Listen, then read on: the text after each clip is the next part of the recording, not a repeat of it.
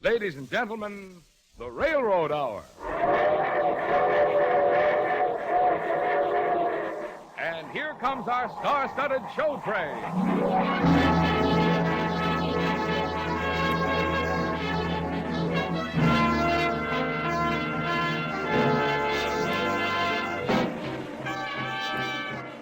Tonight, the Association of American Railroads presents the gay white Christmas musical Holiday Inn, starring George Murphy, Martha Tilton, Jerome Cowan, and your host, Gordon MacRae.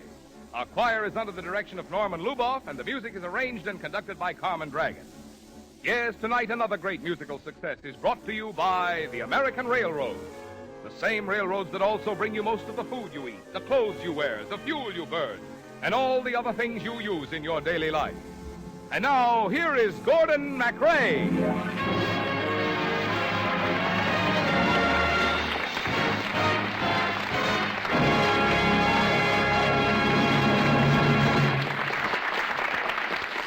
Thank you very much, ladies and gentlemen.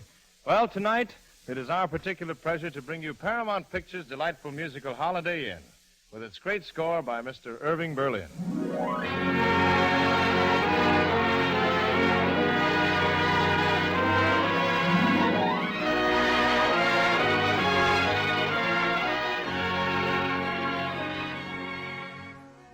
As the lovely leading lady of the piece, you will hear Miss Martha Tilton. Mr. Jerome Cowan appears as the agent Danny, who handles the careers of Ted Hanover and Jim Hardy, played respectively by Mr. George Murphy and myself. And so for the next 45 minutes, come with us and have a happy holiday. Happy holiday! Happy holiday! Looking back, I see that each of the moments I treasure and remember was a melody. Because for each moment there was a song, and for each song there is now a memory. Happy Holiday takes me back to the beginning. 1 year ago, Christmas time. I was working in a florist shop, and all of a sudden the door opened, and Ted Hanover walked in. He was whistling. Oh, was I surprised. The most famous dancer on Broadway doesn't walk into a shop every day. I just stood there with my mouth open. Excuse me, do you usually go around like that, or are you waiting for someone to throw in a fish? Well, I'm sorry, Mr. Hanover. I just never expected to see you. Oh, you know who I am. Oh, yes, I know who you are, all right. Well, I'd like some orchids, the finest in the house. A corsage? No, I want a dozen, so she can pin them any place she wants. Oh, all right. Oh, you know that song, huh? We're using that in our act. Well, I only know the beginning. Happy holiday, happy holiday. While the merry bells keep ringing, may your every wish come true. Happy holiday, happy holiday. May the calendar keep ringing happy holidays to you. If you're burdened down with trouble, if your nerves are wearing thin, pack your load down the road, come to Holiday Inn. If you're laid up with the breakdown, throw away your vitamin. Don't get worse, grab your nurse, come to Holiday Inn. Happy holiday, happy holiday. May the calendar keep ringing. Happy holiday to you. Holiday Inn. That's a wonderful sound. It's too bad there isn't any such place. Ah, but there is, way out in the wilds of Connecticut. You see, my partner Jim Hardy just bought it. That's why he wrote that song. It's going to be open just over each holiday, and he's going to have a big floor show that ties in with that season. Oh, that's a wonderful idea. Why, sure it is, if you have an affinity for the carrot and the field mouse. Personally, I loathe the country. Say, how about the orchids? Oh, yes, Mr. Hanover. I'll have them wrapped in just a minute here. Mr. Hanover, as long as you're in the shop and you have such a kind face... And now, look, young lady, look. I'm getting married tomorrow. The lady is waiting. And at the moment, she's engaged to my partner, and we have to explain things to him so he'll understand, you see? And we also have a show to do in an hour, so please make with the package if you don't mind. I am, but I can talk while I'm wrapping. You see, this is really just a part-time job. Oh. Actually, I sing and dance. Mr. Hanover, I want... I know. You studied dancing since you were a little child. You spent long, weary hours in every theatrical agency on Broadway, but just now I have to get back to the club and get on with the How next... did you know all those things about me? My dear, that's the story of every star and would-be star on Broadway. Forget it, kid. Marry the florist and raise little orchids. Then you won't get your heart broken. Well, okay. Here's your package. That's $36. Special rate because you bought by the dozen. Oh, thank you. Here. You may keep the change. Say, if you really want a job, why don't you take a run up to Connecticut and see Jim Hardy? Our act's folding tonight, and he'll be up there tomorrow. Well, thanks, Mr. Hanover. Thank you very much. Oh, don't mention it. Happy holiday.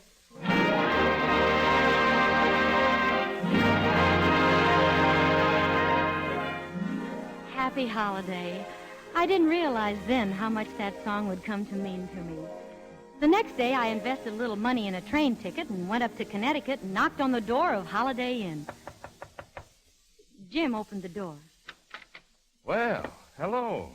Santa Claus is a day early this year, I see. Come in. Mr. Hardy? Yep. Here, let me help you off with those things. Oh, thank you. It was a cold ride up from the station. I'm Linda Mason, Mr. Hardy. Well, I'm glad to know you, Linda. I happened to run into Ted Hanover, and he suggested I come to see you about maybe getting a job in the show. You dropped the wrong name, lady. Ted Hanover's about as popular around here as measles. Oh. Well, you can't blame a girl for trying. You see, I work in a florist shop, and yesterday Mr. Hanover walked in and asked for a dozen orchids. Yeah. And today the girl that I was going to marry yesterday is wearing them. Oh, that beautiful Lila.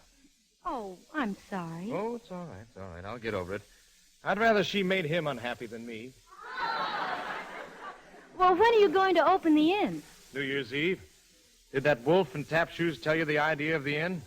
You see, I've written some special music for each holiday. Why, no. I had no idea you were a composer, too. Well, I had hoped to get the inn open tonight. I'd written a special song for the occasion, but I just couldn't make it by Christmas. Oh, I'd love to hear the song. You would? Well, fortunately, I happen to have a piano handy. I live for moments like this. I'm dreaming of a white Christmas, just like the ones I used to know, where the treetops glisten and children listen to hear sleigh bells in the snow. I'm dreaming of a white Christmas, with every Christmas card I write. May your days be merry and bright,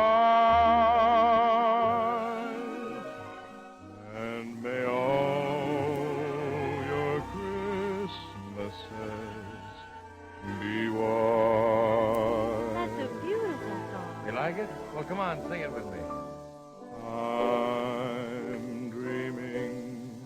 Of a white Christmas. Good. Just like. Just like the ones I used to know. Where the treetops glisten.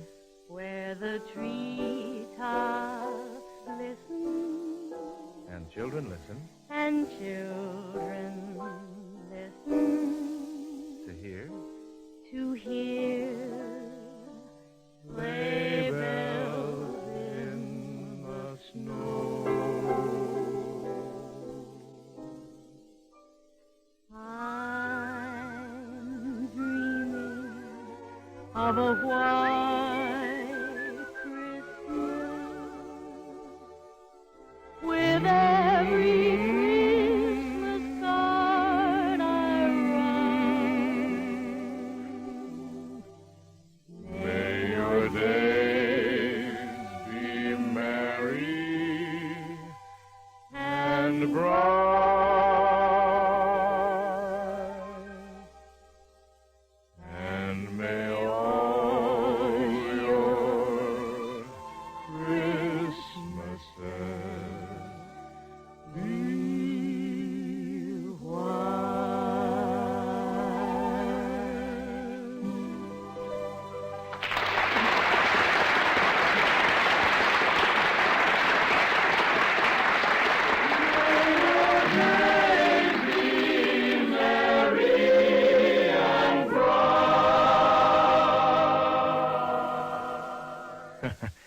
Hello, Linda. Hello, Jim. Would it be all right at this early date if I said Merry Christmas? Well, it is rushing the season, but it sounds beautiful.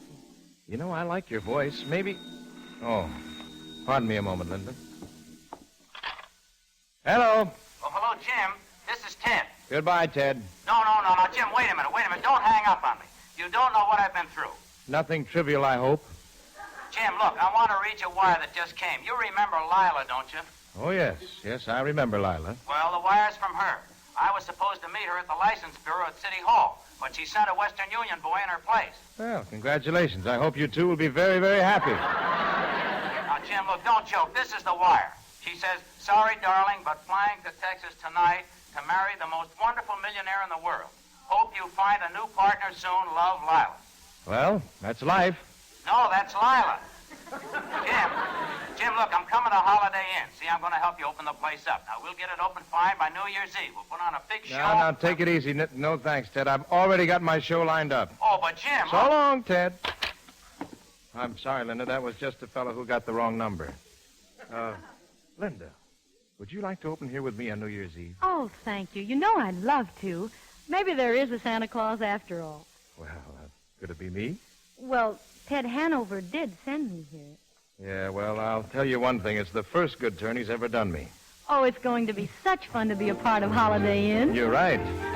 'Cause if you're burdened down with trouble, and if your nerves are wearing thin, pack your load down the road. Come to Holiday Inn. Happy holiday. Happy holiday. Happy holiday. Happy holiday. May the calendar keep ringing. Happy holiday.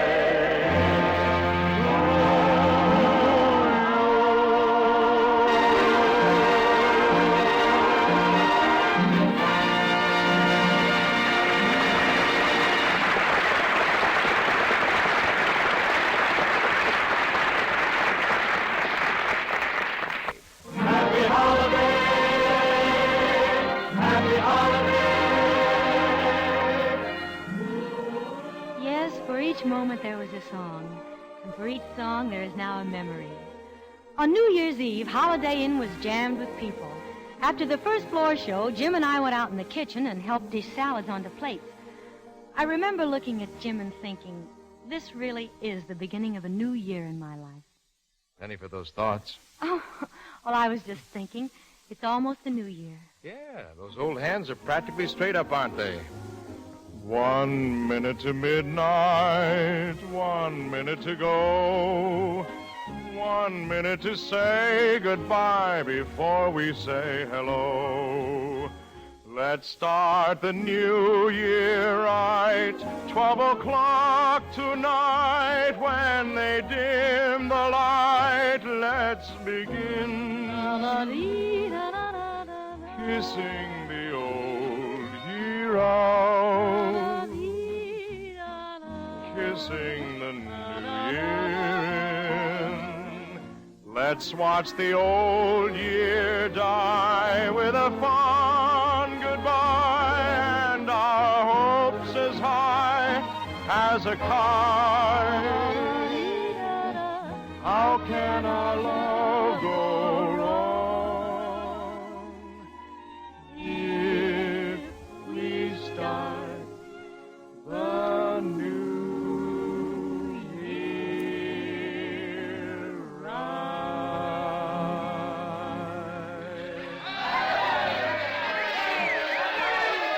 Hey, that sounds like it. Come on. Let's get out on that dance floor. All right. Happy New Year, everybody! Hello, Jim, old pal, old friend, old pain in my neck. Hey, Ted, what are you doing out here at Holiday Inn? Happy New Year! Hiya, baby, hiya. Good evening, Mr. Hanover. Now, look, Ted, you're a little the worse for alcohol. How Huh? about going upstairs and lying down? Oh, no, I don't want to go upstairs. Come on, little girl. Come on, how about a little dance with old Ted Hanover, huh? No, come on, Linda. It's all right, Jim. I don't mind. Oh, listen to that music. Just listen and get with it. Ah, that's a baby. That's a baby. Just glide it. Just glide it. Hey, there's Ted Hanover and his new partner.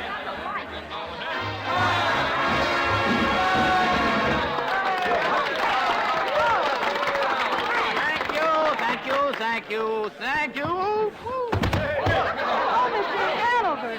Jim. He's okay, Linda. I'll take care of him. Whether he's sober or not, I never danced with anyone like that. Hey, that's a great finish to that number, Hanover. Yeah, it's a great finish to a lot of things.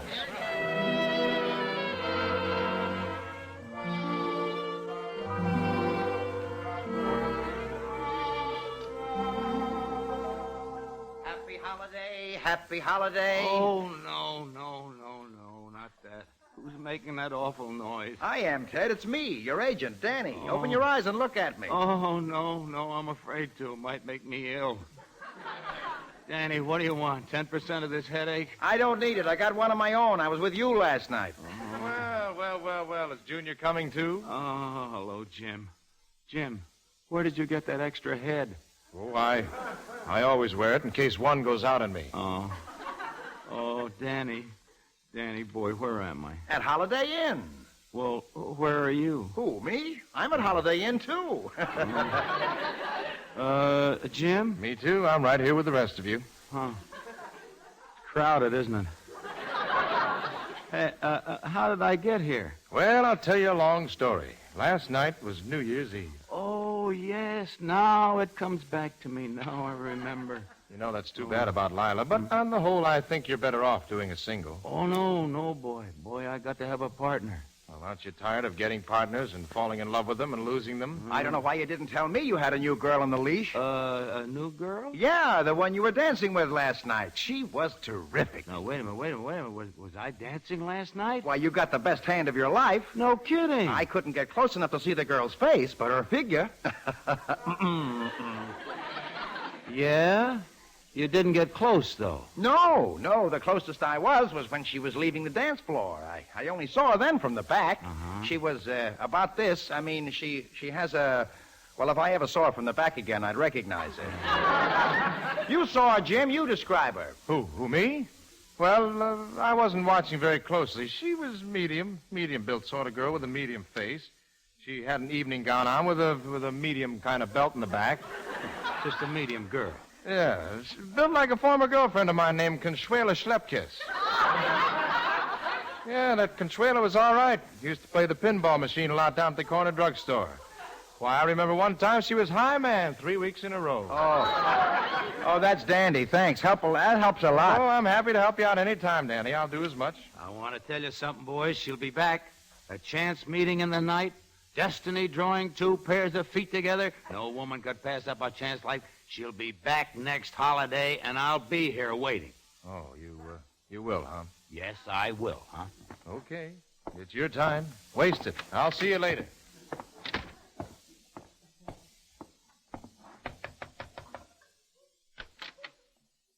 Hello, Jim. Well, I've got my overnight case packed. All ready to go back to the city and the florist shop. Linda, I've been thinking about that Lincoln's birthday number. I've decided we better do it in blackface. Blackface? Mm-hmm. You and I, the chorus, and everyone in blackface.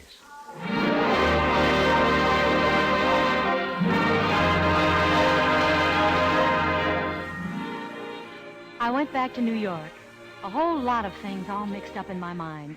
The excitement of dancing with Ted Hanover and the excitement of singing with Jim. And most of all, the excitement of just being around Jim. I could hardly wait for Lincoln's birthday, but at last it came, and once more I was with Jim on the stage of Holiday Inn, in blackface.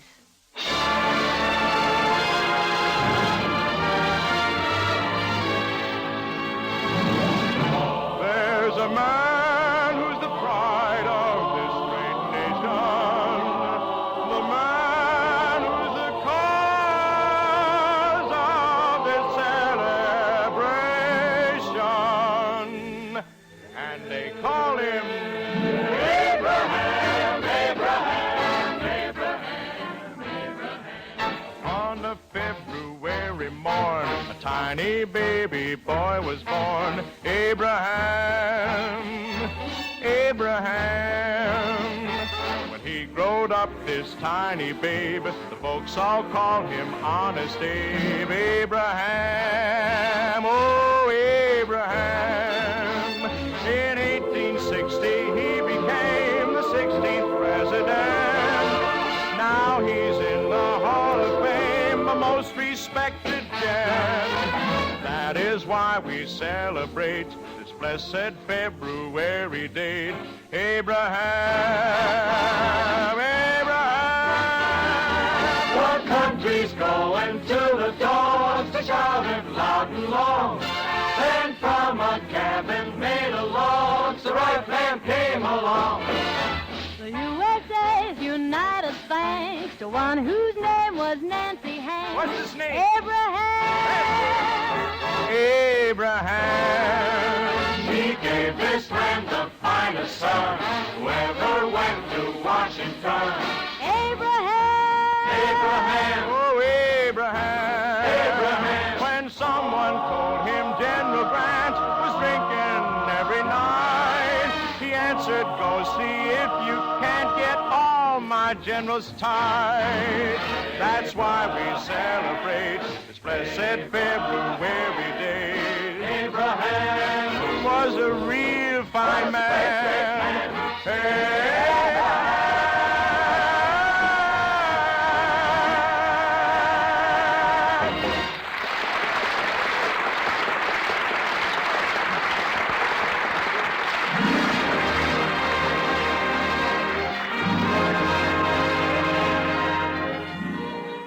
That was Lincoln's birthday, Jim and me in blackface. And let me tell you, even with charcoal all over his kisser, he was something to start a girl dreaming. I couldn't wait to get back to the inn on St. Valentine's Day, and I was there early in a brand new dress, wearing my heart on my sleeve. Hey, you really look like something dreamed up for the occasion. Oh, thank you. Oh, the inn looks beautiful. You like those cupids? I posed for them myself. I thought they looked familiar. Come over to the piano. I've got a valentine for you. What is it? Well, you just stand there by the piano and listen. This is for you, from me, honey. I mean every word. Be careful, it's my heart. It's not my watch you're holding, it's my heart. Oh, Jim. It's not the note I sent you that you quickly burned. It's not the book I lent you, but you never returned. So remember, it's my heart, the heart with which so willingly I part. It's yours to take, to keep or break.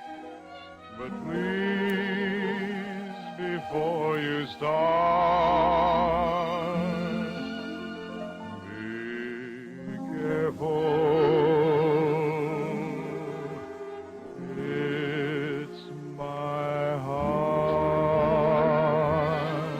Be careful. It's my Oh, heart. fine, fine. Mr. Hanover. That's not my watch you're holding. It's my heart. How in the world did you get out here again? Now, just keep playing, Beethoven. Just keep playing. Come on, baby. Let's finish that dance we started New Year's Eve.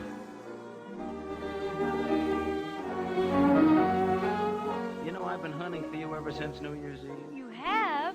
Well, I've been right here. You have? Jim? Jim? Okay. Two of you finally got together. And I'm sure neither one of you need me anymore. Jim. Oh, Jim, don't be such a churl. Whatever that is. Don't pay any attention to him. He's just jealous because I always take his girls away from him. Now, can I help it if he isn't attractive to women? I can't believe Jim would act like that. Say, wait a minute. Where have I seen you before? I mean, before New Year's. I sold you some orchids. Of course, you're the girl in the flower shop. Well, it's a small world, isn't it, huh? Well, come on. We'd better start practicing. You and I are going to dance together tonight. Tonight and every night from now on.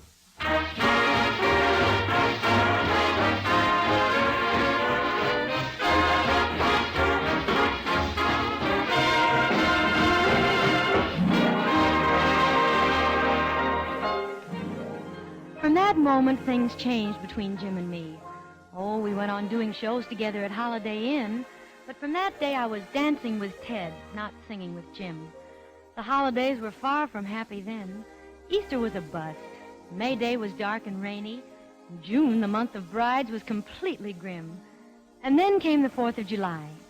Ted kept asking me to start out on the road with him with our numbers, but I didn't want to leave Holiday Inn. Finally, I decided to ask Jim what was wrong. Wrong? What could be wrong? Everything's just dandy. Look, you better get in your costume. It's almost time for your number. Something's wrong, and I want to know what it is. Well, look, once I was in love with a girl. We were planning to get married, and all of a sudden a big change set in. She decided Ted was what she wanted, and that was that. And once is enough for that to happen to me. I'm not sticking my fingers in the fire anymore. Do you think I'm like that? Well, I haven't noticed any indications of you being any different. Well, I'm very happy to know what you think of me. Now, listen, kid. This is a big night in your life. Danny has one of the biggest directors in Hollywood in the audience. And you and Ted are practically on your way west right now. Well, maybe they won't like us. Oh, they'll like you.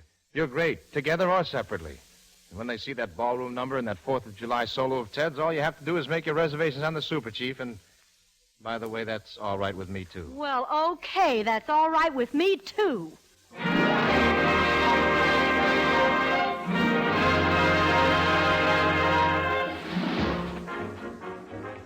The show that night was sensational. It closed with Ted doing his solo, and the way it went over should have impressed even the toughest Hollywood director.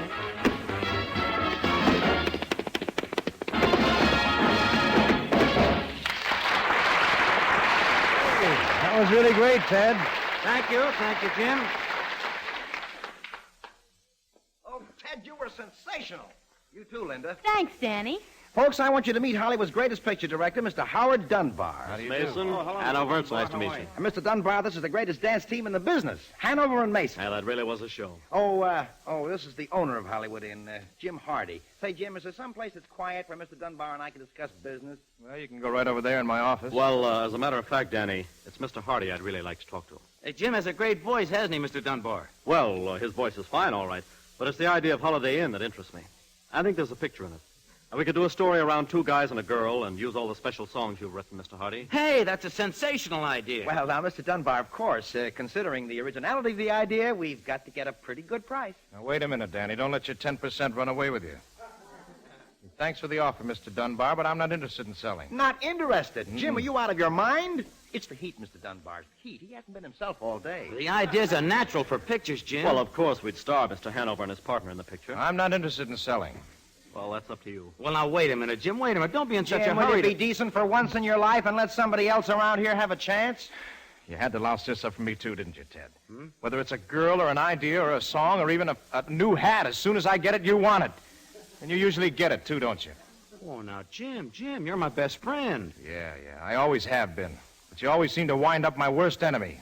Well, okay, you've wrecked everything now anyhow. Take the idea, take the music, take Linda, take the whole darn thing. And both of you do me a favor, will you? And stay away from me from now on. Okay, Mr. Sorehead, if that's the way you wish it. Well, Mr. Hardy will want you in Hollywood, too, to write the music. No, thanks. I'll write the music here and send it to you. Jim, if you'd only listen to me. What do you want now, Linda? Shall I throw in my shirt, too? Happy holiday. There's the next show. Happy holiday. Yeah, happy holiday. And many of them. May the calendar keep ringing. Happy holiday.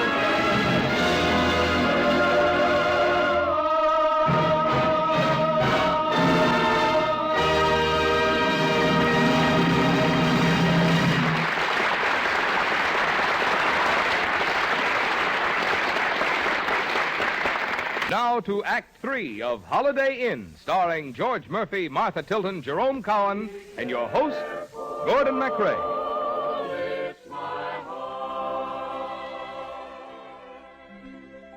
The heart with which so willingly I fought, it's yours to take, to keep or break.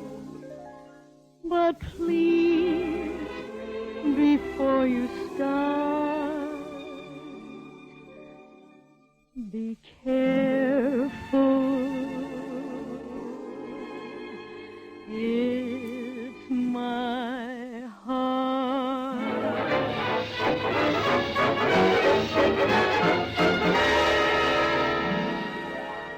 And so Ted and I went to Hollywood, and Jim stayed at Holiday Inn. I was lonely in rooms crowded with people. I was impatient with voices that dripped with compliments. I was heartsick and completely without heart. Nothing mattered very much. Linda, you know, we're getting to be quite an item in the gossip column. Are we, Ted? You bet we are. How about giving them something really concrete to write about, like, say, a wedding date? I'm not in love with you, Ted. But I'm in love with you. You always fall in love with your dancing partners. I've never been in love like this before. Why don't you marry me and let me try to make you happy? We go so well together.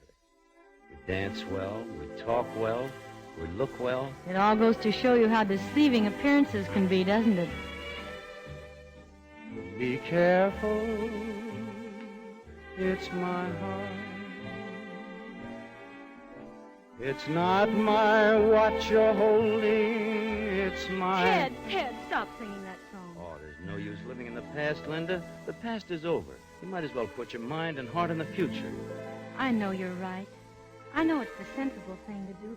I haven't even heard a word from him. Come on, make a new life for yourself, Linda. Marry me. You really want to marry me knowing how I feel? Yes, I'm sure that you'll get over how you feel now, Linda. Every torch burns itself out eventually. All right, Ted. All right. Christmas? Christmas? Marry me Christmas Day. All right. All right, Christmas Day.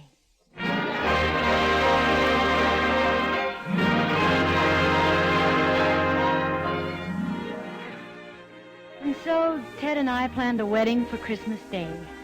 And back at Holiday Inn, Jim sat alone, listening to a record he had made of a Thanksgiving song. He sat by himself, talking back to the record.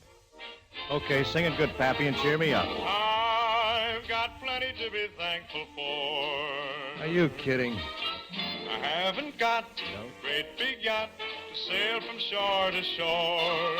Still, I've got plenty to be thankful for. Hey, you're really loaded, Dad. I've got plenty to be thankful for. Oh, so? Like what? No private car, caviar, carpet on my floor. Nothing. Still, I've got plenty to be thankful for. Why don't you go out there and tell her you love her, you I've jughead? got eyes to see with, You need glasses. ears to hear with, Big enough to fly with. arms to hug with, lips to kiss with, someone to adore. You're a little flat. How could anybody ask for more? You're not getting anywhere sitting here. My needs are small, I buy them all at the 5 and 10 cent store. Worst you could do is say no. I've got plenty to be thankful for. Get on a train, you chowderhead. I've got plenty to be thankful for.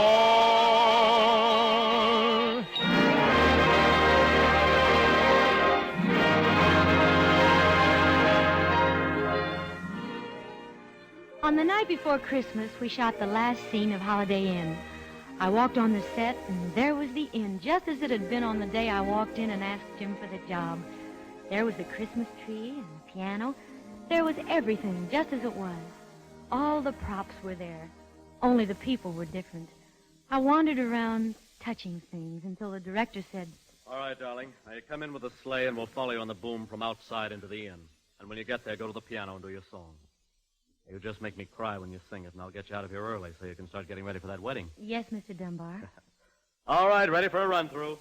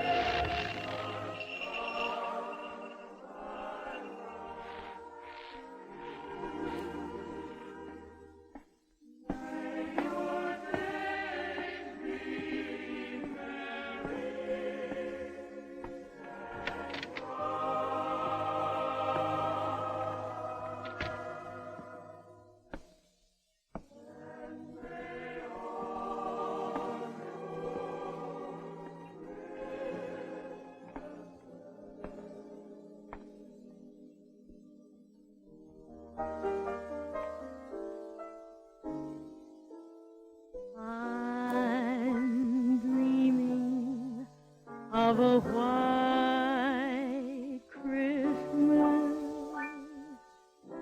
just like the ones I used to know,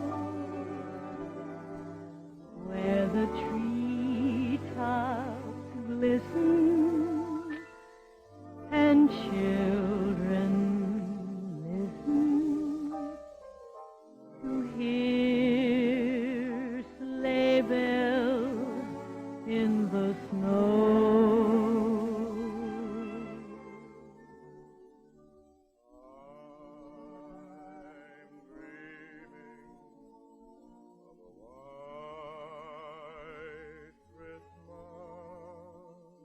Jim. With every Christmas card I write. Jim, darling, where did you come from? I came to get you and take you home to Holiday Inn. Oh, Jim, I thought you didn't care. I thought that... I never stopped caring. Oh, Jim, neither did I. And may all your Christmases be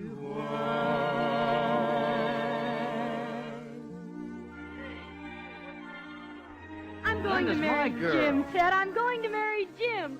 I'm sorry, but it's the only right way for this story to end. Well, that's very nice of you to let me know. It's the only way the three of us can ever be happy together. Oh, well, I bow to the inevitable, gracefully saying the appropriate, the seasonal thing. Happy holiday. Happy holiday. Happy holiday. Happy holiday. May the calendar keep ringing. Happy holiday.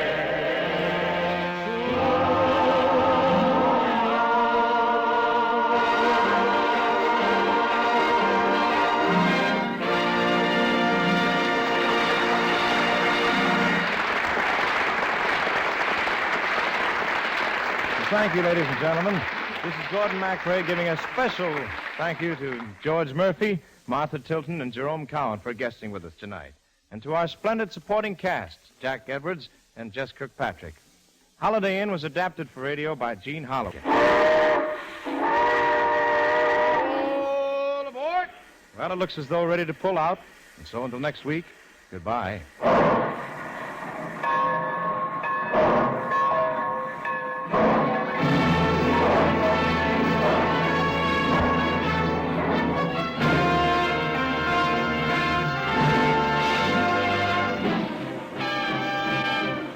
Holiday Inn was presented through the courtesy of Paramount Pictures, whose current release is the Technicolor production The Paleface, starring Bob Hope and Jane Russell.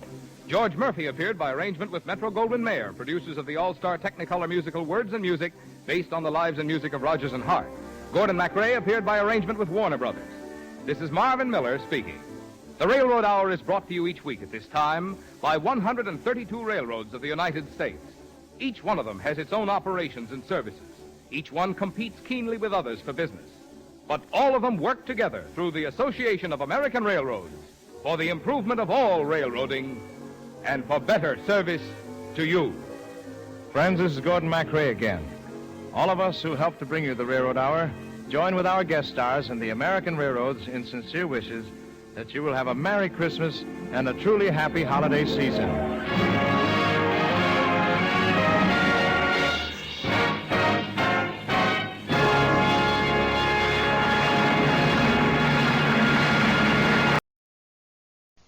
Lux presents Hollywood.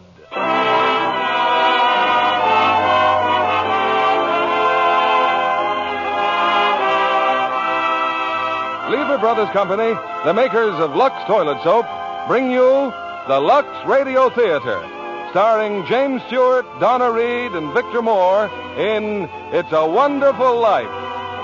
Ladies and gentlemen, your producer, Mr. William Keighley.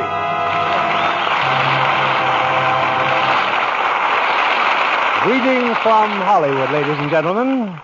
Tonight we bring you one of the season's most inspiring hits, a Liberty Films production that's been nominated for the highest screen award. Yes, It's a Wonderful Life. And we present it now with its original fine stars, Jimmy Stewart and Donna Reed. Jimmy in the role which won him a nomination for the best performance of the year. Also in our cast is starred that fine comedian, Victor Moore. It's a Wonderful Life is the drama of a typical American. Might be you, it might be me. He dreams of glory, he lives in hope, he loves and doubts, and only Providence puts a final value on his service to humanity. Our story starts before the war, when life was normal.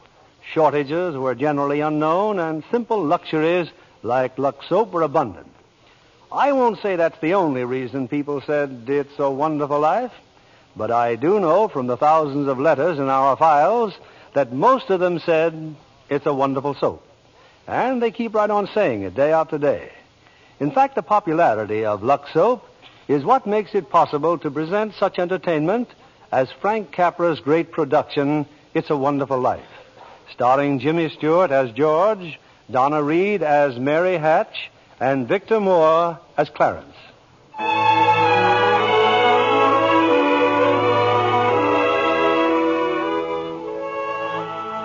This is the story of George Bailey, citizen of Bedford Falls, New York. George Bailey, who more than anything under the sun wanted to see the world, the wonderful, exciting world that lay somewhere beyond the limits of his hometown. Oddly enough, this story does not begin in Bedford Falls. In fact, it doesn't begin anywhere in the world. It begins in heaven, where the superintendent of angels has just summoned an apprentice angel named Clarence. Oh, I'm really going down to earth, sir? Oh, how splendid. Yes. There's a very discouraged man down there, Clarence, George Bailey.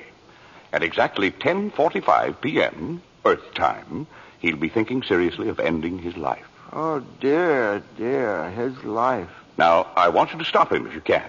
Now, sit down. I'll give you Bailey's case history. Sir, if I should accomplish my mission, may I perhaps get my wings? I've been waiting over 200 years now, and, well, people are beginning to talk. Clarence, what's that book? The Adventures of Tom Sawyer, sir. I was reading it when you sent for me. Oh, fine book. Excellent. Well, you do a good job on George Bailey, and we'll see about your wings. Oh, thank you, sir. Now, listen. When George Bailey was a boy, two events occurred that you should keep in mind. One was when his young brother, Harry, fell through the ice and almost drowned. George saved him. Brother fell through the ice. George saved him. Ever since, George has had a bad ear. All that icy water, you understand. Yeah, bad ear. Yes, sir. The other event came a few months later. George used to work after school in Mr. Gower's drugstore. One day, Mr. Gower's only son died of influenza. It was a terrible blow, and poor Mr. Gower tried to lose his grief in whiskey. Where you been, George? Mrs. Blaine's called twice. What happened to her prescription? You lost it, didn't you? No, Mr. Gower. Here it is. Well, you good for nothing. Don't you know that Blaine girl's very sick? Mr. Gower, my ear. You're hurting my sore ear. Teach you to loaf, you lazy brat. Mr. Gower, you don't know what you're doing. You put something wrong in those capsules. Shut up. Oh, I know you feel bad, but look, Mr. Gower, look. This bottle, you used this bottle to make up the capsules. It's poison. Poison? Don't hurt my sore ear again, Mr. Gower. Oh, George. That's why I didn't deliver, Mr. Gower. All I wanted was to make sure.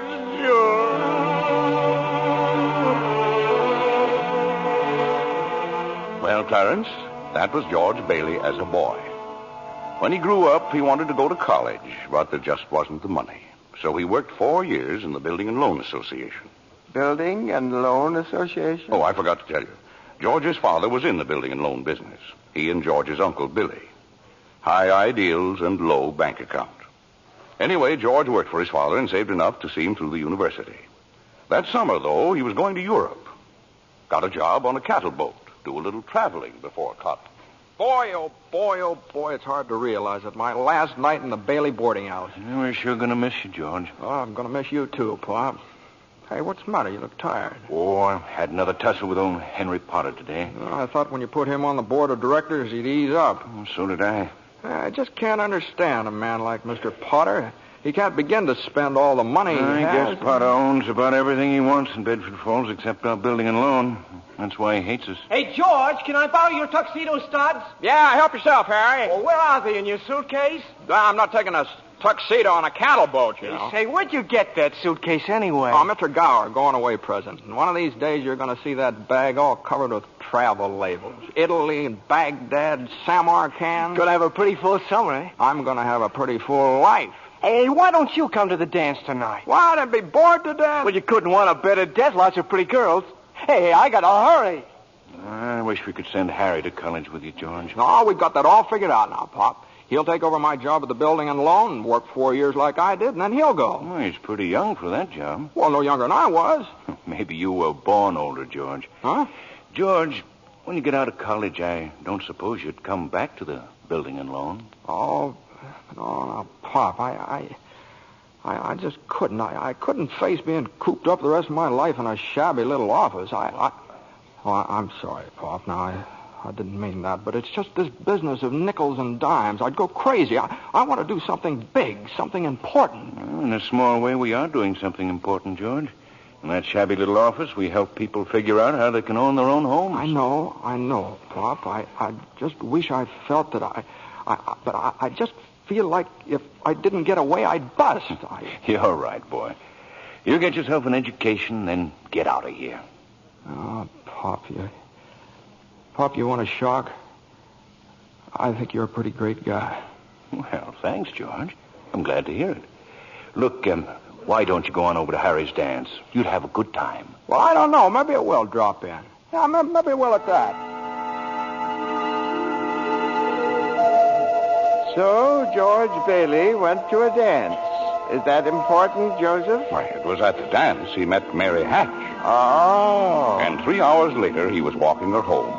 George and Mary were feeling pretty good, Clarence. As a matter of fact, wonderful. Buffalo girl, can't you come out tonight? Can't you come out tonight? Can't you come out tonight? Buffalo girl, can't you come out tonight? And dance by the light of the moon. Hot dog, oh boy, just like an organ. At least. Hey, you know something? If it wasn't me talking, I'd say you were the prettiest girl in town. Well, why don't you say it? Well, I don't know. Maybe I will. Hey, how old are you anyway? 18. 18? Too young or too old? No, it's just right. It sort of fits you. Hey, look where we are. Oh, the old Granville house. Yeah, I got to throw a rock. Oh, no, don't. I love that old house. Well, no, don't you know about deserted houses? You make a wish and then throw a rock. George, but it was such a lovely old place. I wish I lived there. In there? I wouldn't live in it as a ghost. Now, watch. Watch this. Here we go. How about it, huh? Pretty good shot, huh? Broke a window, huh? What'd you wish, George? Oh, I don't know. Not just one wish, a whole hatful. Mary, I'm shaking the dust of this crummy little town off my feet, and I'm going to see the world. Italy, Greece, the Parthenon, the Colosseum. And then I'm coming back here and go to college and see what they know. And then I'm going to build things. I'm going to build airfields and skyscrapers 100 stories high and bridges a mile long. And then I'm going to... Hey, Mary. What is it you want? What do you want, huh? You want the moon? All you got to do is just say the word now. Okay. The moon, I'll take it. Then what? Then what? Well, then you could swallow it. And it'd dissolve like an aspirin, you know. And the moonbeams would shoot out of your fingers and the ends of your hair. And you think I'm talking too much? Yes, why don't you kiss her instead of talking her to death? How's that?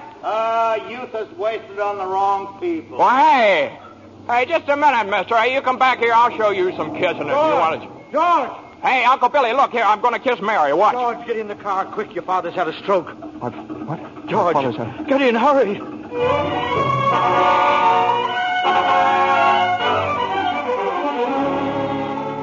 Well, George's father died that night, Clarence. So, of course, George couldn't go to Europe. But that fall, just as he was ready to leave for college, the directors of the building and loan had a meeting. They were going to appoint a successor to Mr. What was that you said, Mr. Potter? I said as long as Peter Bailey's dead, let's dissolve the building and loan. We don't need it. Now, wait a minute. Oh, you wait a minute. Peter Bailey was not a businessman. Ideals without common sense can ruin a town. What do we get? A discontented, lazy rabble instead of a thrifty working class. Hold on, Mr. Potter. Oh, I meant no disrespect, George, but... Oh, wait a minute there. Why my father ever started this cheap penny-ante building and loan, I'll never know. But just remember this, Mr. Potter, this rabble you're talking about, they do most of the working and the paying and living and dying in this community. Well, is it too much to have them work and pay and live and die in a couple of decent rooms and a bath? Anyway, my father didn't think so. People were human beings to him. But to you, a warped, frustrated old man, they're cattle. Well, in my book, Mr. Potter, he died a much richer man than you'll ever be. I'm not interested in your book, George. I'm talking about the building and loan. You're talking about something you can't get your fingers on that's galling. That's what you're talking about. Well, this town needs this measly one-horse institution, if only to have some place where people can borrow a few dollars without crawling to you. Now, come on, Uncle Billy. What happened, George? Yeah, all we heard was a lot of yelling. Boy, oh boy, you should have heard George. Yeah, they're in there voting us out of business. Oh, who cares? I can get another job. I'm only 41. 45. Well, you get out of here, George. You missed your boat trip. Do you want to miss college, too? George, we've just voted Potter down. We're still in business. Whoopee! We're still in business. We're still in business. But there's one condition, George. They've appointed you to take your father's place. Appoint me, but I'm going to college. Look, this is my last chance. Uncle Billy's your man. George, you've got to take it. They'll vote with Potter otherwise. They said so. They even...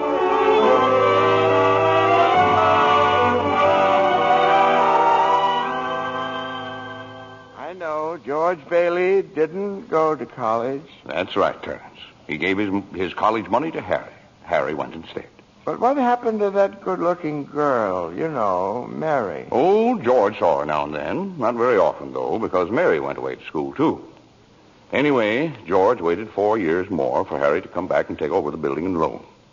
He could still see the world. He planned to work in the oil fields, Venezuela. Except when Harry came home, he wasn't alone. There was a girl with him, his wife. George? Yeah, I'm out here on the porch, Mother. I just thought I'd get some air. Well, how do you like your new sister-in-law? Oh, she's swell. Looks like she can keep Harry on his toes. Yeah, I keep him out of Bedford Falls anyway. What do you mean? Well, Ruth's father, he's got a wonderful job for Harry up in Buffalo. Buffalo? Well, that means you can't... Yeah. George, did you know Mary Hatch is back from school? Hmm? Yeah. Nice girl, Mary. Mm-hmm. Oh, stop grunting. Mm-hmm. Give me one good reason why you shouldn't call on Mary. Well, Sam Wainwright. Sam's crazy about Mary. Well, she's not crazy about him. Well, now, how do you know that? Did she discuss it with you? Besides, Sam's away in New York. Oh, and all's fair in love and war. I see. Okay, Mother, I think I'll go out and find that girl and do a little passionate necking. Oh, George. Goodbye, Miss Bailey. By the way, do you want any books at the library? Library? George! George, you go and see Mary. Do you hear?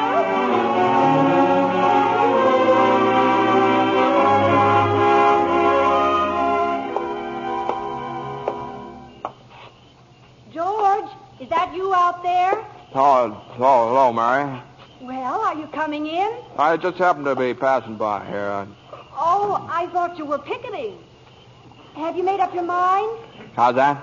Have you made up your mind? About what? About coming in. Your mother just phoned. She said you were coming over. My mother just phoned. What does she mean, Carla? I just happened to be passing by, that's all. I didn't... Well? Well, all right, I'll come in for a minute, but I didn't tell anybody I was coming here. You fella can't go out for a walk nowadays without you. When'd you get back? Tuesday. Where'd you get that dress? Do you like it? It's all right. Well, no point standing here on the porch. Come on in. I still can't understand it. I didn't tell anybody I was coming here, you know. Would you rather leave? Well, no, I don't want to be rude. Sit down for a while. It's nice about your brother and Ruth, isn't it? Yeah. That's all right. Don't you like her? Well, of course I like her. She's a peach. Oh, just marriage in general you're not enthusiastic about, hmm? No. Marriage is all right for a lot of people. It's all right for Harry, and Sam Wainwright, and you. For Sam? Mary? It's George Bailey, Mother. What's he want? I don't know. What do you want? Me? Not a thing. Not a thing, and I just came in to get warm. He's making violent love to me, Mother. You just tell right back home. Sam said he'd call you tonight from New York, didn't he? I guess so. How about some music? Your mother needs... I didn't come here to... What did you come here for, then? I don't know. You're supposed to be the one with all the answers. You tell me. Oh, why don't you go home? I don't know why I came here in the first place. Good night. Good night. The way you're shouting, you'd think that... You'd think what?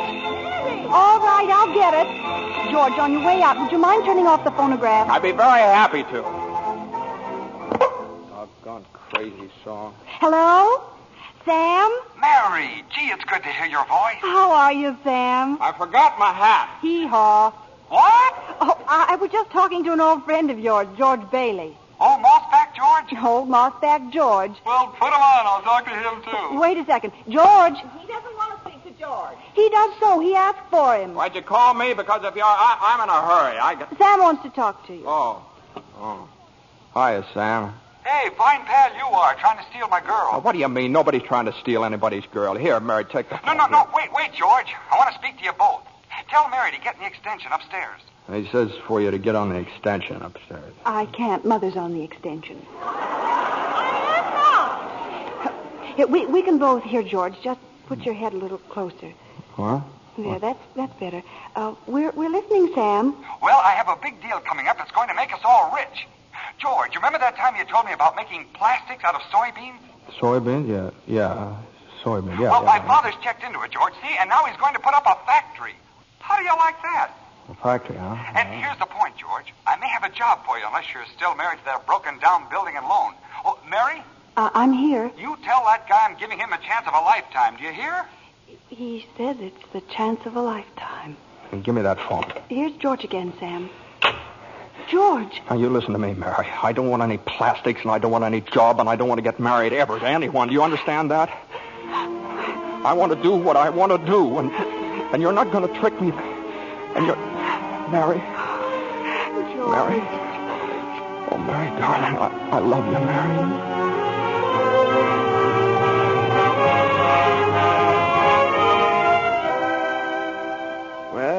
Well, so George Bailey and Mary Hatch were... Yes, George and Mary were married. And they started off on their honeymoon in Ernie Bishop's taxicab.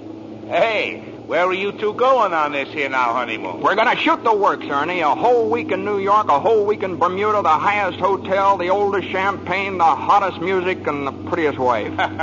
So you're finally getting out of Bedford Falls, huh? Then what? Then what, honey? After that, who cares? That does it. Hey, Mrs. Bailey, I haven't kissed you. Hey, George, there's something funny going on over there. Look over there at the bank. It looks like a run. All right. Pull over a minute, will you, Ernie? George, let's not stop. Please, let's go straight to the No, wait a station. minute. I better see what it is. I'll be right back. George, please. George!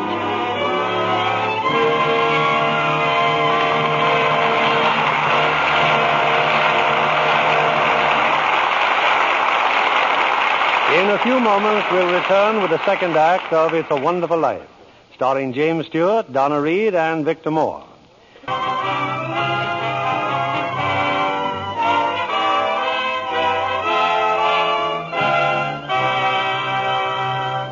Act two of It's a Wonderful Life, starring Jimmy Stewart as George, Donna Reed as Mary, and Victor Moore as Clarence.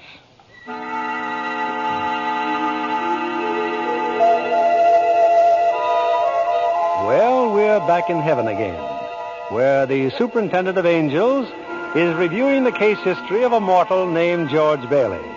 Clarence, the apprentice angel, is very eager to depart on his mission to the earth.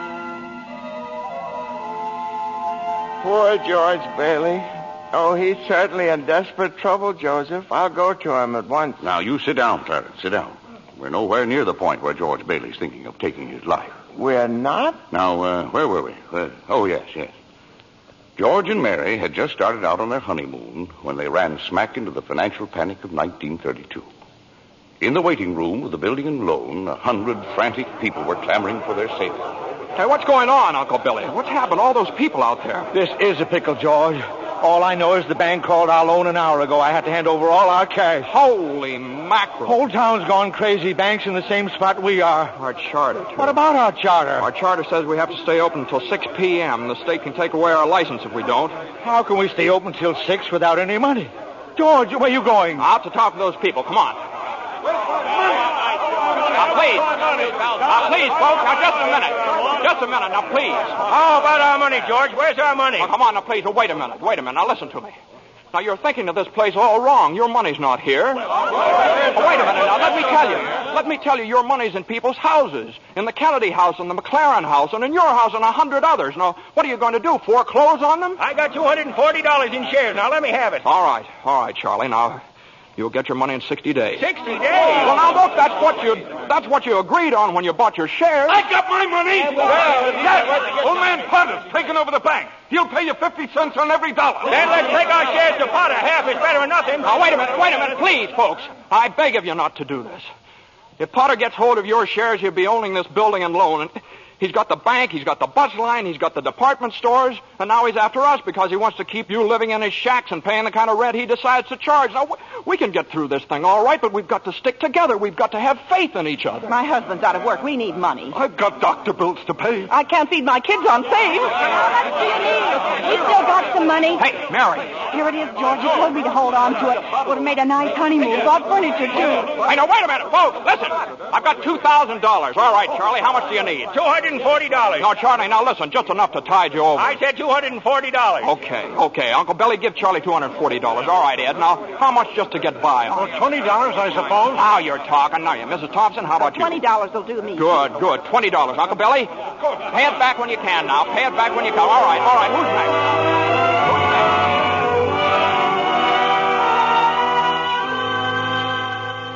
next? Look at the clock. Look. 5 seconds. 4 seconds, 3, 2, 1. 6 o'clock. We made it. Lock that door, Eustace, quick. Boy, we're still in business, Uncle Billy. We've even got $2 left. George, there's a call for you. Okay, and then call my wife, will you? She's probably over at Mother's. Mrs. Bailey's on the line. No, I don't want Miss Bailey. I want my wife, Mrs. Bailey.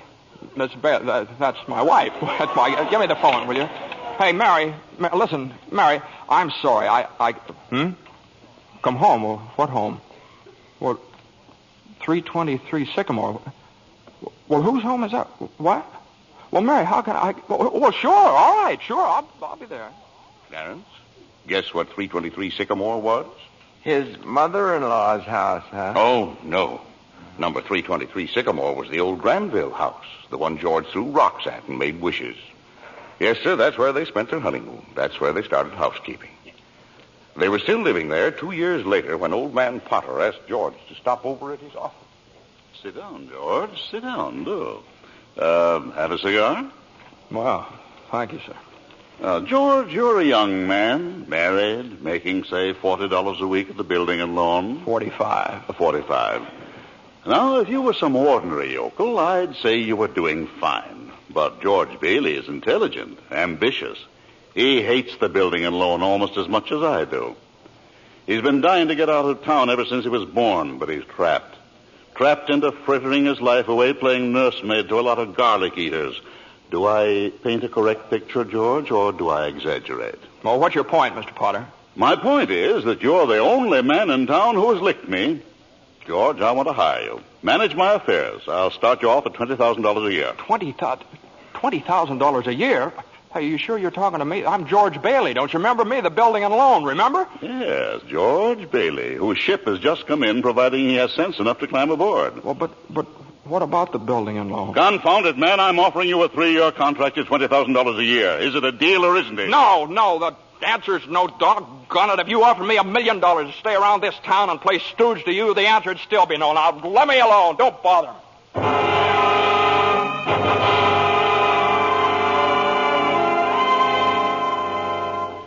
George, what did Mr. Potter want? Oh, it's nothing. He just talk. It's nothing. Oh, gee. Mary Hatch. Mary, why in the world did you ever marry a guy like me anyway? To keep from being an old maid. I was going to see the world. I was going to build things.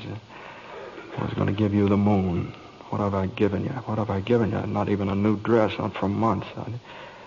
Gee whiz, I feel awful. So do I. Mornings especially. I could have married Sam Wainwright, anybody else in town. I didn't want to marry anybody else. And I want my baby to look like you. No, you didn't even have a honeymoon, and I promised you that you what? My baby. You be. Hey, Mary, you mean you're on the nest?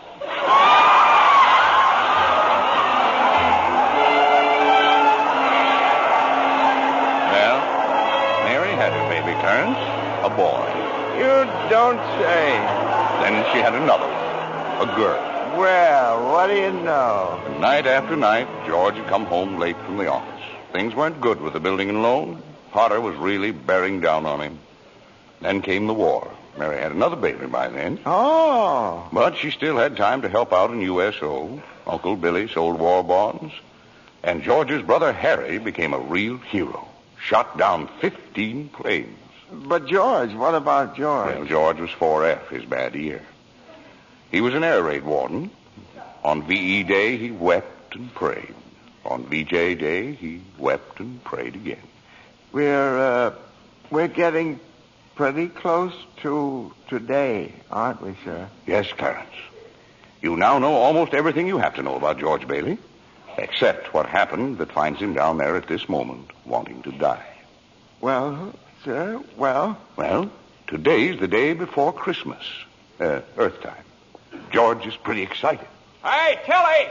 Eustace! Hey, look at the newspaper. Commander Harry Bailey, decorated by the president. That's my kid brother. The Congressional Medal of Honor. Gosh, George, gosh. What do you think about the 15 Jap planes? And the last one he got was just about to dive into a transport loaded with soldiers. You know what that means? He saved lives, hundreds of lives. Hey, gee, where's Uncle Billy? Huh? We're going to the bank, George. He's depositing that $8,000. Good. Go. Who's that in his office there? It's that man again, the bank examiner. Oh, yeah. Well, good afternoon, Mr. Carter. Hey, Tilly, get the books from Mr. Carter. Will you? You know, that's my brother's picture there, Mr. Carter. He shot down 15 planes, and one of them was just about... Well, Mr. Henry F. Potter come to the bank to deposit some more loot, eh? Sure, you old fool. How do you like the news in the paper, Mr. Potter? Just can't keep those Bailey boys down now, can you? Let me see that newspaper. Here, sorry I can't chat, you old thief. Got to make a deposit. Here you are, Horace. Deposit slip, bank book, and a very Merry Christmas to you. You too, Mr. Bailey. Say, you've forgotten something, haven't you? Horace, I've forgotten things all my life. Get a wiggle on, boy. But, Mr. Bailey, where's the money? What's that? You want to make a deposit? Well, certainly I want. Well, it's customary to bring the money with you. It's gone. Where'd I put it? Where'd I put that money? A terrible thing, Clarence, terrible. Uncle Billy couldn't find the money because the envelope with the $8,000 was folded up in that newspaper he gave to old man Potter. I just don't know what happened to it, George. I just don't know. $8,000. Uncle Billy, the bank examiner's here, and it's not our money. It belongs to the depositors. George, what are we going to do? We've traced every step I took. We can't stand here in the street. Are you sure you didn't put that envelope in your coat pocket? I think so. Maybe. Oh, I'm no good to you, George. I'm no good. Now listen to me. Think, will you? Now try and think. I can't think anymore. I can't. Now, where's that money, you silly old fool? You know what this means? It means bankruptcy and scandal and prison. One of us is going to jail. Well, it's not going to be me. Now get out of my way. I'm going home.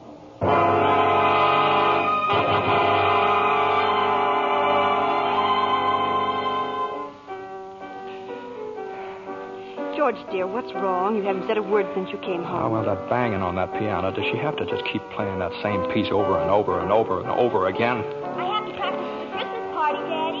What is it, dear? Another hectic day?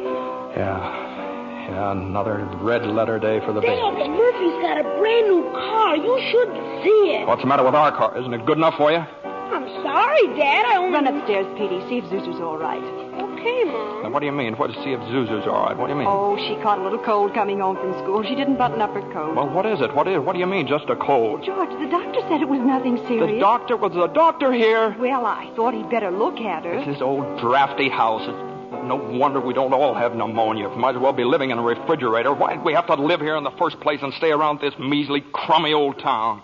George, what's happened? Everything's happened. You call this a happy family? Why do we have to have all these kids? Daddy, how do you spell frankincense? I don't know how you spell. You ask your mother. Where are you going? Upstairs to see Zuzu. Hello? Oh, thank you, Mrs. Welch. I'm sure she'll be all right. Who's that? Zuzu's school teacher. What? Oh, yes, the doctor says she'll be fine tomorrow. Here, give me that phone. George, please. Mrs. Welsh? Well, this is Mr. Bailey. Say, what kind of a teacher are you anyway? What do you mean sending Zuzu home like that half naked? Do you realize you probably end up with pneumonia just because of your stupidity? You know, maybe my kids aren't the best dressed kids in town, but at least... Hello. Janie, will you stop playing that lousy piano? Cut it out. Stop it. George, for heaven's sake, what's wrong with you? I'm sorry. Janie, I'm sorry. Mary, I just got to get out of here.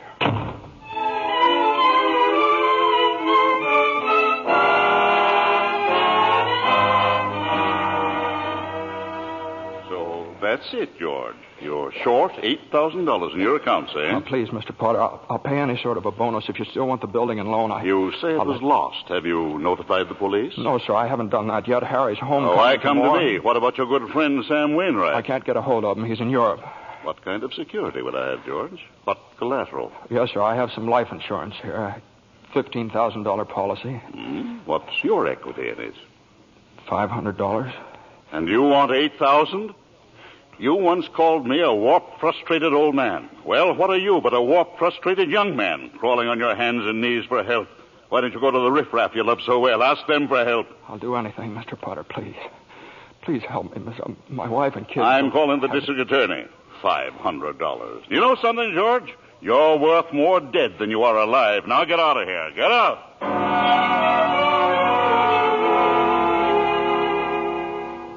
And all the time, Potter had the $8,000 in his desk drawer. It's still there, Clarence. But where's George, sir? Where? Well, he went over to Martini's Cafe. He's had a couple of drinks, Clarence. He's just standing there, sort of in a daze. Oh, God. God, dear Father in heaven, I'm not a praying man, but if you're up there and you can hear me, please show me the way. I'm at the end of my rope. Show me the way, God. Mr. Bailey, you all right? Don't drink anymore, Mr. Bailey. Please, you don't feel good. Bailey? Did you say Bailey? Which Bailey? This gentleman is Mr. Bailey, George Bailey. George Bailey, huh? And the next time you talk to my wife like that, she'll get worse. It isn't enough she slaves teaching you stupid kids how to read and write. You got to ball You them get out. out of here, Mr. Welch. You hit my best friend. Get out. All right, all right. Mr. Bailey, you okay? Who's that? Mr. Welch, but don't worry. He don't come in this place no more.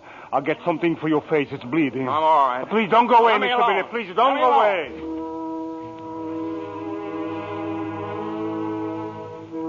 Well, George left Martini's Cafe 5 minutes ago, Clarence. He's at the river now, on the bridge, looking at the water. Are you ready, Clarence? All ready, sir. Very well. Save George Bailey's life, and you get your wings. My wings. Oh, thank you, Joseph. George! George Bailey! Get away from that bridge! You hear me? George! George!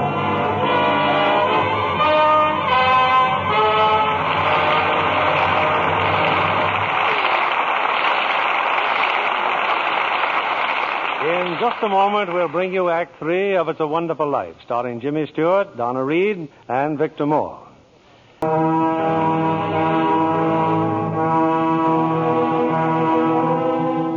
Numb with despair, convinced, as Mr. Potter said, that he's worth more dead than alive, George Bailey stands on a bridge, staring at the dark and frigid waters below. Suddenly, there's a splash. No, that's not George. It's Clarence, the apprentice angel. And there goes George in after him.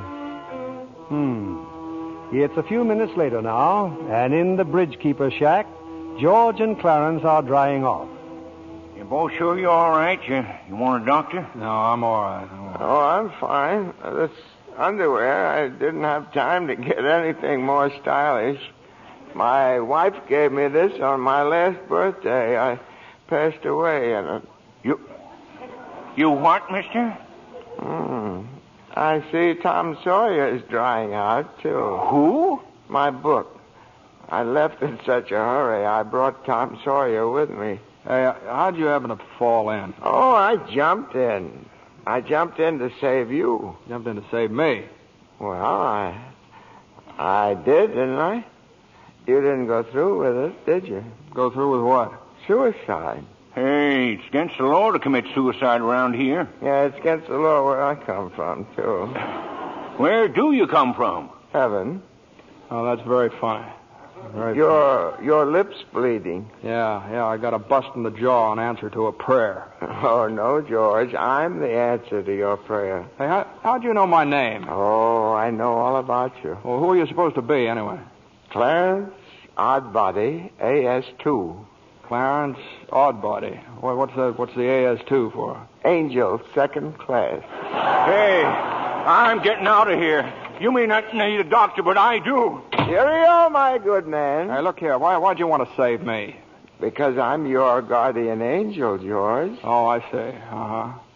Well, you look like about the kind of an angel I'd get. What happened to your wings? Well, I haven't won my wings yet. That's why I'm an angel, second class. Oh, I see. But you can help me earn them, George, by letting me help you. Oh, don't happen to have $8,000 on you, do you? Oh, no. We don't use money in heaven. Oh, that's right. Yeah, I keep forgetting. I see. Comes in pretty handy down here, bub. Oh, tut. Of course, I found it out a little late. You know, I'm worth more dead than alive. You mustn't talk like that. Joseph will never give me my wings if you keep feeling that way. You just don't realize what you've done for your folks. Why, if it hadn't been for you... Yes, if it hadn't been for me, everybody would be better off. My wife and my kids and my friends. Oh, this is not going to be easy. I'd all be better off if I hadn't been born. What did you say? I said I wish I'd never been born. George, that's wonderful. It's wonderful. What? The idea you just gave me. Well, you got your wish. You've never been born. I've never been born? Exactly. No worries, no $8,000 to get, nothing. You simply don't exist. All right, okay, all right. George, I can do things, strange things. I can show you the world, George, the way it would be if you hadn't been born. Hey, wait a minute. This ear of mine. Hey, say something else in that bad ear. You don't have a bad ear anymore. Oh, I don't think you're concentrating. Oh. Don't you see? You're not the George Bailey you think you are. You're nobody. Oh, that's the doggonest thing I ever saw, that ear. Your lips stopped bleeding, too. Yeah. Hey, what's happening around here? What is this, anyway? I need a drink. That's what I need. What about you, Angel? You want a drink? Well, I don't quite know. Come on. We'll go as soon as our clothes are dry. Clothes are dry, George. Hey, so they are. That's funny. Well, look, let's get dressed and we'll stroll over to Martini's and then... excuse me. I'll stroll. You fly. Oh, no, I don't have my You don't wings. have your wings yet. No. That's right. I forgot that. I can. A couple of drinks and we'll both fly. Huh?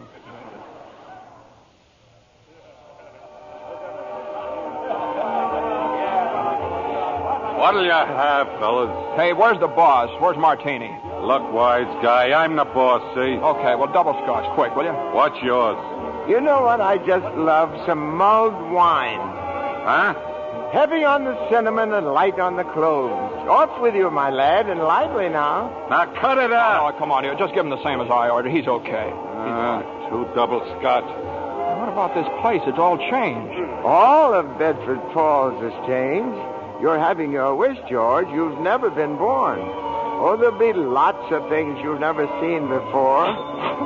Oh, good. Somebody just made it. Made what? Every time a bell rings, it means some angel's got his wings. What'd you say? Look, Clarence, I don't think you better talk about angels around here. Don't they believe in angels? Oh, yeah, they believe in them, but you know, it's just a little thing. Then why should people be surprised when they see one? Don't mind him, bartender. He's just a little fella. He just never grew up. And how old are you anyway, Clarence? Well, next May, I'll be 293. That does it. A couple of pixies, huh? Go on, get. You hear me? Get. Where's Martini? Will you Stop tell me? asking about Martini. Ain't here any... Hey, you.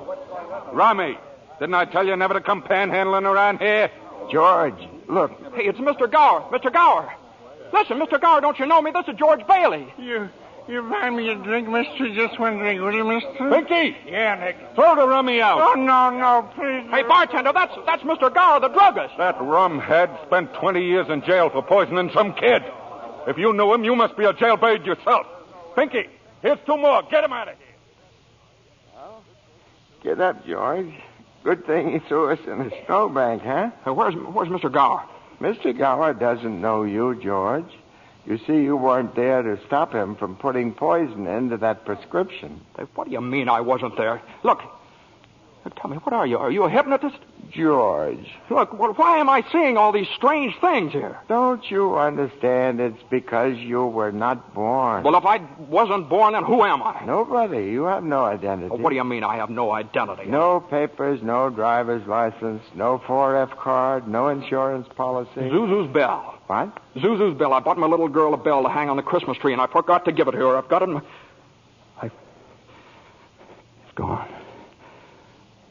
It's gone, too. Everything's gone. But you've been given a great gift, George. A chance to see what the world would be like if you'd never been born. You're crazy. You're crazy as a bedbug, and you're driving me crazy, too. Now, look, I'm going home to my wife and family. Do you understand that? And I'm going home alone. Better not leave him alone, Clarence. Keep following him. Joseph, I'll stay near him, sir. Poor George. He's seeing Main Street now the way it'd be if he hadn't lived. The thing that's really shocked him, sir, is the building and loan office. Know what's there now? Pawn shop. What's he doing? Can you see? He's talking to Ernie Bishop, the taxi driver. He wants to go home. You better tag along, Clarence. Oh, I will, sir. I will. Come on, step on it, will you, Ernie? Get me home. I'm off my nut. Where do you live, buddy? Oh, now, doggone it, Ernie. Don't you start pulling that stuff on me. 323 Sycamore. 323 Sycamore? Yeah, hurry up. Zuzu's sick. Okay, buddy. Hey, look, Ernie, I don't know what's happened. I'm going crazy or something. I got some bad liquor. Now, look, tell me this now. You're Ernie Bishop, right? And you live with your wife and kid down... You seen my wife? What do you mean? I've seen your wife. I've been in your house 100 times. What do you... We built it for you, didn't we? Bud, my wife took the kid and ran away 5 years ago, and I ain't never seen you before in my life, see? Okay, Ernie, okay. Just step on it. Get me home.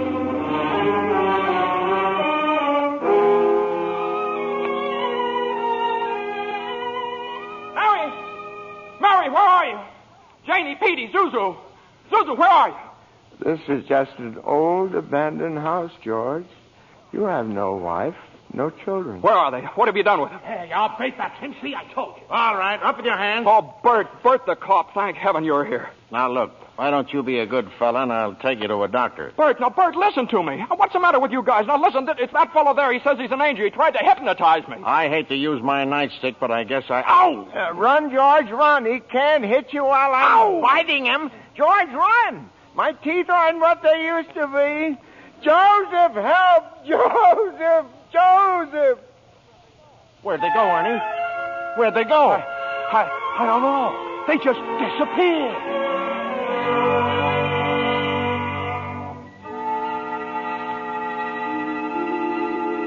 Clarence! Oh, Joseph, I hope you don't mind my calling on you like I did. It was very irregular, Clarence. You're by yourself again. Where's George? He's at his mother's house, sir. Well, if George hasn't been born, he has no mother. Oh, he's being very stubborn, sir. He'll just have to find these things out for himself. But his mother, that's a terribly bitter blow to a man, his own mother not knowing him. You mean I shouldn't have let him... I mean you better find him right away. Oh, and stop fighting policemen, Clarence.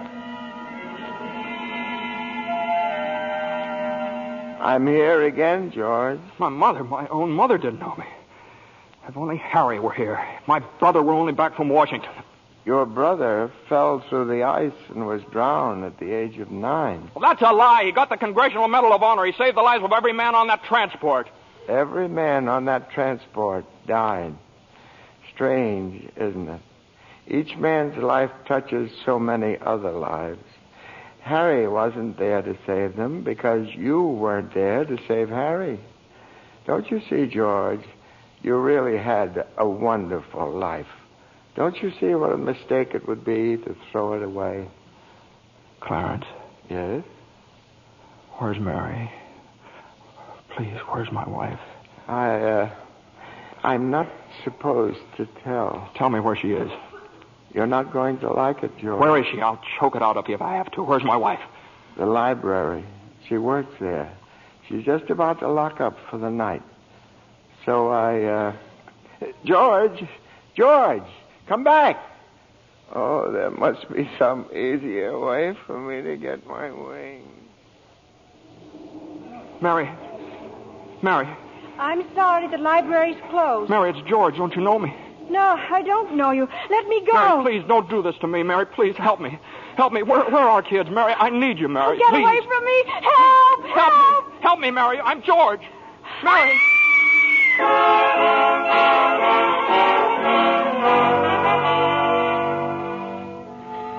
Clarence.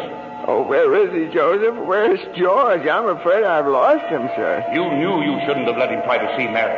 Now they're after him, a mob. They think he was trying to hurt her. Joseph, I won't even get one wing, will I? You have one more chance, Clarence. Get over to the bridge by the river. I think George has seen just about enough. But the mob... But don't worry. They've lost him, too. Now, hurry up. Oh, thank you, Joseph. Thank you. Clarence, where are you? I'm here, George. Help me, Clarence. Get me back. I don't care what happens to me. Only get me back to my wife and kids, please. I want to live again. Oh, thank you, George. Thank you, boy. I want to live again, please. Oh, God, please let me live again. George? Is that you down there, George? Now get out of here, Bert. Get out here. You come in any closer, I'll let you have it. What the hell are you yelling for, George? Come on. George, Bert, do you know me? No, yeah. I've been looking all over town for you. Where you been? Hey, Bert, I'm alive again, Bert. You sure you're all right? Hey, your mouth's bleeding. It is. Hey, my mouth's bleeding. Bert, look at the blood come out of there, would you? And where's Zuzu's Christmas bell, Bert? I had it right in my pocket. Here it is. Hey, it's in my pocket. What do you know about it? Hey, Merry Christmas, Bert. Well, Merry Christmas. Get in the car. I'll drive you home. You will, Bert? We'll do that. And turn the siren wide open, huh? Merry Christmas, Bedford Falls. Hey, Merry Christmas, old building and loan. Merry Christmas, Mr. Potter. Yippee! Come on. Hey, Bert, come on in with me, huh? What is these people, these reporters? Hey, Merry Christmas, reporters. Hey, Mr. Bank Examiner, Merry Christmas. Mr. Bailey, there's a deficit. I know, $8,000, I'll bet, huh? George, I've got a little paper here. I'm sorry. I bet it's a warrant for my arrest. Isn't that wonderful? Merry Christmas. Hey, where's Mary, you know? Look at this wonderful old drafty house. Isn't it wonderful? Have you seen my wife? Where's Mary? Mary! Merry Christmas! Kids! Hey, kids! Janie! Petey! Hey, I could eat you up. Where's your mother? She went looking for you, Daddy, with Uncle Billy. Oh, Daddy? Zuzu, my little ginger snap. How do you feel, huh? Fine, Daddy. Not a snitch of temper. Not a snitch of temper. Hallelujah! George, darling. It's Mommy. Mommy's home. Mary. George, where have you been? Mary. George, Mary, now look, just let me touch you. Oh, you're real, Mary. Oh, you've no idea what happened to me. You've no idea what's happened either. They're on their way here. Who's on their way? Oh, the police department? The FBI, the National Guard? I'm alive again, Mary. Oh, listen, Mary, I'm alive again. Oh, yes, darling, yes. Now close your eyes and come on downstairs. What is it? Can't open my eyes yet, Mary? What's going on here? Now keep your eyes closed. Now, I'll just walk you over here by the Christmas tree and... Well, the people, I hear lots of people. What is it? Lots of people. Just 1 minute now. We're all ready, Uncle Billy. Come in, everybody. George, look! Just look! Uncle Billy! Money, George. A laundry basket filled with money. Money for you. Mary did it, George. Mary! I don't understand. What money? What... People heard you were in trouble, darling. These people, your friends, they've collected this money for you. The $8,000. Charlie. Hey, there's Martini. Mr. Gower. Hey, how are you, Mr. Gower? Mrs. Thompson, Ed, Tom, everybody. None of us would have a roof over our heads if it wasn't for you, George. Gosh, this is wonderful. Hey, Mary, look who's coming in. Mother. Hi, Mother. Hey, and Harry. Got Mary's telegram, George. I flew in as fast as I could. Hey, everybody, a toast. How about a toast? Oh, good idea, Ernie.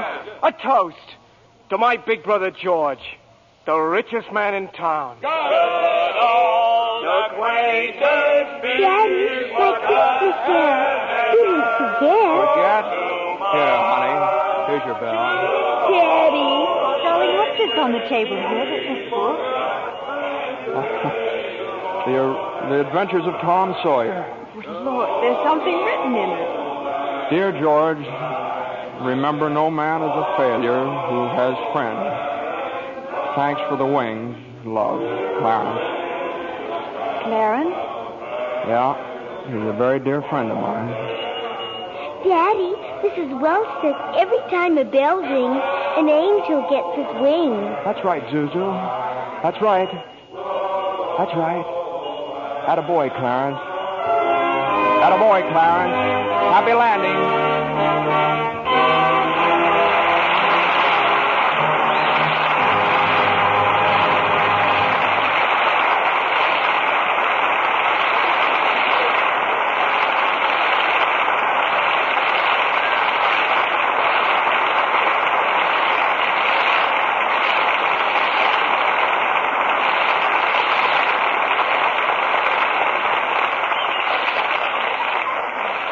It's a wonderful life so long as we can have such fine performances as we enjoyed tonight. From Jimmy Stewart, Donna Reed, and Victor Moore. Lux presents Hollywood.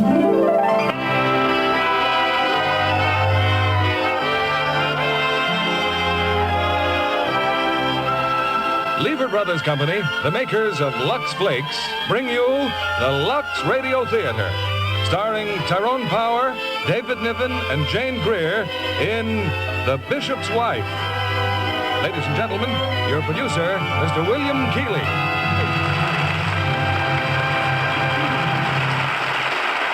Greetings from Hollywood, ladies and gentlemen. Home again after an absence of a year and a half is one of America's favorite stars. And he's here tonight to lend an extra thrill to our holiday season. I mean, of course, Tyrone Power, who joins David Niven and Jane Greer in our Christmas present to you, the delightful play, The Bishop's Wife. Samuel Goldwyn's fine and sensitive screen production won your hearts as well as your applause. And those who saw the picture will have a special welcome tonight for David Niven, who plays his original screen role as the bishop. Now the curtain for Act One of The Bishop's Wife, starring Tyrone Power as Dudley, David Niven as the bishop, and Jane Greer as Julia.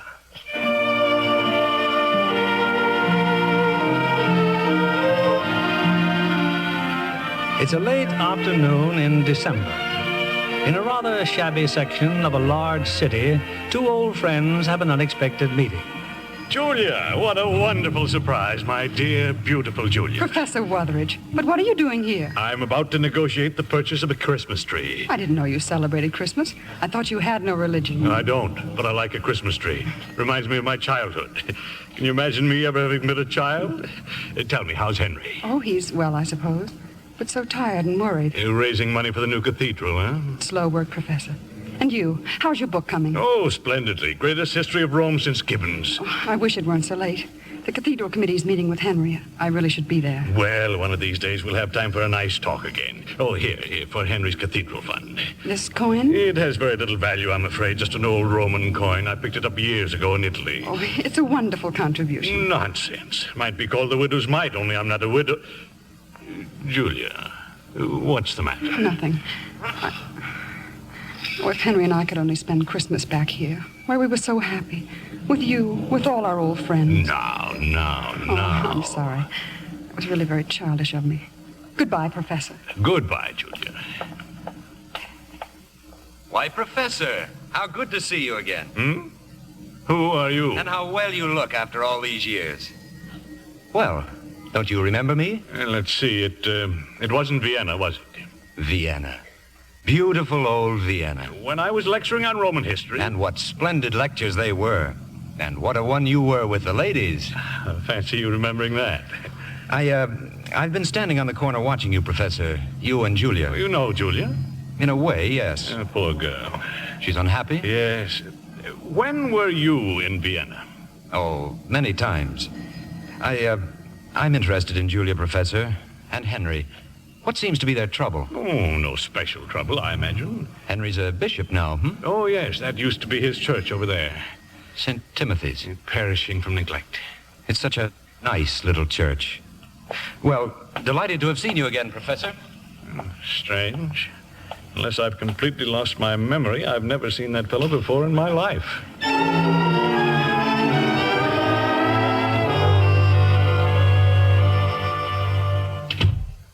Julia? I'm terribly sorry I'm so late, Henry. Has everyone gone? Yes, dear, some time ago. Not another argument, Henry. Mrs. Hamilton... Mrs. Hamilton is a selfish, vain old... She made it very clear, Julia. Either we build the cathedral the way she wants it, or it won't be built at all. Oh, what a ghastly meeting. You didn't give in to her. Indeed not. I made it very clear I have no intention of being strangled by her purse strings. Oh, Henry, I'm proud of you. I had the most unchristian impulse to take those blueprints and give her a good whack over a mink coat. I beg your pardon, Bishop. Yes, Miss Castaway? Mr. Trevor's on the phone. Tell him the bishop will call him back, please, after dinner. Yes, Mrs. Brown. Henry, what's happened to you? To us? To our marriage? That's a strange question to ask. No, we used to be so happy. We used to make other people happy. Henry, that was your gift. You're no financier, and you're no promoter. Kowtowing to people, flattering them, begging them. It's got to be done, Julia. I want this cathedral to stand like a great beacon. I want its light to shine. I want... Yes, Henry. Oh, here's a contribution I collected. Oh, what is it? It's an old Roman coin from Professor Wutheridge. Oh, what does he think I can do with it? Well, it's a beginning. Now all you need is just another $4 million. Julia, don't be flippant about this. Well, if dinner's ready, let's have it over with. I've got a lot of work to do tonight. The soup's very good, Matilda. Oh, thank you, Mrs. Brown. Oh, Julia, I'm sorry I was so thoughtless just now. I was just thinking, tomorrow, perhaps we could spend the day together. Henry. Call on the professor, maybe. Have lunch at Michelle's. Michelle's? Oh, it's been years since we've been there. Please forgive me. Yes, Miss Castaway? Well, I've been trying to explain to Mr. Trevor, but he simply insists upon talking to you. Oh, Julia. He's on the cathedral committee, isn't he? Well, go ahead, dear. You'd better talk to him. Yes, Mr. Trevor. Very well, Mr. Trevor. I'll be there. 10:30 tomorrow morning. Good night. You may as well go home now, Miss Castaway. Oh, but there's still a great deal of work to do, sir. You're a secretary, not a machine. Now run along. Well, thank you. Oh, and don't forget, you have a speech to make tomorrow at the Junior Assembly. Oh, no. What time? It's a luncheon meeting, 1 o'clock. Good night, Bishop. Good night, Miss Castaway. Oh, God, what am I to do? Can't you help me? Can't you tell me? Oh, God, please, please help me. Yes? Good evening. Oh, what can I do for you? That isn't the question, Henry. Oh, well, what is it? What can I do for you? Look, I'm afraid you must telephone for an appointment. I'm in the middle of dinner. I know, Henry. But you asked for help, you know. I asked... Who told you I asked for help? Well, you are known to be a good man, and you were heard. I was instructed to come here in answer to your prayer. Who are you? I'm an angel. I beg your pardon? An angel. An angel. I knew it. I've been working too hard. Now, don't be alarmed. I know it's hard to believe even for you, but this is my district, and Do you mind if I sit down? No, please, do. And now let's see. You have some problems concerning the building of a new cathedral. Yes. Oh, here's a picture of it. Beautiful. Magnificent. Well, Henry, do you believe I am what I say I am? Well, how can I? Have nothing but your word for it. But you are a bishop. You, of all people, can trust the word of an angel. Well, what do you propose to do? Perform a miracle? If necessary. Oh, why don't you? Why don't you create a cathedral with a wave of your hand? Oh, no. You wouldn't want me to do that, would you? How would you explain it? Well, Henry, is anything wrong? Oh, I'm sorry. I didn't know you had a caller. Oh, how have you been, Julia? I'm Dudley. Henry is engaging me to help him with his work. You mean you're going to be his assistant? That's it exactly. I'm going to try to help Henry to get some relaxation. Oh, that's just what I've been praying for. Oh, you too? Henry, I'm so relieved, dear. Where do you come from, Dudley? Oh, all around. Julia, this man claims that he's an... I've been doing social service work downtown. Julia, if you don't mind, I must talk to this gentleman alone. We were just having dinner, Dudley. Won't you join us? Well, that's very kind of you, but I really must go. I'll see you both in the morning. In the morning? Oh, yes. Bright and early. I'll wait in the dining room, Henry. Good night. Oh, good night, Julia. Are you sure you're an angel? I know it isn't easy, Henry, but you've just got to take me on faith. Yes, but for how long? How long will it take? Until you can utter another prayer and say that you have no further need of me. Then I'll be gone and forgotten. Julia's waiting, Henry. Yes, I know, but I still don't understand. Dudley! Dudley, where are you? Dudley!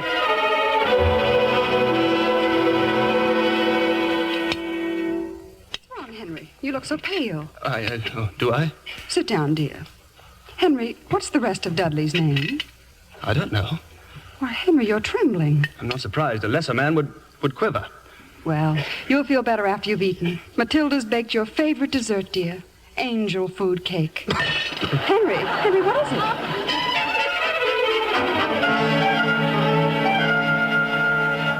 it? Bishop Rome. Oh, good morning, Miss Castaway. I was just in your study, sir. There's a man in there. He says he's your new assistant. Oh, then he did come back. He says we're going to be working together.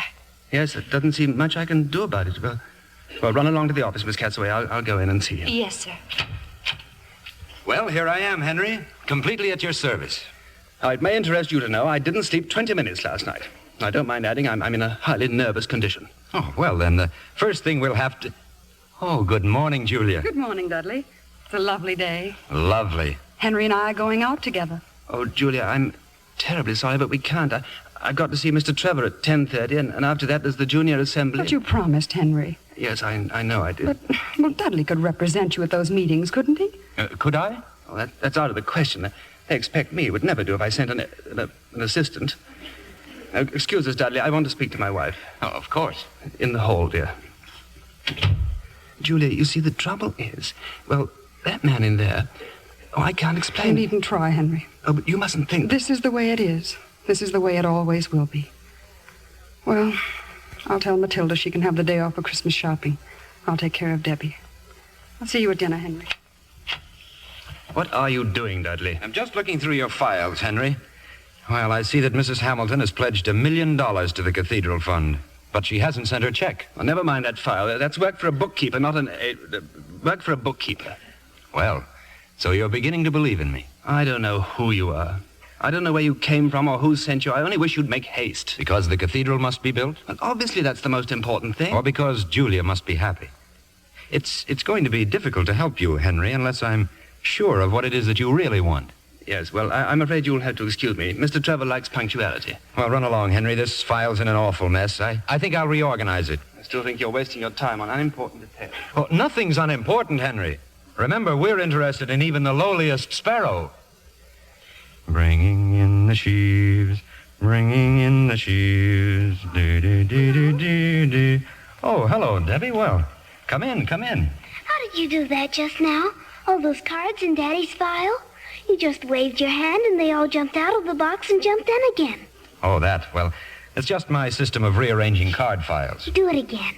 Some other time, You're Dudley, aren't you? Mommy told me. Mommy says you're very nice. Well, that's extremely kind of Mommy. She said that maybe with you here, maybe we'll get to see Daddy once in a while. Yes, maybe we will. Debbie, that'll be enough out of you, dear. Come along. Yes, Mom. Oh, so you're going out? To the park. I'm going to play in the snow. Goodbye, Dudley. Goodbye, Debbie. Have a good time.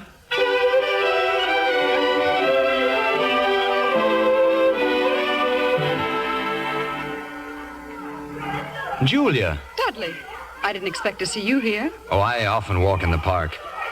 Well, Debbie seems to be having a fine time. Regular snowbird. Aren't you supposed to be working? I always take a walk before lunch. Relaxing, you know. Oh, I wish you could convince Henry of that. Speaking of lunch, Julia, I thought I'd go to Michelle's. Ever been there? Michelle's? Oh, yes. We used to go there often, years ago. How about going there today? You and I to Michelle's? Oh, no, I couldn't. Why not? Well... Oh, surely you don't think Henry would mind. Oh, no, it isn't that. Well, you see, Matilda's off shopping, and I'll have to look after Debbie. Oh, yes. Yes, Here's Matilda now. Hello, Mrs. Brome. Matilda. I just thought, Mrs. Brome, that if you wish, I'll take Debbie home. But, Matilda, you're shopping. Oh, I finished it. I finished it so quick. It was just like a miracle. Oh, you don't say. I thought Debbie might like to go home and make Christmas cookies. Oh, I'm sure she'd love to, but... Well, then, Mrs. Brome, I'll just go and get her. Well, Julia? Michelle's? I think that would be very nice. Good. Dudley. Yes? Just a minute ago, when you said you saw Matilda... Yes? Oh, it's nonsense. Oh, what's nonsense? You were looking the other way when you said you saw her. Oh, I was? I mean, I thought you were. How silly of me. Wait here, Dudley. I'll say goodbye to Debbie.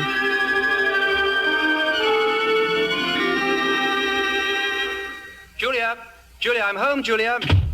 Why, Bishop, I thought you were out for lunch. Well, I canceled my appointment, Matilda. Are Mrs. Brome and Debbie here? Well, Debbie's upstairs, sir, but Mrs. went out to lunch with Mr. Dudley. Oh, well, she said... With Dudley? Why, yes, sir. I thought you knew, sir. Oh, yes, of course. Oh, dear.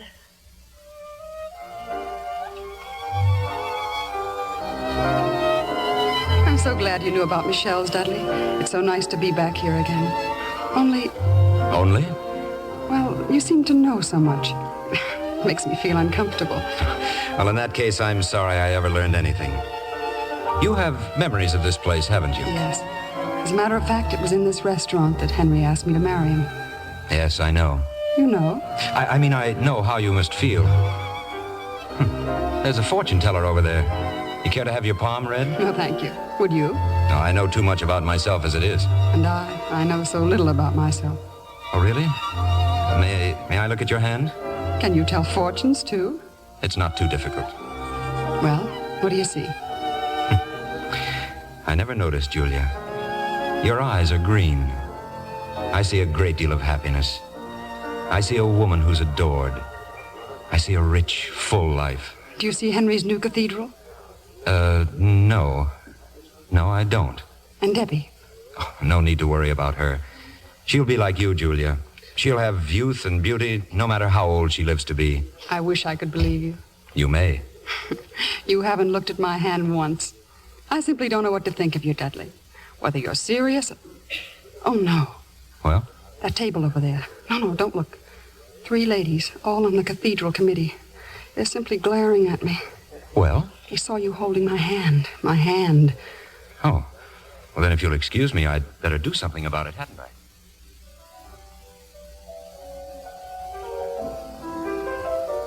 What did you do to them? Now they're smiling at me. Look, they're waving. Well, wave back, Julia. Oh, yes. I didn't do anything to them. Just introduced myself, chatted a moment. They're really very friendly, Julia. They promised to drop by our table a little later. Dudley, may I make an understatement? Oh, please do. You are a very unusual man. I'll let you in on something, Julia. You're quite right.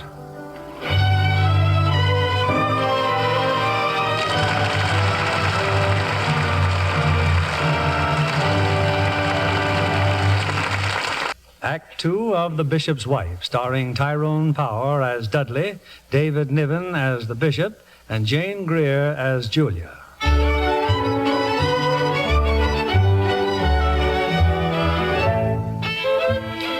Reliable authorities tell us that the Christmas season is the happiest time of the year. But it's anything but that for young Bishop Henry Brome. Determined to build a cathedral, he can't raise the money. And if that isn't trouble enough, he finds his prayers have been answered in the person of a young, handsome, and full-fledged angel named Dudley, who seems to find the bishop's wife better company than the bishop. I enjoyed lunch very much, Dudley. Now, don't you think we'd better go home? But I thought you liked to walk. Oh, I do. But, oh, Dudley, wait. There's a friend of mine. Professor Wutheridge. Professor, wait. Julia, what wonderful luck meeting you again. This man, are you with him? Yes, of course. Dudley, this is Professor Wutheridge. Oh, the professor knows me well. The University of Vienna.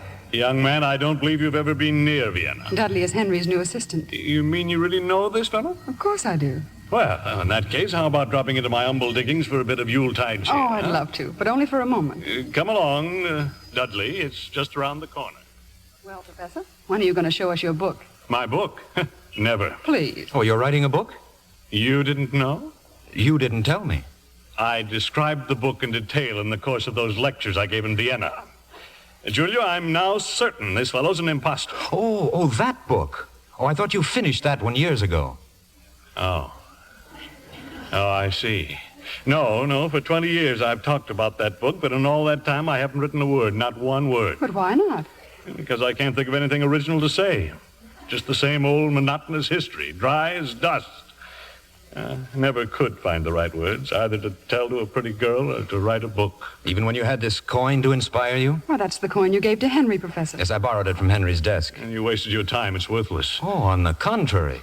This coin is one of the rarest of all antiquities. Only 100 of these coins were minted by Julius Caesar 2,000 years ago. That was when Cleopatra visited Rome. Presumably, these coins were used to pay her hotel bill. Why, that's amazing. Nobody knew about it except Caesar's wife, and she had the coins destroyed. But this one she overlooked.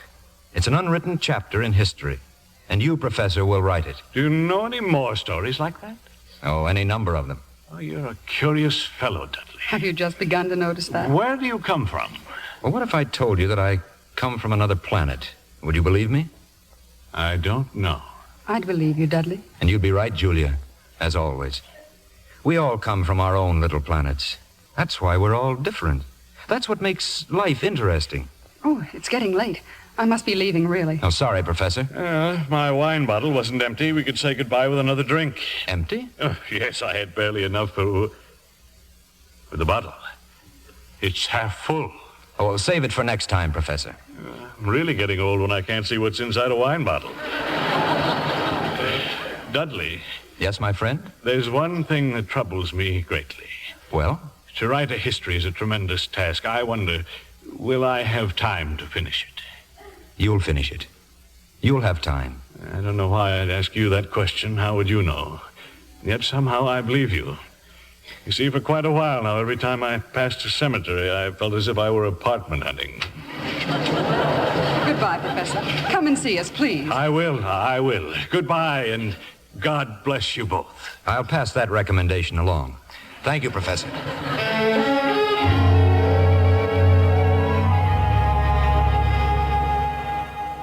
They're coming up the walk now, Bishop. Mrs. Brom and Mr. Dudley. Oh, they are. Well, I hope dinner isn't spoiled, Matilda. Oh, no, sir. I had sort of a feeling they might be late. Very considerate of you. Henry?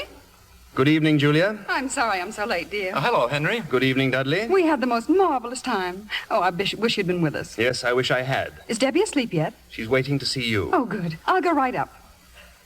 I trust you spent a profitable afternoon, Dudley? Oh, yes. Yes, did you have a profitable afternoon, Henry? Not very. Dudley, I'd like to see you for a moment. I mean, here in my study. Certainly. Well, this won't take long, but I'd rather not be interrupted. You'll excuse me if I lock the door. Dudley, I simply cannot go on like this. Can you prove to me that you are an angel? Proof? You mean a document? Oh, surely you of all people should know that angels need no passports. I'd be a lot happier if I could see you perform a miracle. Well, what kind?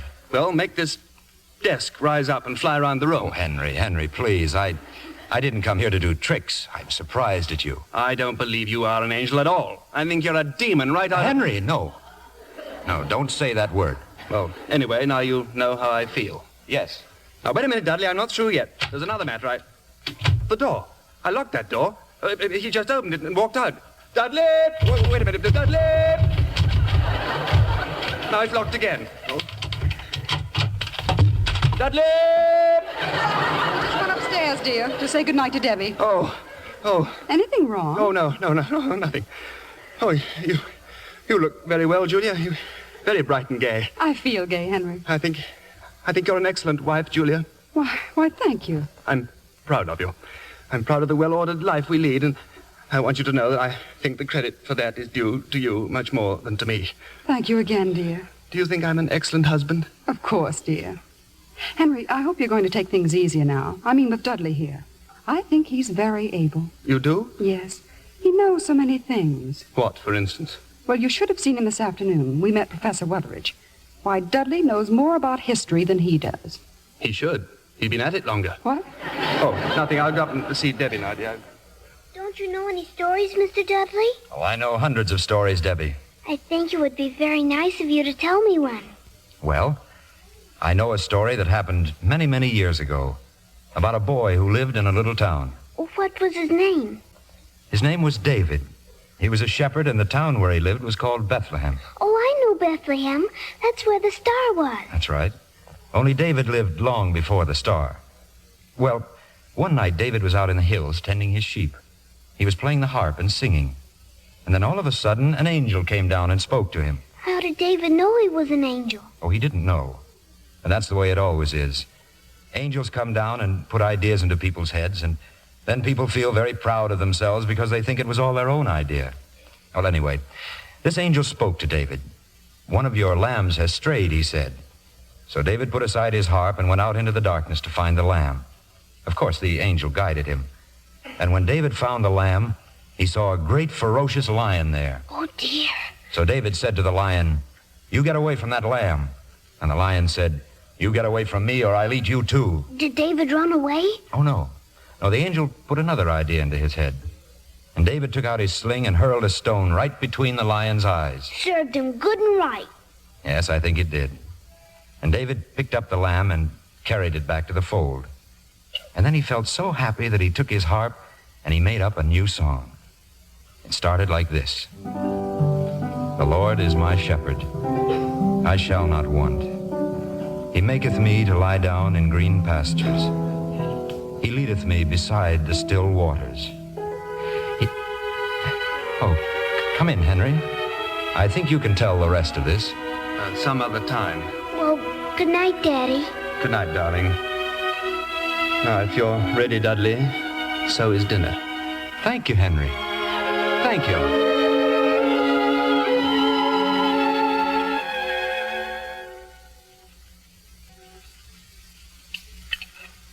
So right after dinner, Henry, we'll get a taxi and go down to St. Timothy's. St. Timothy's? Tonight? Of course, dear. The choir's rehearsing for the benefit.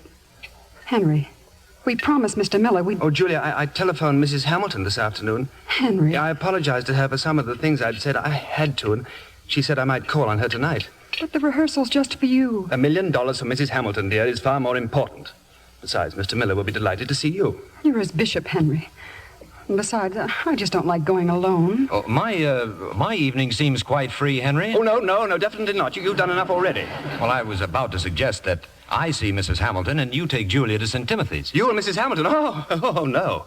Well, it's just a suggestion. Dudley, would you mind very much going with me? Julia! Yes, Henry? Well? I think that might be a very good solution. Thank you, Dudley. You're welcome, Henry.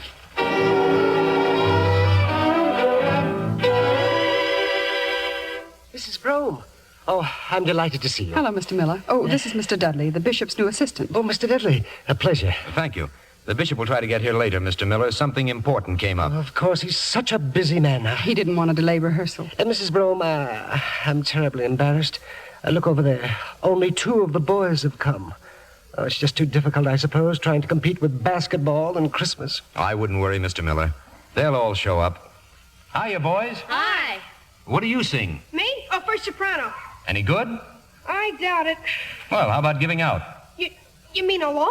Well, you've got Rupert with you. Hiya, Rupert. Hi. Well, what do you say?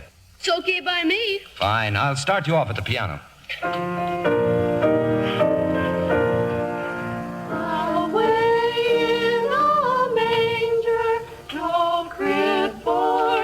Mrs. Brome, look.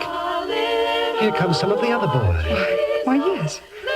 Maybe basketball isn't so important after all. The stars in the sky looking down. You can be proud of them, Mr. Miller. They sing beautifully. They've never sung so well. Never. And look, they're all here now. I don't understand. Oh, if Henry could hear this. Like angels. Better, believe me. Baby wakes, but little Lord Jesus knows. And I'm so relieved, Bishop Rome. You needn't make any further apologies. Oh, thank you, Mrs. Hamilton. And in view of your generosity, the George B. Hamilton Memorial Chapel shall be located wherever you specify in the new cathedral. Well, now we're getting somewhere, aren't we? Oh, there's another matter. That window depicting St. George and the dragon. Yes? I should very much like the countenance of St. George to resemble my late husband. Oh. Who do you see as the dragon? Oh, any dragon. Thank you. Well, now that we're in such complete accord, would you mind very much if we postponed the details? Julia's waiting for me at St. Timothy's. Very well. We can go over the plans when I transfer the funds. Thank you so much. Well, that's strange. Is anything the matter? Well, this chair, I can't get up. It's stuck to I'm stuck to it. Stuck to the chair? Yes, it doesn't seem quite right, does it? Stevens! Stevens, come here, please. Yes, madam. There is something wrong with the bishop's chair. Oh, madam. It must be the new varnish. The furniture people should have warned us. I do hope I'm not harming the chair. Oh, this is preposterous. Awkward situation, isn't it? Perhaps you'll give a little pull at the back, Stevens. Yes, sir. Again, please. Your trousers, sir. I'm afraid if we pull any more... Mrs. Hamilton, might I use the telephone? Yes, of course. It's right over there. Can you walk? After a fashion. That chair, madam, it clings to him like a brother. Well, do something, Stevens. Call the shop. Get a plumber. Hello? Matilda, this is Bishop Rome. I'm at Mrs. Hamilton's. I want you to come here at once with another pair of trousers. Well, what difference does it make? Just bring me another pair of trousers. Thank you. Oh, I'm so sorry this has happened. Oh, if I could only get in touch with Julia or Dudley. Dudley! This is all his doing. Dudley! No, Bishop, don't be nervous. Have a chair, Bishop. I have a chair.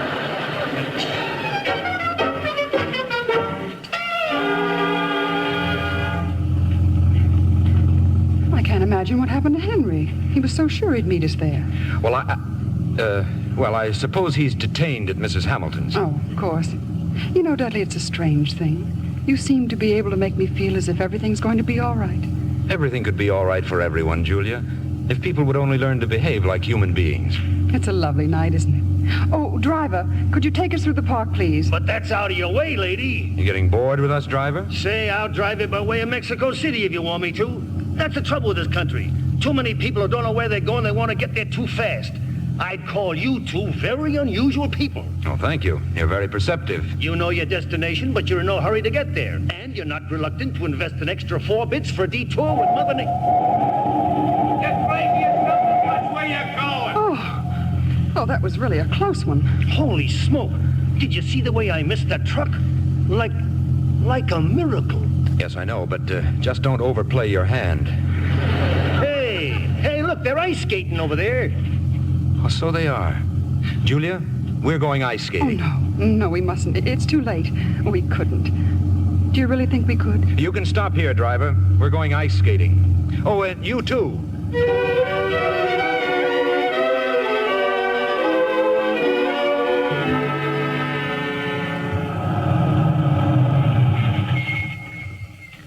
Well, this is it, Sylvester. What do I owe you? Not a cent, my friend. Want to know why? Because you and the little lady here have restored my faith in human nature. Well, good night, Dudley. Good night, Julia. Good night, Sylvester. Sylvester is a noble soul. His children and his children's children will rise up and call him blessed. Oh, this has been the most wonderful evening I've had in years. It's the most wonderful evening I've had in centuries. You're a beautiful skater, Julia. In fact, you're beautiful. Well, you've come home. Oh, hello, Henry. Henry, what happened to you? I thought you were going to meet us at St. Timothy's. What happened to you? It's almost 10 o'clock. You'll never guess, Henry. We've been ice skating. Ice skating? Yes. You should have seen Dudley. He's marvelous, Henry. Oh, and those boys at St. Timothy's. The way they sang. It was simply heavenly. I'm sure it was. Did you have a successful meeting with Mrs. Hamilton? Quite satisfactory, thank you. Good. I'll be right down, Henry. Dudley? Yes, Henry? Whatever went on these last few hours, there's one thing I'm sure of. Julia is absolutely blameless. Oh, of course she is. But you deliberately stopped me from joining you by the seat of my pants. Henry, if you had sent me to represent you with Mrs. Hamilton, I would have gone. But you didn't, so I represented you with your wife. Oh, is that part of the normal duties of an angel? Well, sometimes, Henry, angels must rush in where fools fear to tread. I haven't the faintest idea what that means, and I don't want it explained to me. In any event, you can go now, Dudley. I have solved my problem. Mrs. Hamilton is giving the money for the cathedral. But that was a foregone conclusion, providing you were willing to make a slight sacrifice of your principles. Now, don't you think it's worth it for this glorious edifice? I'm not so sure of its glory at a time like this. Oh, you're not? Now, these are rather lean years for the world, Henry. So many people need food, so many need shelter. That big roof could make so many little roofs. I'm dealing with a materialistic, selfish woman. She wouldn't listen to talk like that. Did you try? You came here so that I could have a cathedral. Well, I've got a cathedral, and I want you to get out of my house and out of my life and away from Julia. Suppose you pray for that, Henry. After all, it was prayer that brought me here. Very well. I'll pray. Henry, I'm afraid that's no prayer. It was right from my heart. I want you to go. Julia doesn't. Julia, get out. Get out. Julia is about to come down those stairs. Don't let her see you like this, Henry. Try to calm yourself. Dudley? He's gone. Oh, Debbie's awake. She wants to say goodnight to him. I just told you Dudley is gone. But where? How should I know? But why did he leave so suddenly? Because I got rid of him. I told him to go away. I fired him. Why? Because he's incompetent. He's no good at his job, and I cannot stand the sight of him. Henry! Believe me, Juliet, I know what I am doing.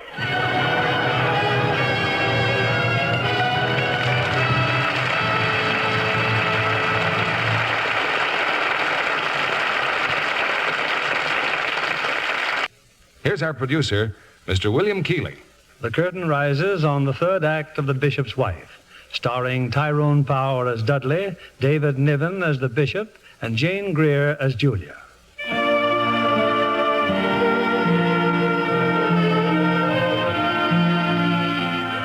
2 days have passed since Dudley disappeared, much to the relief of Bishop Henry Brougham. And now it's early evening on Christmas Eve.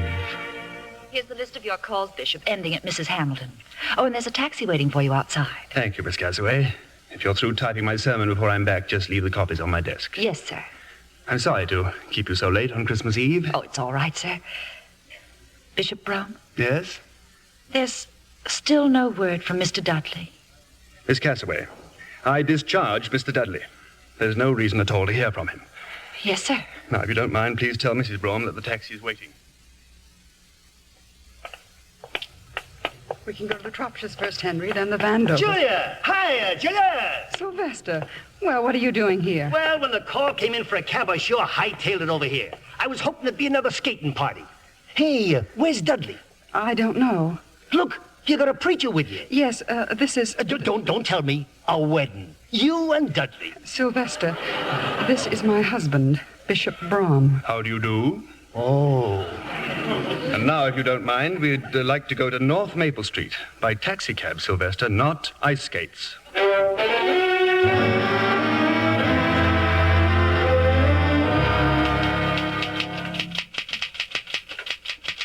Good evening, Miss Casaway.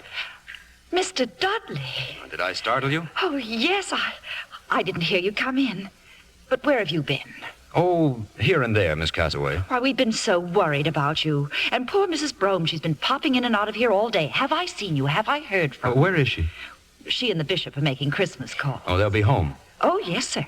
After Mrs. Hamilton's. Then they go to St. Timothy's for the midnight service. You should be home, too, Miss Casaway. I'll type that sermon for you. Oh, no, the bishop told me that... It's Christmas Eve. You should be with your family. Well, if you really... Oh, thank you, Mr. Dudley. Merry Christmas, Mildred. Oh, Merry Christmas, Dudley. Henry's Christmas sermon. The new cathedral. Mrs. Hamilton's magnificent gesture.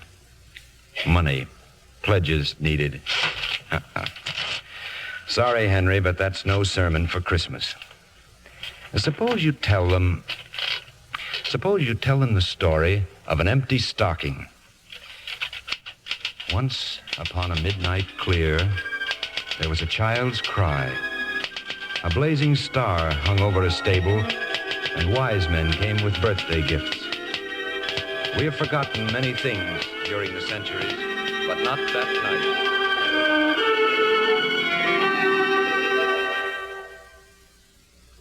Say is calling, sir. Oh, I'm Dudley Stevens, Bishop Brougham's new assistant. Would you mind telling Mrs. Hamilton I'm here? I don't believe she's expecting you, sir. Oh, I'm sure she isn't. Yes, sir. I'll wait in the music room. The music room, sir? Yes, there's a harp in there. I wonder if she'd mind if... I'm afraid she would, sir. Oh. Well, in that event, you'd better hurry off and tell her. Yes, sir, I shall.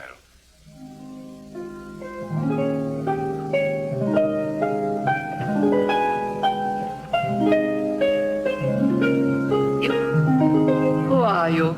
Oh, good evening, Mrs. Hamilton. This is a beautiful harp you have. My butler said you told him you're Bishop Brougham's assistant. Oh, yes, Mrs. Hamilton. The bishop will be along a little later. That music you're playing. I thought you'd recognize it. There's no one living who knows that composition, except me. What a shame that Alan Cartwright died. That only you and I would know his music. Alan Cartwright died nearly 40 years ago.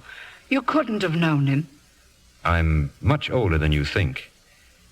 Mrs. Hamilton, tell me about him. About Alan Cartwright. What is there to tell? He was the only man I ever loved. But I was afraid of poverty, so he went away and I never saw him again. Why am I telling you this? And so you married the rich George Hamilton. I made George happy, I think. And since he died, I've spent a fortune honoring his memory. In empty monuments. How did you know about Alan Cartwright? It doesn't matter. Oh, Mrs. Hamilton, they're at the front door now. Henry and Julia. I can't see them now. Yes, you'll see them. You'll go to the hall and you'll greet them in your usual warm-hearted manner. You'll come with me, and you'll stay, won't you, Dudley? No, I'm afraid I can't. I have a great deal of work to do. Bishop and Mrs. Brougham are here, madam. Now, don't keep them waiting. How do you do, Mrs. Hamilton? Julia, how nice of you to come and see me. And Henry, Merry Christmas. Henry, I said Merry Christmas. Oh, yes, Merry Christmas, Mrs. Hamilton. Oh, and no more of this Mrs. Hamilton business. My name is Agnes. And now we can... Oh, he's gone. Oh, he's gone already. Gone? Who? Dudley. He was here. I might have known it. But where did he go? Oh, that poor man. He said he had so much work to do. Really, Henry, you must make him take some rest. I've been trying to make him do just that. I can't thank you enough for sending him to me. Meeting Dudley? Oh, I know it sounds ridiculous, but meeting him has been the greatest spiritual experience of my life. How did you ever find him, Henry? More or less of an accident, I suppose. Or more or less of a miracle. Oh, it was. Talking with this wonderful, understanding man has... Henry, I've suddenly changed my mind about the cathedral. You have? Yes. I'm going to give my money to those who need it, to the poor, the homeless, the unappreciated. And I want you to direct the spending of it. Now you see what Dudley's done, Henry. Yes, I see. And you understand. Mrs. Hamilton, Julia, forgive me, but I have to leave. There's someone I must see immediately. Henry.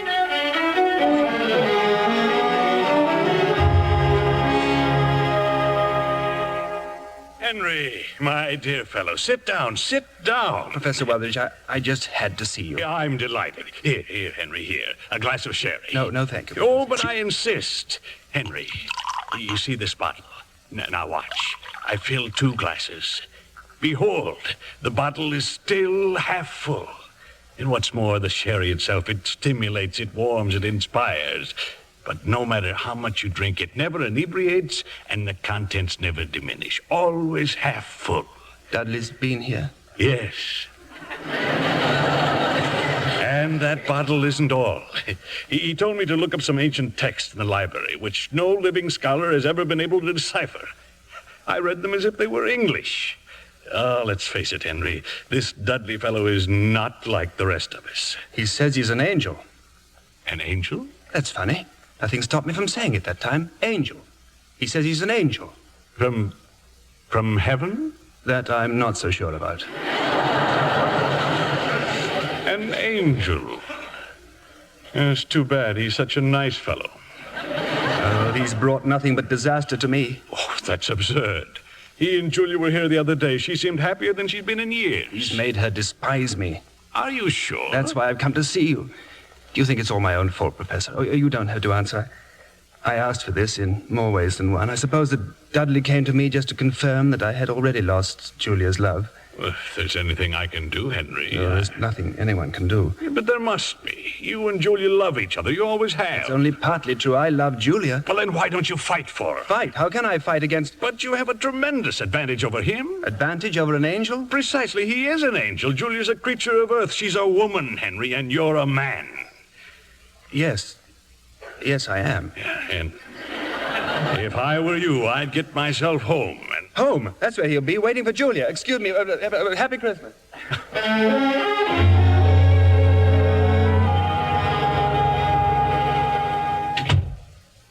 Henry, is that you, dear? Hello, Julia. Dudley. I came to say goodbye. I have to be moving along. Oh. Well, where will you be going? Wherever they send me. They? My superior officers. Will we ever see you again? Well, they seldom send us twice to the same place, Julia. We might form attachments. I don't know what you're talking about. No, of course not. Julia, I don't want to leave. Why? Well, there are few people who know the secret of making heaven here on earth. And you are one of those rare people. You frighten me. Dudley, I think you ought to go. Julia, please, don't send me away. What are you saying? That I'm tired of being a wanderer. I'm tired of an existence which is neither hot nor cold, hungry nor full. No, you must go away and never come back. Don't look at me like that. Dudley, no. Henry! All right, Julia. It's all right, my darling. Go upstairs, dear. I'll handle this alone. As for you, Dudley, I have never before had to fight an angel. But I suggest you take off your coat and put up your dukes. Now, why do you want to fight me, Henry? Because you're a thief trying to steal the love that belongs to me. Henry, do you realize that as an angel, I could quite possibly destroy you with a bolt of lightning? I don't care. Julia means more to me than my life. I'm not going to lose her. Then I have news for you. I'm going. I'll accept that as a fact when I see it happen. Oh, no, you won't. Because when I'm gone, you will never know that an angel visited this house. And Julia? What about her? There will be no memory with her either. Or with Debbie or the professor or anyone else. Oh, I don't trust you. You may, Henry, because your prayer's been answered. That's not true. I prayed for a cathedral. No, Henry. You prayed for guidance. And that's been given to you. I'm being paged. Just a minute, please. Goodbye, Henry. If we should need you again, will you come back? Not I. I'm requesting an assignment at the other end of the universe. Is that because I was so difficult? Oh, no. This difficulty was in me. When an immortal finds himself envying the mortal trusted to his care, it's a definite signal of danger. Yes, I heard you the first time. Now go upstairs. Take her in your arms, Henry. And kiss her for me. You lucky Henry.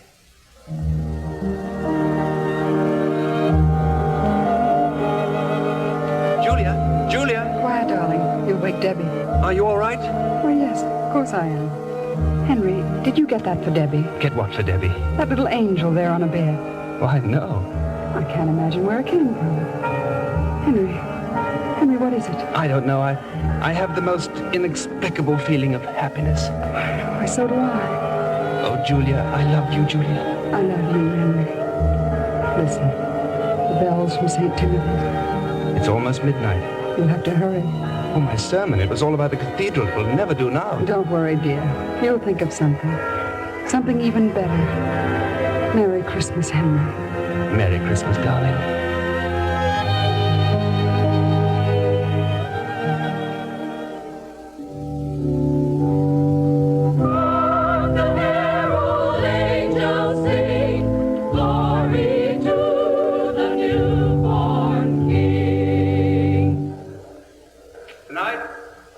Tell you the story of an empty stocking. Once upon a midnight clear, there was a child's cry. A blazing star hung over a stable, and wise men came with birthday gifts. We have forgotten many things through the centuries, But not that night. We celebrate it with stars on Christmas trees, with the sound of bells, and with gifts, but especially with gifts. You give me a book, I give you a tie. Aunt Martha has always wanted an orange squeezer, and Uncle Harry could do with a new pipe. Oh, we forget nobody, adult or child. All the stockings are filled. All that is, except one. And we have even forgotten to hang it up, the stocking for the child born in a manger. It is his birthday we're celebrating. Don't let us ever forget that. Let us ask ourselves what he would wish for most, and then let each put in his share. Loving kindness, warm hearts, and a stretched out hand of tolerance. All the shining gifts to make a peace on earth.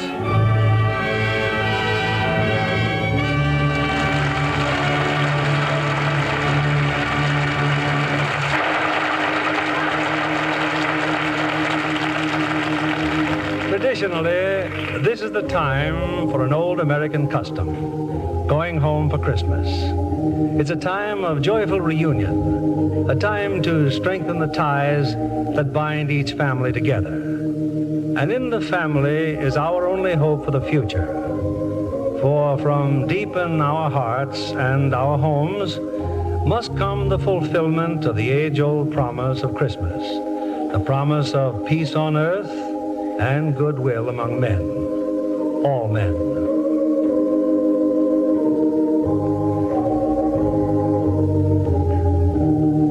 On behalf of Lever Brothers Company and of us in the Lux Radio Theater, may I wish all of you the happiest of holidays. Lux presents Hollywood.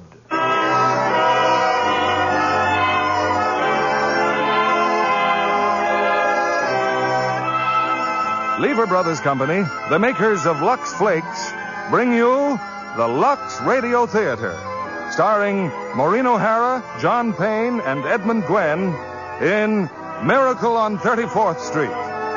Ladies and gentlemen, your producer, Mr. William Keighley.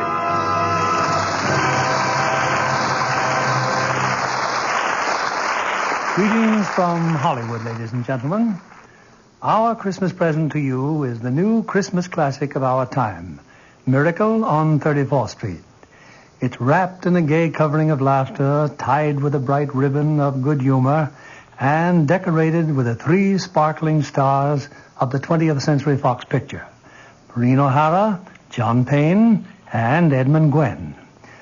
This is a wonderful story for the whole family, and perhaps some families may be gathered around a Christmas tree as they listen. Others will be putting up this happy sign of the season in a few days with lights and ornaments and the shining snow that can be made with Lux Flakes. Later, we'll tell you how to do this trick with Lux. But right now, it's curtain time for the play that proves there's a Santa Claus. Miracle on 34th Street, starring Maureen O'Hara as Doris, John Payne as Fred, and Edmund Gwenn in his Academy Award-winning performance as Kris Kringle.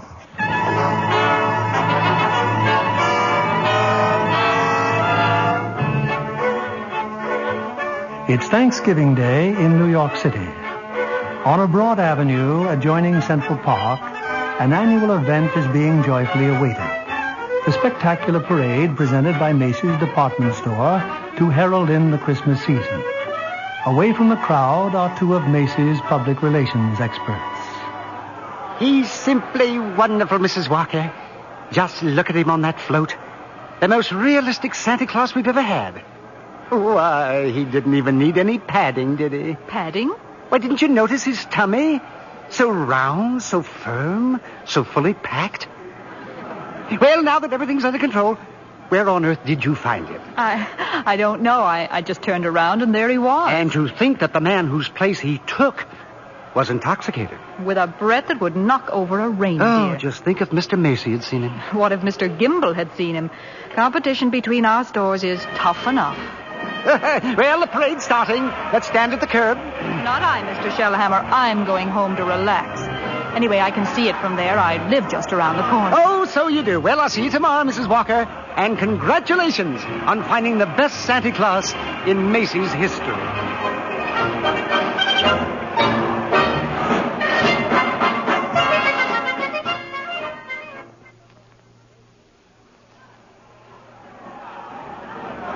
Certainly is a wonderful parade, Susan. Just look at that clown. Gosh, what a giant. Giant, Mr. Gailey?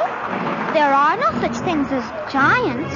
Well, not now, maybe, but in olden days there's... Really, Mr. Gailey? And you a lawyer. Well, what about the giant that Jack killed?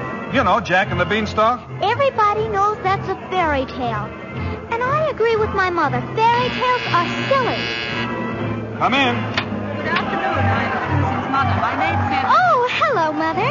I'm watching the parade. Mr. Gailey invited me. Hello, darling. Susie's told me quite a lot about you, Mrs. Walker. She told me quite a lot about you, too. The man in the front apartment.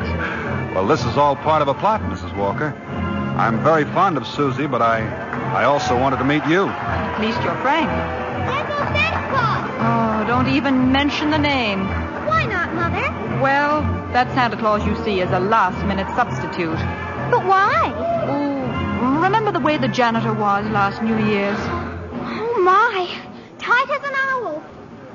I see Susan doesn't believe in Santa Claus either. That's right. She never has. Well, that's the end of the parade. Mother, I've been thinking. It's Thanksgiving, and there are only two of us. Couldn't we invite Mr. Gailey? Well, please don't bother. I'll just have a sandwich or something. But we have such a big turkey. Please, Mother, please. Well, Did I ask her all right, Mr. Gailey? Susie, shh. You asked fine, Susan. Dinner's at 3, Mr. Gailey.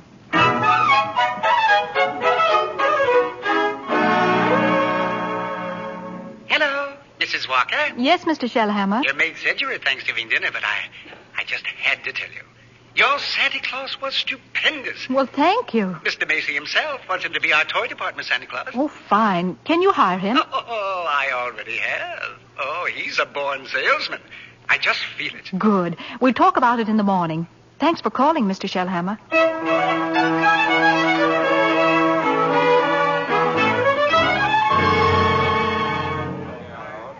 Here he is, Mr. Shellhammer. Here's Santa Claus. Oh, thank you, Alfred. Thank you.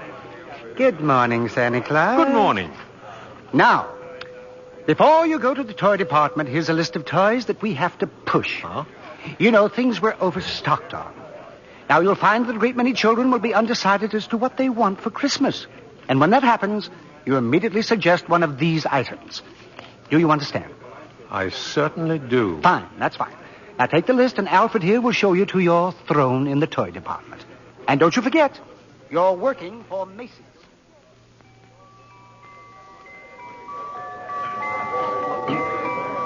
Are you really Santa Claus? Why, of course I am. What do you want for Christmas, little boy? I want a fire engine with a real hose that squirts real wet water. And I won't do it in the house. I'll only do it in the backyard, I promise. And I promise you'll get your fire engine. You see, Mama, I told you you'd get me one. That's fine. That's just dandy. You wait here, Mortimer. Mama wants to thank Santa Claus, too. Yes, madam? So what's the matter with you? No. What's the trouble? I told you before, didn't I? The kid wants a fire engine, but there isn't one to be had anywhere in town. Macy's ain't got any. Gimbel's ain't got any. Nobody's got any. My feet are killing me, and you say, okay, he gets the fire engine. But you can get those fire engines at Schoenfeld's, Lexington Avenue. Only $4.50, a wonderful bargain. Schoenfeld? Yes. Hey, I don't get it. Oh, I follow the toy market very closely. Macy's sending people to other stores? Yes. Are you kidding? No. The one important thing is to make the children happy. Whether Macy's or somebody else sells the toy doesn't matter. Don't you feel that way? Who, me? Yes. Oh, yes, sure. Only I didn't know Macy's did. I don't get it. I just don't get it. Who's next, please? Right this way to see Santa Claus. All right, little girl. You're next. Of course, little girl. You want some roller skates?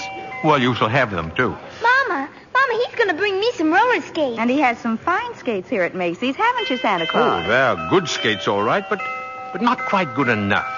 Now, I left some really wonderful roller skates at Gimbel's. I'm sure Gimbals have just what this good little girl wants. Very good. Mr. Shellhammer, are you Mr. Shellhammer? Gimbals? Gimbals? That's just what he did say. Gimbals. The sales lady said I should speak to you. Gimbals. I just wanted to congratulate you and Macy's on this wonderful new stunt you're pulling. Gimbals. Imagine a big outfit like Macy's putting the spirit of Christmas ahead of the commercial. Gimbals. From now on, I'm going to be a regular Macy customer. All right, Mortimer, we're going. Gimbals!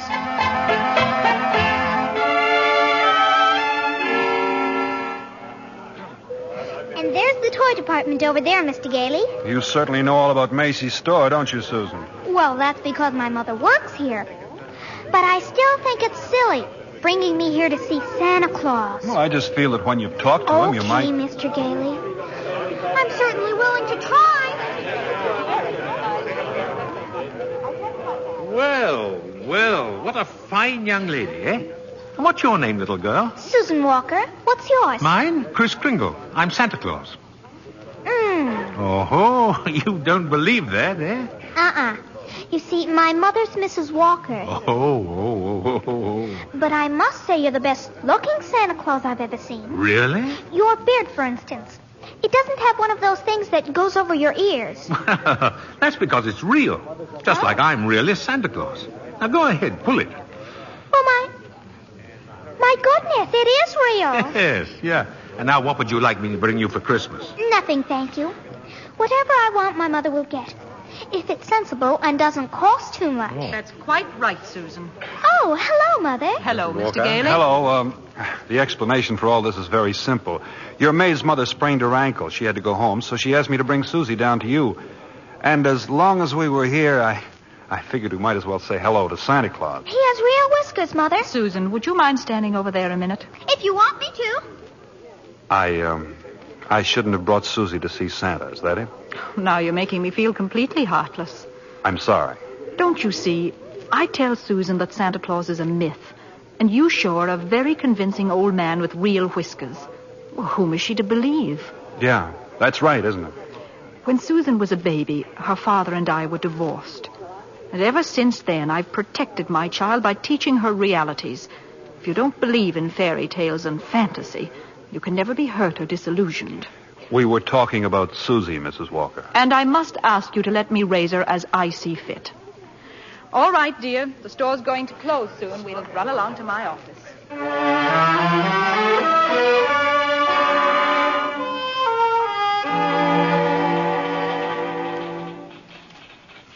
Alfred said you wanted to see me, Mrs. Walker. Oh, yes. Come in.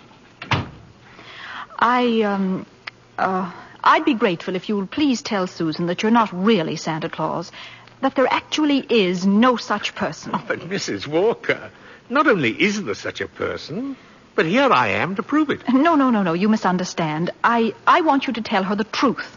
Now, what's your real name? Chris Kringle, and I always tell the truth. Susan, I'll bet you're in the first grade. Second grade. I mean your real name. Well, that is my real name. My goodness, the second grade? Very well. I have your employment card right here. I'll look it up on that. That's a very cute dress you have on, Susan. It's from Macy's. We get 10% off. Oh. So, you always tell the truth, do you? Mm-hmm. Look at your employment card. Name, Chris Kringle. Address, Brooks Memorial Home, Great Neck, Long Island. You may call the home if you'd care to confirm that, Mrs. Walker. It's a home for elderly gentlemen. Would you also like me to confirm this? What's that? Date of birth. As old as my tongue and a little bit older than my teeth. Place of birth. North Pole. Now, really. Why, I believe you doubt me, Mrs. Walker. And this tops everything. Next of kin. Oh, that. Dasher, Dancer, Prancer, and Vixen. I'm sorry to have to do this, Mr. Kringle? But the Santa Claus that we had 2 years ago is back in town, and I feel that we owe it to him to... What, have I done something wrong? No. It's just that we feel... Oh, excuse me. Hello? This is Mr. Shellhammer, Mrs. Walker. Drop whatever you're doing. Mr. Macy wants to see us immediately. Oh, I'll be right up. I'm afraid I'll have to be very abrupt with you. I have to see Mr. Macy. You'll be paid for the full week, Mr. Kringle, and I'll send your check to that address. Oh, Come right in, Mrs. Walker. Mr. Shellhammer. Thank you, Mr. Macy. Now, about this new policy you two initiated. Macy's Santa Claus sending customers to Gimbel. Well, I can explain everything, Mr. Macy. You don't have to explain a thing. Just look at my desk. 42 telegrams and over 500 phone calls. Grateful parents expressing undying gratitude to Macy's department store. Why, you don't say. From now on, not only will our Santa Claus continue in this manner, but every salesperson in the entire store. You mean that if we haven't got what the customer asks for, we're to send him where he can get it. No high-pressuring and forcing a customer to take something he doesn't really want. I think that's wonderful, Mr. Macy. Why, we'll be known as the helpful store, the friendly store, the store that places public service ahead of profits. And consequently, we will make more profits than ever. As for you, Mrs. Walker and Mr. Shellhammer, you'll find a more practical expression of my gratitude in your Christmas envelope. Oh, thank you. Thank you. Yes. And tell that wonderful Santa Claus I won't forget him either. As a matter of fact, I'll tell him myself in the morning. Yes, indeed, Mr. Macy. Good night. Good night. Good night, Mr. Macy. And thank you again, sir. Oh, imagine a bonus. Yes. Well, what's the matter with you? Mr. Shellhammer, I just fired him. Who? Santa Claus. No, you couldn't have. But I did. He's crazy, Mr. Shellhammer. He really thinks he is Santa Claus. I don't care if he thinks he's the Easter Bunny. Find him.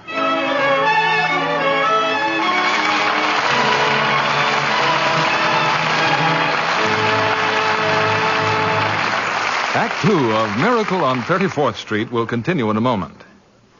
Well, Libby, have you given Santa your Christmas list? Yes, indeed, John. And number 1 on my list is a pair of Chinese pajamas with a 3/4 coat and little upstanding collar. Just like the ones Mata Torin wears in Rogue's Regiment. Perhaps you'd better have the wardrobe mistress of Universal International show Santa what you mean. Well, I'm sure Dick Powell or Stephen McNally could give him a good description. They found Mata very glamorous in this modern story of the French Foreign Legion. And what a villain Vincent Price is in Rogue's Regiment. Mm-hmm. I was on the edge of my seat through the whole picture. And you talk about a pair of pajamas. Well, they were very special. Mata liked them so well, she had 4 pairs made for her personal wardrobe. And she was delighted when they told her she could lux them. That's about the easiest care in the world. Especially now with the new tiny diamonds of Lux. Another triumph of the famous Lever Laboratories. These tiny diamonds are so much faster, they burst into suds the instant water touches them. And make wonderfully rich suds that last and last. Don't colors look marvelous when they're luxed? So fresh and new. No wonder smart girls say they won't risk wrong washing methods. Tests prove that with gentle care with Lux Flakes really makes a difference. Lux slips and nighties stayed new looking 3 times as long. And that's just like getting 3 pretty slips for the price of 1. A really thoughtful Santa would put a box of Lux Flakes in every lingerie gift next Friday night. Here's our producer, Mr. William Keeley. Act 2 of Miracle on 34th Street, starring Maureen O'Hara as Doris, John Payne as Fred, and Edmund Gwen as Kris Kringle.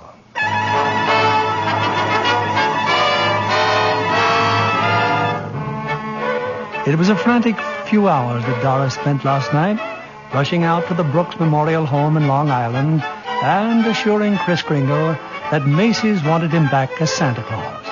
Now Kris is again presiding over the crowded toy department, while in her office, Doris and Mr. Shellhammer...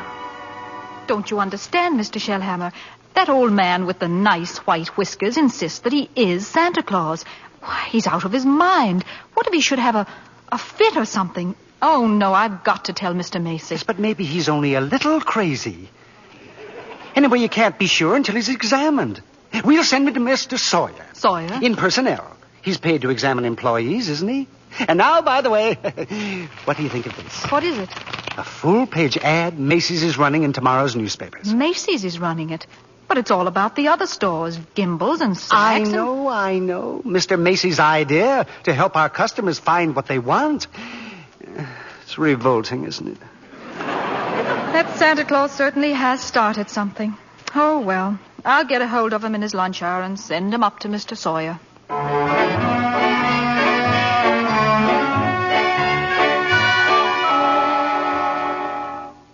changed my clothes, Mr. Sawyer, and came right up. Oh. Well, then that's your own beard, huh? Oh, yes, yes. Interesting complex in back of there. Why do you carry a cane? Always carry a cane, Mr. Sawyer. Well, that is when I wear street clothes. I carved this cane out of a runner from one of my old sleighs. What's that? What's that? With a fine, solid silver top. Who was the first president of the United States? Oh?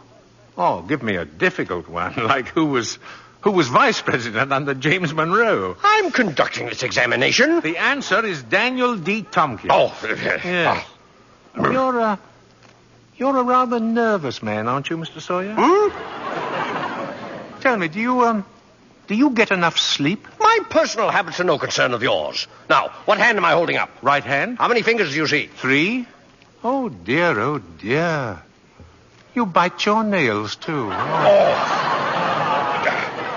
Stand up now. Feet together. Arms extended. Muscular coordination test? I've taken dozens of these tests. Mr. Sawyer, are you happy at home? What? That will be all, Mr. Kringle. The examination is over. Thank you. Yeah, and it may interest you to know I've been happily married for 22 years. Very happily married. Delighted to hear it. Goodbye, Mr. Sawyer. Miss Paul. Yes, sir. Get Mrs. Walker on the phone. Yes, sir. But your wife, Mr. Sawyer, she's called 4 times already. Well, you tell my big fat wife to shut up and mind her own business. Here's Mrs. Walker, sir. All right. Hello. Oh, I was just going to call you, Mr. Sawyer. Oh? There's a Dr. Pierce stopping by this afternoon at 3. Who's Dr. Pierce? He's the physician at the Brooks home. I thought we might discuss Mr. Kringle's case with him. There's hardly any point in discussing it, Mrs. Walker. Obviously, the old man should be discharged.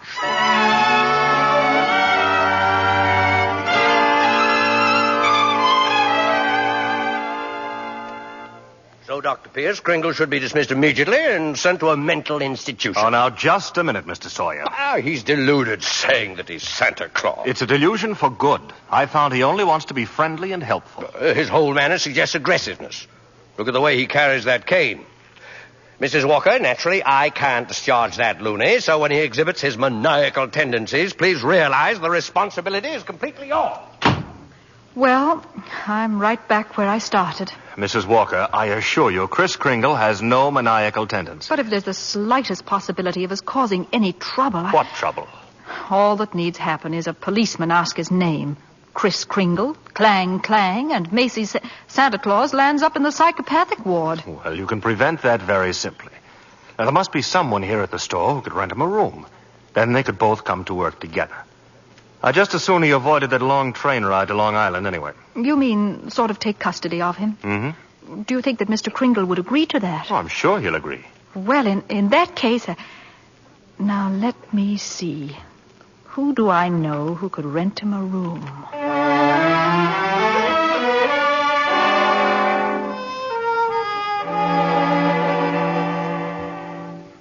You're going to have dinner with us, Mr. Kringle. Oh, thank you, Susan. I'm also very glad you're going to live next door with Mr. Gailey. Oh? Why? Because you're nice to talk to. Oh, I say, what a fine young man that Mr. Gailey is, eh? Just think, allowing me to share his apartment, a mere stranger.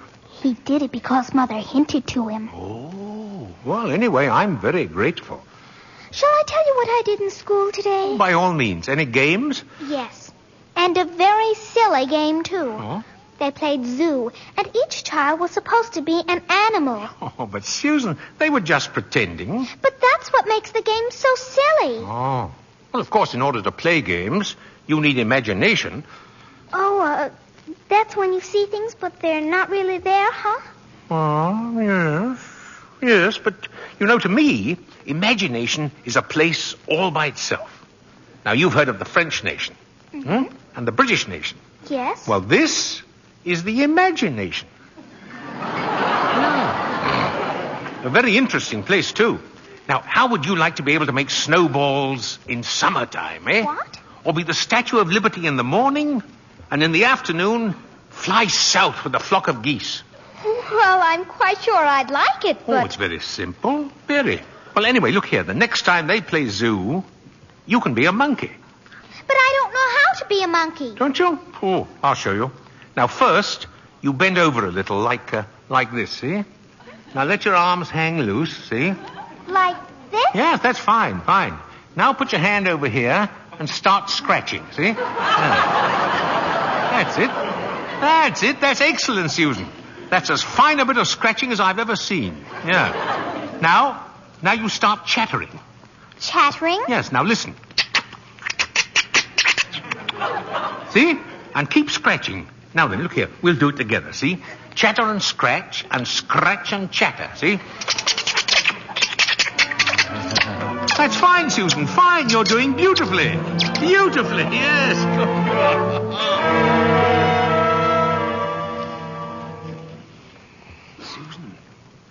Susan, are you still awake? Uh-huh.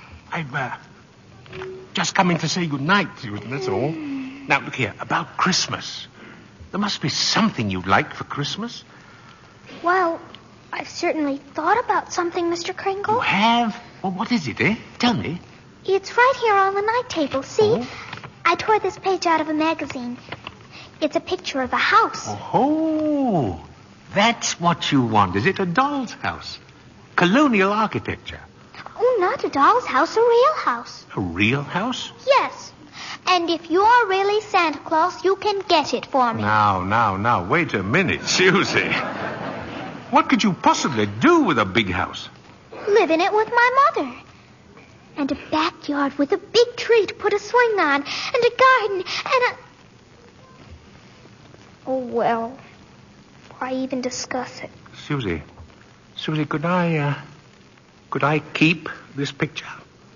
Just in case? I guess so. Thank you, dear. Thank you. Well, Mr. Gailey's waiting for me. Good night, Monkey. Good night, Mr. Kringle.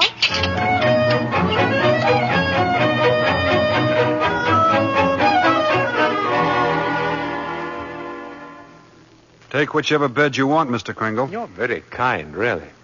Tell me, Mr. Gailey, what is it you just do for a living, eh? Oh, I'm a lawyer. Haslip, Sherman, and Mackenzie. Oh.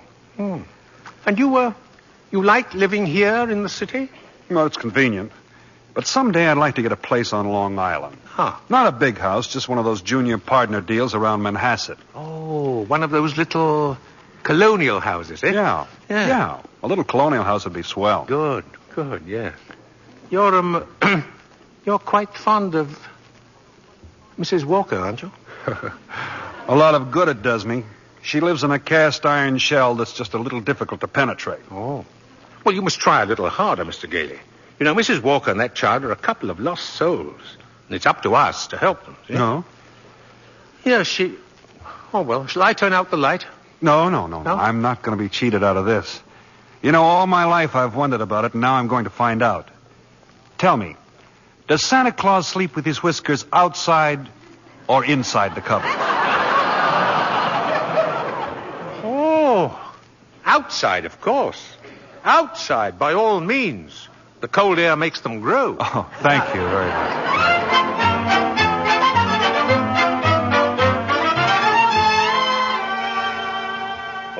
Come in, Mrs. Walker. Come in. Thank you, Mr. Macy. I've just heard something very exciting. You have? Well, let me tell you something very exciting. Our policy of being kind to customers has tripled our sales. Now, what do you think of that? That's wonderful, Mr. Macy. And Gimbels thinks it's wonderful, too. Gimbels? Gimbels are adopting the same policy. Well, is that so? And it gives me an idea. As long as Gimbels are doing the same thing, why not some pictures for the newspapers? Pictures? Yes. You and Mr. Gimbel shaking hands. Shaking hands? R.H. Macy and Gimbel? Well, yes. Yes, why not? With Santa Claus. It's a great idea, Mrs. Walker. Macy and Gimbel shaking hands.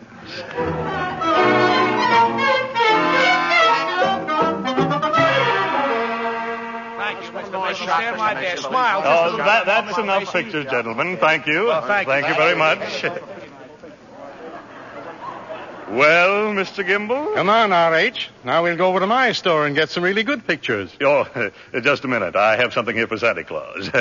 Here you are, Mr. Kringle. A check in appreciation of all you've done. Mr. Macy, why, that's most kind of you. I didn't think you were that generous, R.H. That's quite a check. What are you going to do with it, Mr. Kringle? Well, I have a friend, a Dr. Pierce. He needs a new X-ray machine. You buy the machine through the store. 10% discount. Nonsense. Come over to Gimbel's. We'll furnish it at cost. Oh, keep it up, gentlemen. Keep it up. At this rate, my friend will have a whole new hospital.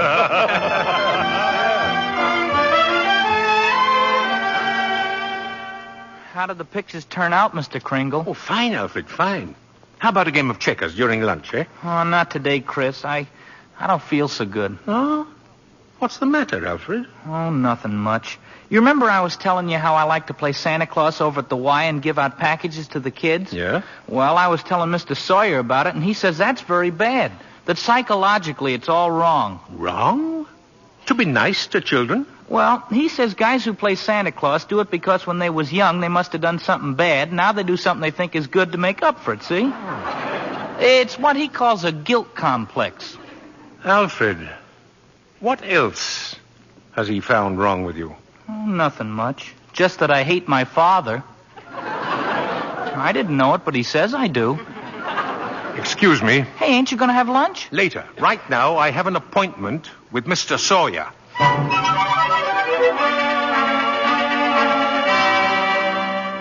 What do you mean breaking into my office like this? Are you a licensed psychiatrist? What business is it of yours? I have great respect for psychiatry and great contempt for meddling amateurs who go around practicing it. Oh, shut up. You ought to be horsewhipped. Taking a boy like Alfred and filling him up with complexes and phobias. I think I'm better equipped to judge that than you. Just because Alfred wants to be kind to children, you tell him he has a guilt complex. Yes. Having the same delusion you couldn't possibly understand. Oh. And don't you wave that cane at me. Either you stop analyzing Alfred or I'll go straight to Mr. Macy and tell him what a contemptible fraud you are. Get out of here. Get out of here before I have you thrown out. There's only one way to handle a man like you. Maybe this'll knock some sense into you. Oh, help. Oh, my head. My head. Oh. Good day, Mr. Sawyer. Miss Prawn, get me the police. Get me Mrs. Walker. Get me the psychopathic ward in Bellevue Hospital.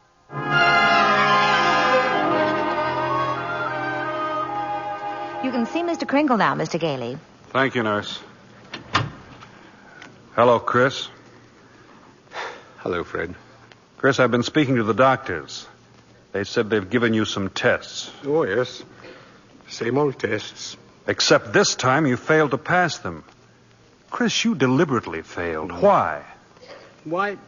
Well, because I had great hopes, Fred. I had a feeling Mrs. Walker was beginning to believe in me, and now I discover she was only humoring me all the time. But this wasn't Doris's idea at all. Mr. Sawyer had you sent up here before she even knew about it. But why didn't she come to me and explain things? Because she didn't want to hurt you. Oh, well, it's not just Mrs. Walker. Well, now, take Mr. Sawyer. He's contemptible, dishonest, deceitful, yet he's out there and I'm in here. Well, if that's normal, I don't want it. But you can't just think of yourself, Chris. What happens to you matters to a lot of other people. People like me who believe in what you stand for, and people like Susie, who are just beginning to. Chris, you're letting us down. Well, Fred, maybe you're right. Of course you're right. I ought to be ashamed of myself. Let's get out of here. Now, wait a minute. You flunked your mental examination, but good. Oh, yes, so I did. Oh. Well, anyway, you're a lawyer. You fix it. Hey, look, I can't just... Now, I won't let you down, and you won't let me down. Chris, now take it easy. Look, there'll have to be a hearing. If you're going to be committed, it has to be before a judge. Well, if I can do anything at all, it'll have to be in courtroom. Now, sit tight, Chris. I'll get an idea. I have to get an idea.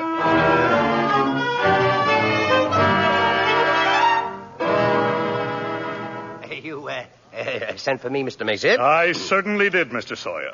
I brought my family to the toy department to see our Santa Claus, and our Santa Claus isn't there. He's in Bellevue. Yes, Mr. Macy. Because he's a lunatic. Yes, sir, a lunatic. Lunatic, my foot. Now, you listen to me, Sawyer. You get that case dropped right away, or you'll have another lump to match the one he gave you.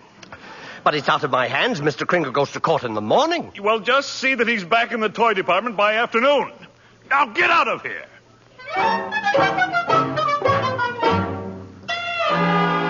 Oh, Mr. Gailey. Mr. Gailey. Yes? I've been looking all over for you. I'm Mr. Sawyer. Oh, So you're Sawyer? Yes. I was just speaking to the court clerk, and he said you represent Mr. Kringle. Well, I represent Mr. Macy. Well, then I'll see you in court. Oh, no. That's what I wanted to speak to you about. Now, Mr. Macy would like to drop the whole case right now. You see, we're most anxious to avoid any publicity. No publicity, huh? Well, that's very interesting. Oh, then you'll cooperate? You know something, Sawyer? You've just given me the idea I've been searching for. Oh, good. If I'm going to win this case, I'm going to have public opinion and plenty of it. And publicity's just the way to do it. Thanks. And so long, Mr. Sawyer. Mr. Gailey? But Mr. Gailey!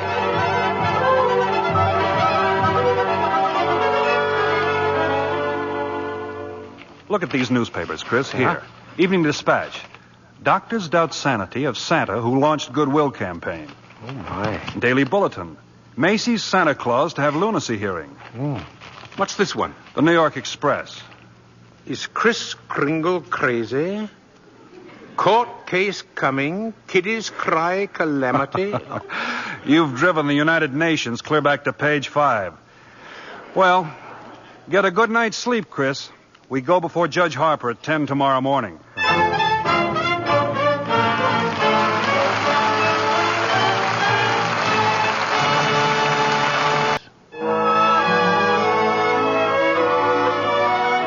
For a few weeks, a jolly elderly gentleman named Kris Kringle has been working minor miracles as Macy's Santa Claus. But now his sanity has been seriously questioned.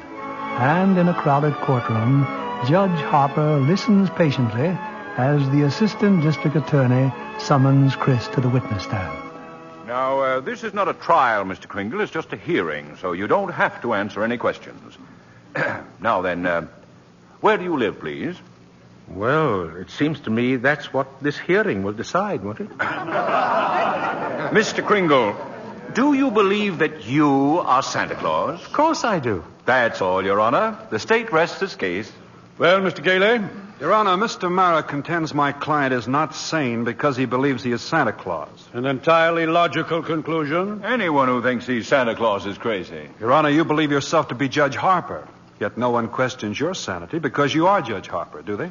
Mr. Kringle is the subject of this sanity hearing, not I. Well, Your Honor, I intend to prove that Mr. Kringle is Santa Claus. Mr. Mara, I thought you said this was a cut-and-dried sanity hearing. I thought it was, Your Honor. In view of Mr. Gailey's statement, I'll have to review the entire background of this case. Court's adjourned till tomorrow morning.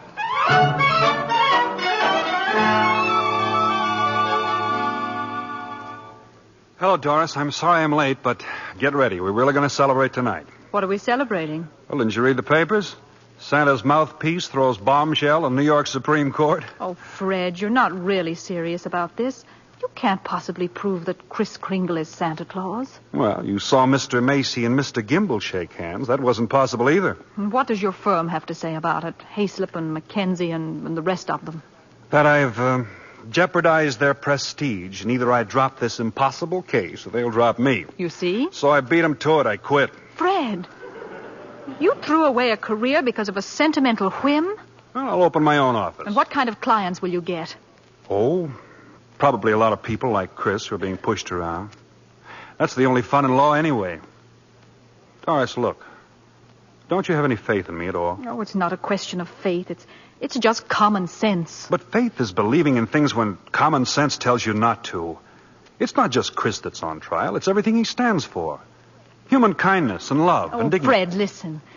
We've seen a lot of each other the last couple of weeks. I've become fond of you. We've talked about some wonderful plans, haven't we? And then you do this. Go on an idealistic binge, throw away your security, and expect me to be happy about it. And I expect too much. Is that it? Well, that's that, I guess. Good night, Doris.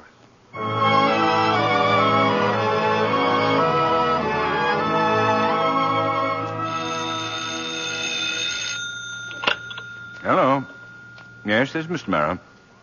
Well, can't it wait till tomorrow? I'm eating dinner. Who's been subpoenaed? Well, how do you think I feel about it? I'll see you tomorrow. Who's that, dear? R.H. Macy's been subpoenaed. Oh, my. Those reporters. They make me look like a sadistic monster who likes nothing better than to drown pussycats and tear wings off butterflies. Quiet, dear. Tommy's still awake. Oh, yeah. It'd just break his heart if he knew what his daddy is doing. I'm doing my job as assistant district attorney. Well, I'm not so sure, but that I agree with them. Mr. Kringle looks like a very nice old man, and I don't see why you have to keep persecuting him. I'm not persecuting him. I'm prosecuting him. I like the old man, too, but there's nothing I can do about it. You know something, Thomas? Sometimes I wish I'd married a butcher or a plumber. Well, if I lose this case, it's very possible you'll get your wish. R.H. Macy, I wonder what he's going to pull tomorrow. Proceed with the witness, Mr. Gailey. Now then, Mr. Macy, if you recognize the defendant, please tell us who he is. Why, Chris Kringle, of course. Do you believe him to be of sound mind? Sound mind? I wish I had a dozen like him. Mr. Macy, you are under oath. Do you believe that man is Santa Claus? Well, now, that's a rather delicate... Just think of those headlines tomorrow.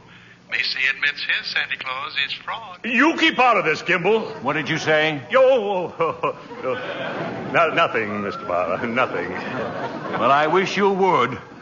Is that man Santa Claus?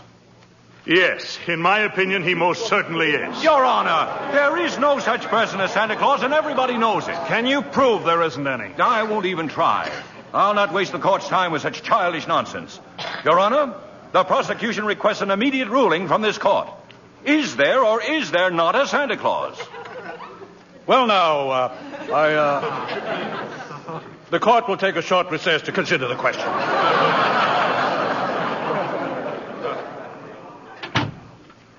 Hello, Henry.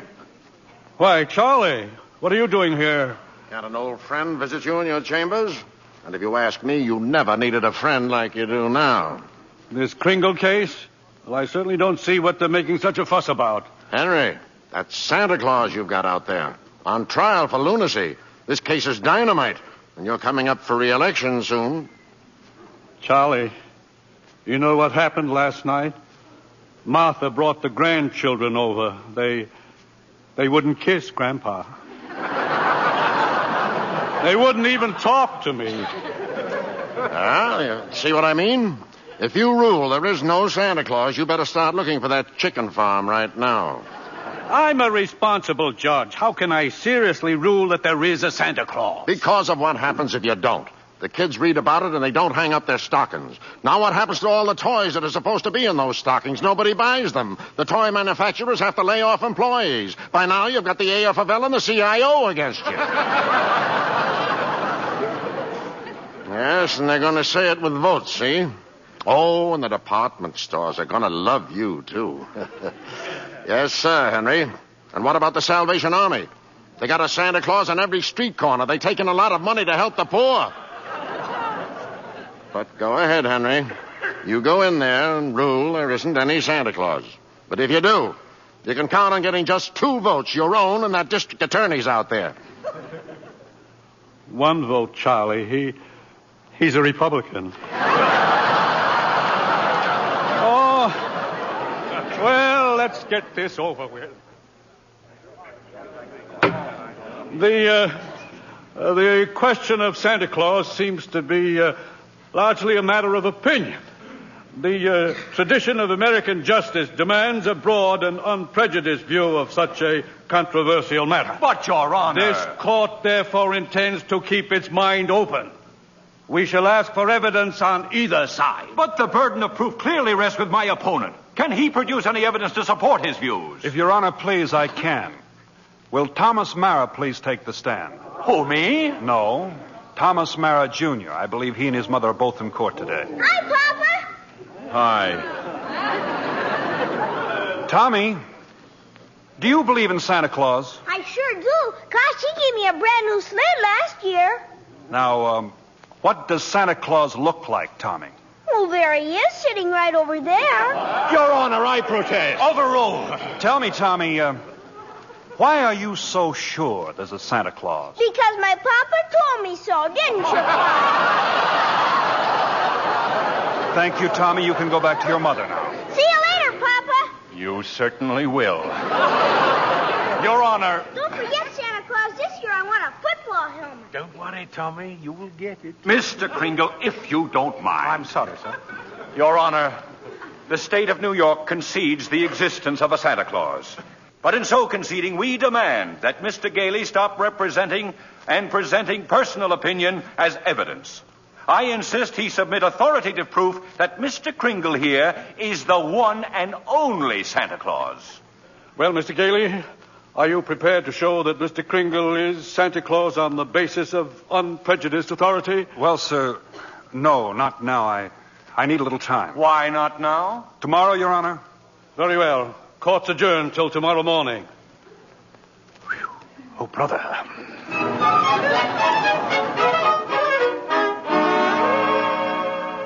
Now come, Susan, dear, finish your supper. But I can't, Mother. All those things they're saying in the newspapers about Mr. Kringle and Mr. Gailey. They're having this trial because he says he's Santa Claus. He's so kind and nice and jolly. He's not like anyone else I know. He must be Santa. You know something?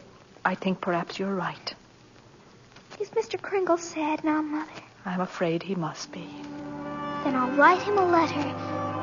Maybe that'll make him feel better. I'll cheer him up.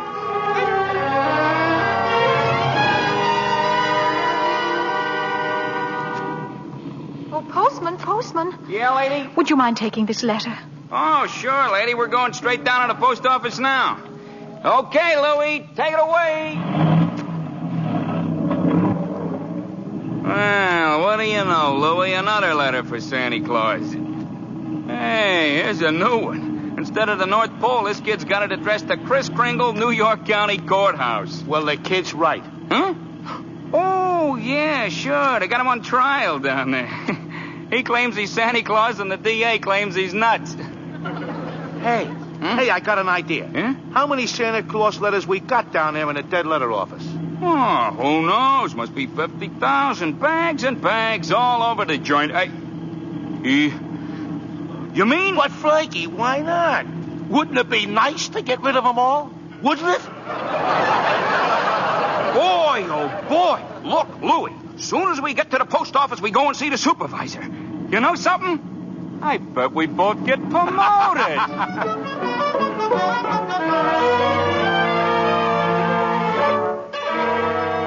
And since the defense has been unable to submit one shred of proof that Chris Kringle is the one and only Santa Claus, and since tonight is Christmas Eve, I ask Your Honor that this hearing be terminated without further delay. I protest. I do have evidence. 5 minutes ago, you said you didn't. During Mr. Marrow's oration, the bailiff handed my client the evidence I refer to. What evidence? This letter, Your Honor. Oh, yes, Mr. Kringle. It's from Susan Walker. She believes in me. Oh, this letter means more to me than anything in the world. That letter, Your Honor, was delivered by the United States Post Office, an official agency of the federal government. The Post Office Department was one of the largest business concerns in the world. Last year did a gross volume of over $1 billion, and this year... Your Honor, I'm sure we're all gratified that the Post Office is getting along so well. But what bearing has it on the sanity of that man? My point is that the Post Office Department is a model of efficiency. Furthermore, the laws of this country make it a criminal offense to willfully misdirect mail or intentionally deliver it to the wrong party. The state of New York is second to none in its admiration of the Post Office Department. We're very happy to concede Mr. Gailey's... For the record, Mr. Mara. For the record. Anything to get on with this case. Thank you. Your Honor, that letter just received by Mr. Kringle is positive proof that a competent... One letter is hardly positive proof. I have further exhibits, Your Honor, but I hesitate to produce them. Come, Mr. Gailey. Put them here on my desk. But, Your Honor, I don't... said put them on my desk. All right, boys, bring them in. Your Honor, what is this? Empty those mail sacks on Judge Harper's desk. But bring them all in or be fined for contempt of court. No, just a second here. We'll do it, Your Honor, through rain, through sleet, through courtrooms, anything. We deliver. Mr. Gailey. Your Honor, every one of those letters and every one of those mail sacks is addressed to Santa Claus. The post office is to deliver them. Therefore, the Post Office Department recognizes Chris Kringle to be the one and only Santa Claus. Since the United States government declares this man to be Santa Claus, this court will not dispute it. Case dismissed. And for heaven's sake, get this mail out of my courtroom.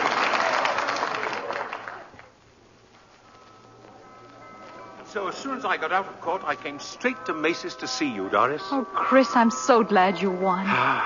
Well, we're having a big Christmas party at the Brooks home tomorrow morning. I'd like so much to see you and Susan there. We'll be there, Chris. Oh, Chris, couldn't you come home now and have dinner with us? Now? Tonight? Me? My goodness, Doris, it's Christmas Eve.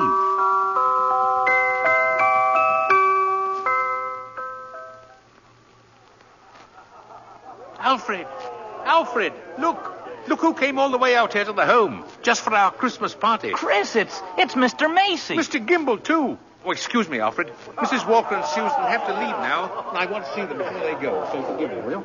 But, Susie, darling, you got so many presents. Not the one I wanted. Not the one Mr. Kringle was going to get for me. Well, what was it?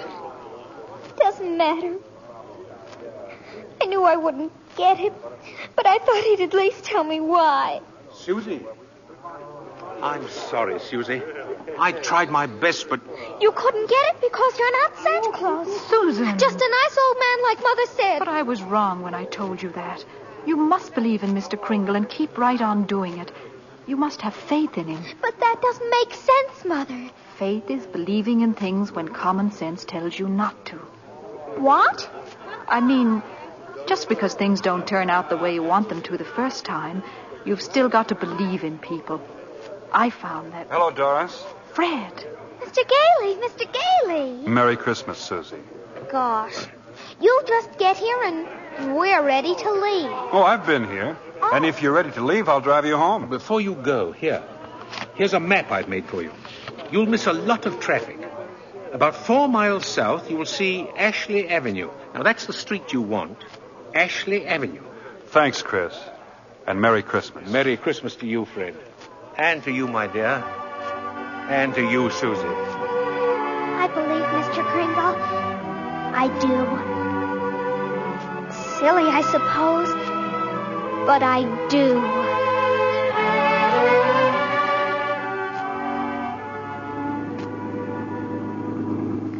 I don't understand it, Fred. The map Chris gave definitely says Ashley Avenue. We've been on Ashley Avenue now for... Car! Oh, stop the car, please! Susie, what is it, darling? What's the matter? There it is! The house! The house! Susie! What in the world? She's running into that house. Well, at least there's no one home. It's brand new. It's just been built. Yeah, for sale, it says. For sale. What on earth is that child up to? Susie! Hey, Susie! Here I am!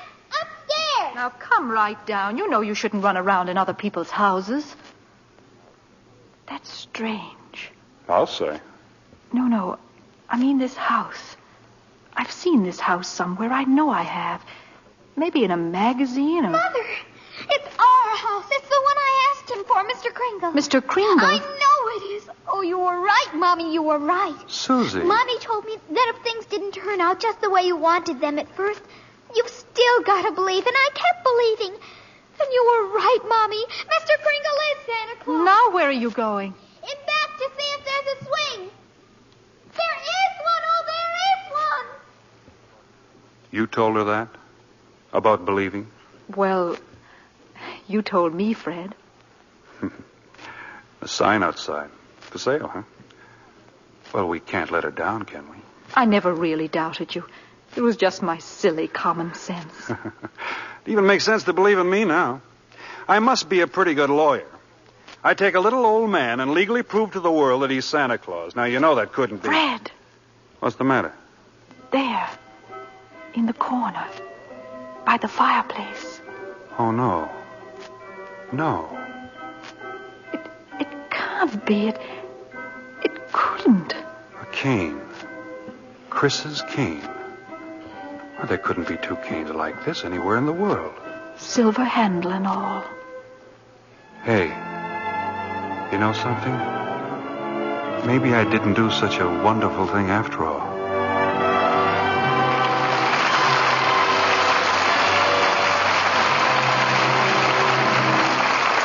Good night. Good night. Can I give anybody a lift in my sleigh? Good night and a Merry, Merry Christmas.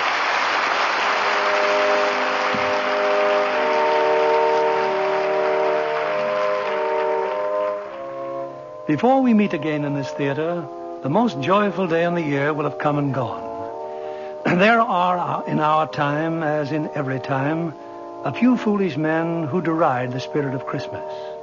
But in every country and in every time, they are overwhelmed by those who find in it the hope and happiness of the future, by those of us who believe in our hearts that there can be peace on this earth and goodwill among all men. On behalf of Lever Brothers Company and of us in the Lux Radio Theater, may I wish all of you the happiest of holidays.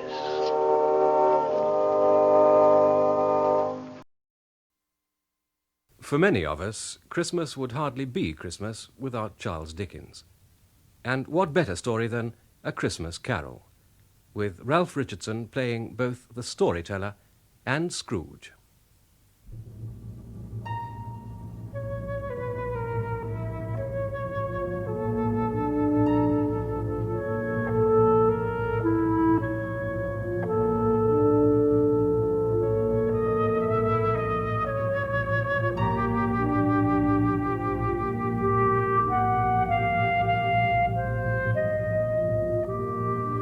Marley was dead to begin with.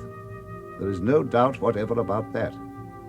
The register of his burial was signed by the clergyman, the clerk, the undertaker, and the chief mourner. Old Marley was dead as a doornail.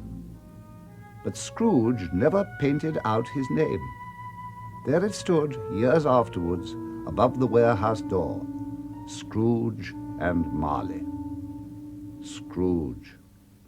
Hard and sharp as flint, secret and self-contained, and solitary as an oyster. The cold within him froze his old features, nipped his pointed nose, shriveled his cheek, stiffened his gait, made his eyes red, his thin lips blue, and spoke out shrewdly in his grating voice. Nobody ever stopped him in the street to say, "My dear Scrooge, how are you?" No beggars implored him to bestow a trifle. No children asked him what it was o'clock. And no man or woman ever once in all his life inquired the way to such and such a place of Scrooge. Once upon a time, on Christmas Eve, old Scrooge sat busy in his counting-house. It was cold, bleak, biting weather, and the fog came pouring in at every chink and keyhole. The door in Scrooge's counting-house was open, that he might keep his eye upon his clerk, who in a dismal little cell beyond, a sort of tank, was copying letters. Scrooge had a very small fire, but the clerk's fire was so very much smaller that he put on his white comforter and tried to warm himself at the candle. Suddenly the street door opened, and a cheerful voice, the voice of Scrooge's nephew, cried, "A Merry Christmas, Uncle!" "Christmas? Bah! Humbug!" "Christmas a humbug? Oh, you don't mean that, I'm sure, Uncle." "I do. Merry Christmas. What reason have you to be merry? What's Christmas to you but a time for paying bills without money, a time for finding yourself a year older and not an hour richer? Bah!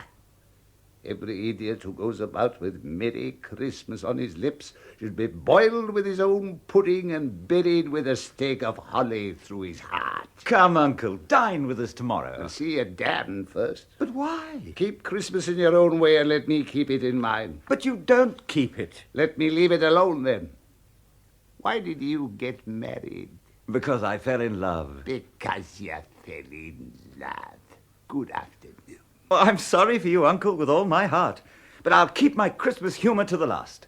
A Merry Christmas. Good afternoon. And a Happy New Year. Good afternoon. His nephew left, only stopping to bestow the greetings of the season on the clerk, who, cold as he was warmer than Scrooge, for he returned them cordially. And a very Merry Christmas to you too, sir. There's another fellow, my clerk, with 15 shillings a week, a wife and family, talking about a Merry Christmas. I'll retire to Bedlam. But this lunatic, in letting Scrooge's nephew out, had let someone else in. It was a portly gentleman, pleasant to behold, who now stood with his hat off in Scrooge's office. Scrooge and Marley's, I believe. Have I the pleasure of addressing Mr. Scrooge or Mr. Marley? Mr. Marley's been dead these 7 years. 7 years this very night. At this festive season of the year, Mr. Scrooge, it is more than usually desirable that we should make some slight provision for the poor and destitute. Are there no prisons? Plenty of prisons. And the union workhouses, are they still in operation? I wish I could say they were not. The treadmill and the poor law are in full vigor? Both very busy, sir. I'm glad to hear it. I don't make merry myself at Christmas, and I can't afford to make idle people merry. I help to support the establishments I've mentioned, and those who are badly off must go there. Many would rather die. If they would rather die, they'd better do it, and decrease the surplus population. Good afternoon, sir.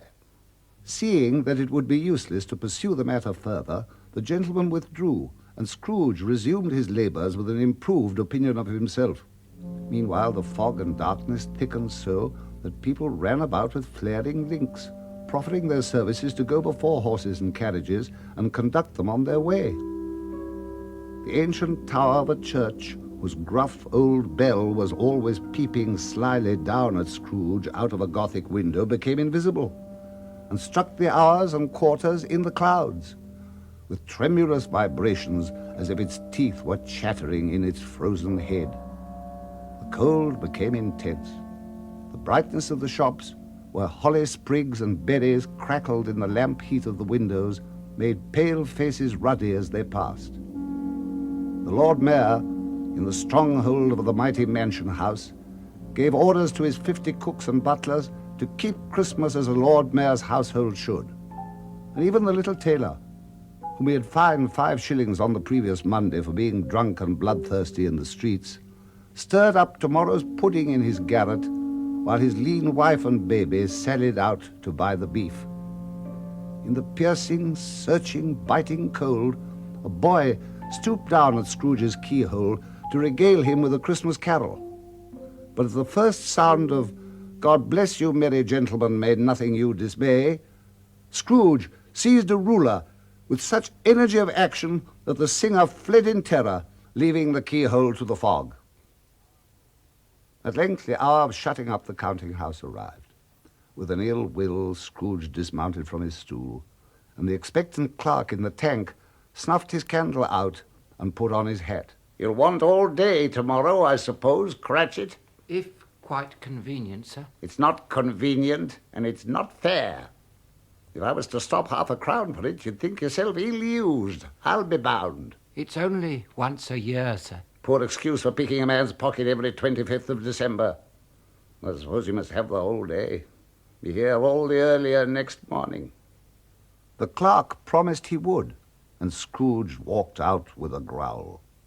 The office was closed in a twinkling, and the clerk, with the long ends of his white comforter dangling below his waist, for he boasted no greatcoat, went down a slide on Cornhill 20 times in honor of its being Christmas Eve, and then ran home to Camden Town as hard as he could pelt to play at blind man's buff. Scrooge took his melancholy dinner in his usual melancholy tavern, and having read all the newspapers and beguiled the rest of the evening with his banker's book, went home to bed. He lived in chambers which had once belonged to his deceased partner. They were a gloomy suite of rooms in a lowering pile of building up a yard, where the fog and frost hung about the black old gateway. There was nothing at all particular about the knocker on the door, except that it was very large, and Scrooge had seen it night and morning during his whole residence in that place. But when he put his key in the lock, he saw, in the knocker, Marley's face. Marley's face. It was not in impenetrable shadow, as the other objects in the yard were, but had a dismal light about it, like a bad lobster in a dark cellar. The hair was curiously stirred, as if by a breath or hot air. And though the eyes were wide open, they were motionless. As Scrooge looked fixedly at this phenomenon, it became a knocker again. To say that he was not startled, or that his blood was not conscious of a terrible sensation, would be untrue. But he put his hand upon the key, turned it, walked in, and lighted his candle. He did pause, with a moment's irresolution, and he did look cautiously behind the door, as if he half expected to be terrified with the sight of Marley's pigtails sticking out into the hall. But there was nothing on the back of the door except the screws and nuts that held the knocker on. So he said, "Oh, oh," and closed it with a bang which resounded through the house like thunder. He fastened the door, walked across the hall, and up the stairs, trimming his candle as he went. Darkness is cheap, and Scrooge liked it. But this night, before he shut his own heavy door, he walked through his rooms to see that all was right. Sitting room, bedroom, lumber room. Nobody under the table, nobody under the sofa, nobody under the bed, nobody in the closet, nobody in his dressing gown, which was hanging up in a suspicious attitude against the wall. Quite satisfied, he closed his door and locked himself in, took off his cravat, put on his dressing gown and slippers and his nightcap, and sat down before the fire to take his gruel.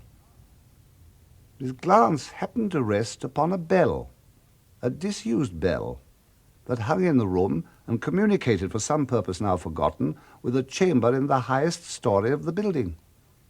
It was with great astonishment, and with a strange, inexplicable dread, that as he looked, he saw this bell begin to swing.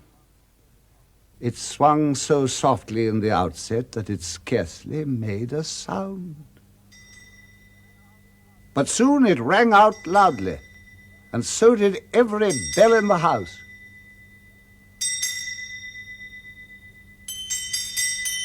They ceased as suddenly as they had begun, and were succeeded by a clanking noise, as if some person were dragging a heavy chain over the casks in the cellar, the door of which flew open with a booming sound. Then he heard the noise much louder on the floors below, then coming up the stairs, then coming straight towards his door, then through the door and into the room. It was Marley. Marley in his pigtail, usual waistcoat, tights and boots, and with a kerchief bound around his head and chin. The chain he drew was long and wound about him like a tail. It was made of cash boxes, keys, padlocks, ledgers, deeds, and heavy purses wrought in steel. His body was transparent, so that Scrooge, observing him and looking through his waistcoat, could see the 2 buttons on his coat behind. "I won't believe it," said Scrooge to himself. And then, aloud, "What do you want with me?" "But..." "Who are you?" "Ask me who I was. Who were you, then?" In life I was Jacob Marley, your partner." Can you sit down?" "I can." "Do it, then." "You don't believe in me." "I don't. You may be an undigested bit of beef, a blot of mustard, a crumb of cheese, a fragment of an underdone potato. Humbug, I tell you. Humbug." At this the spirit raised a frightful cry, and shook its chain with such a dismal and appalling noise that Scrooge held on tight to his chair to save himself from falling in a swoon. But how much greater was his horror when the phantom, taking off the bandage round its head, as if it were too warm to wear indoors, its lower jaw dropped down upon its breast.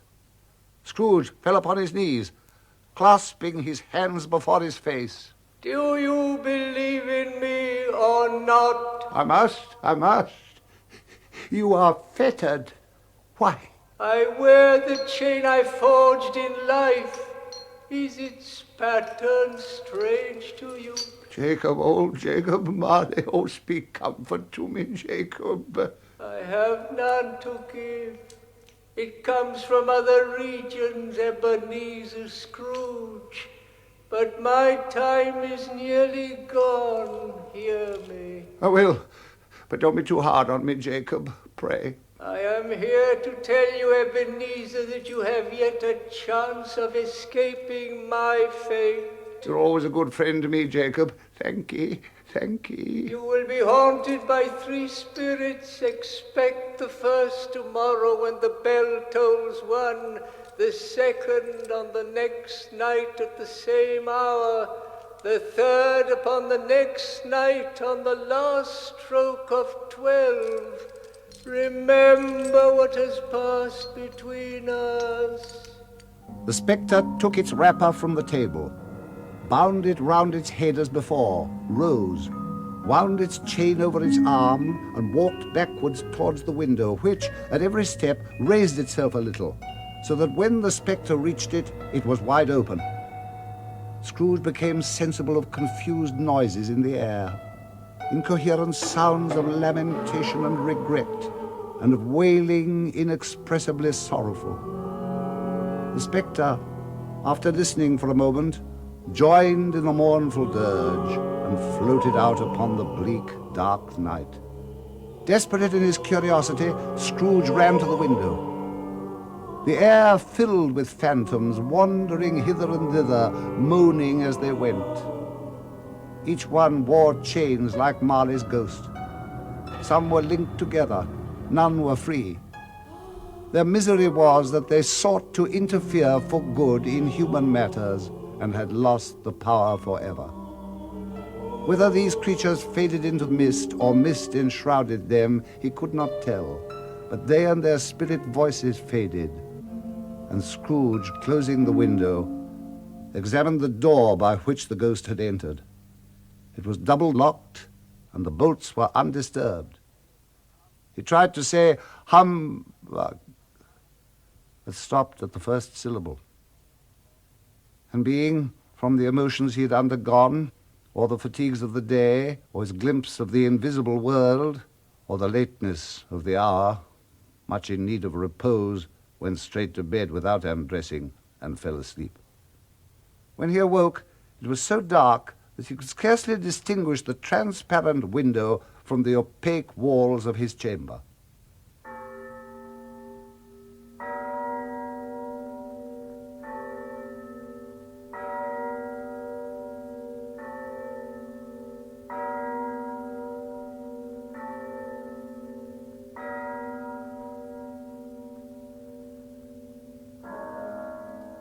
One, 2, 3, 4, 5,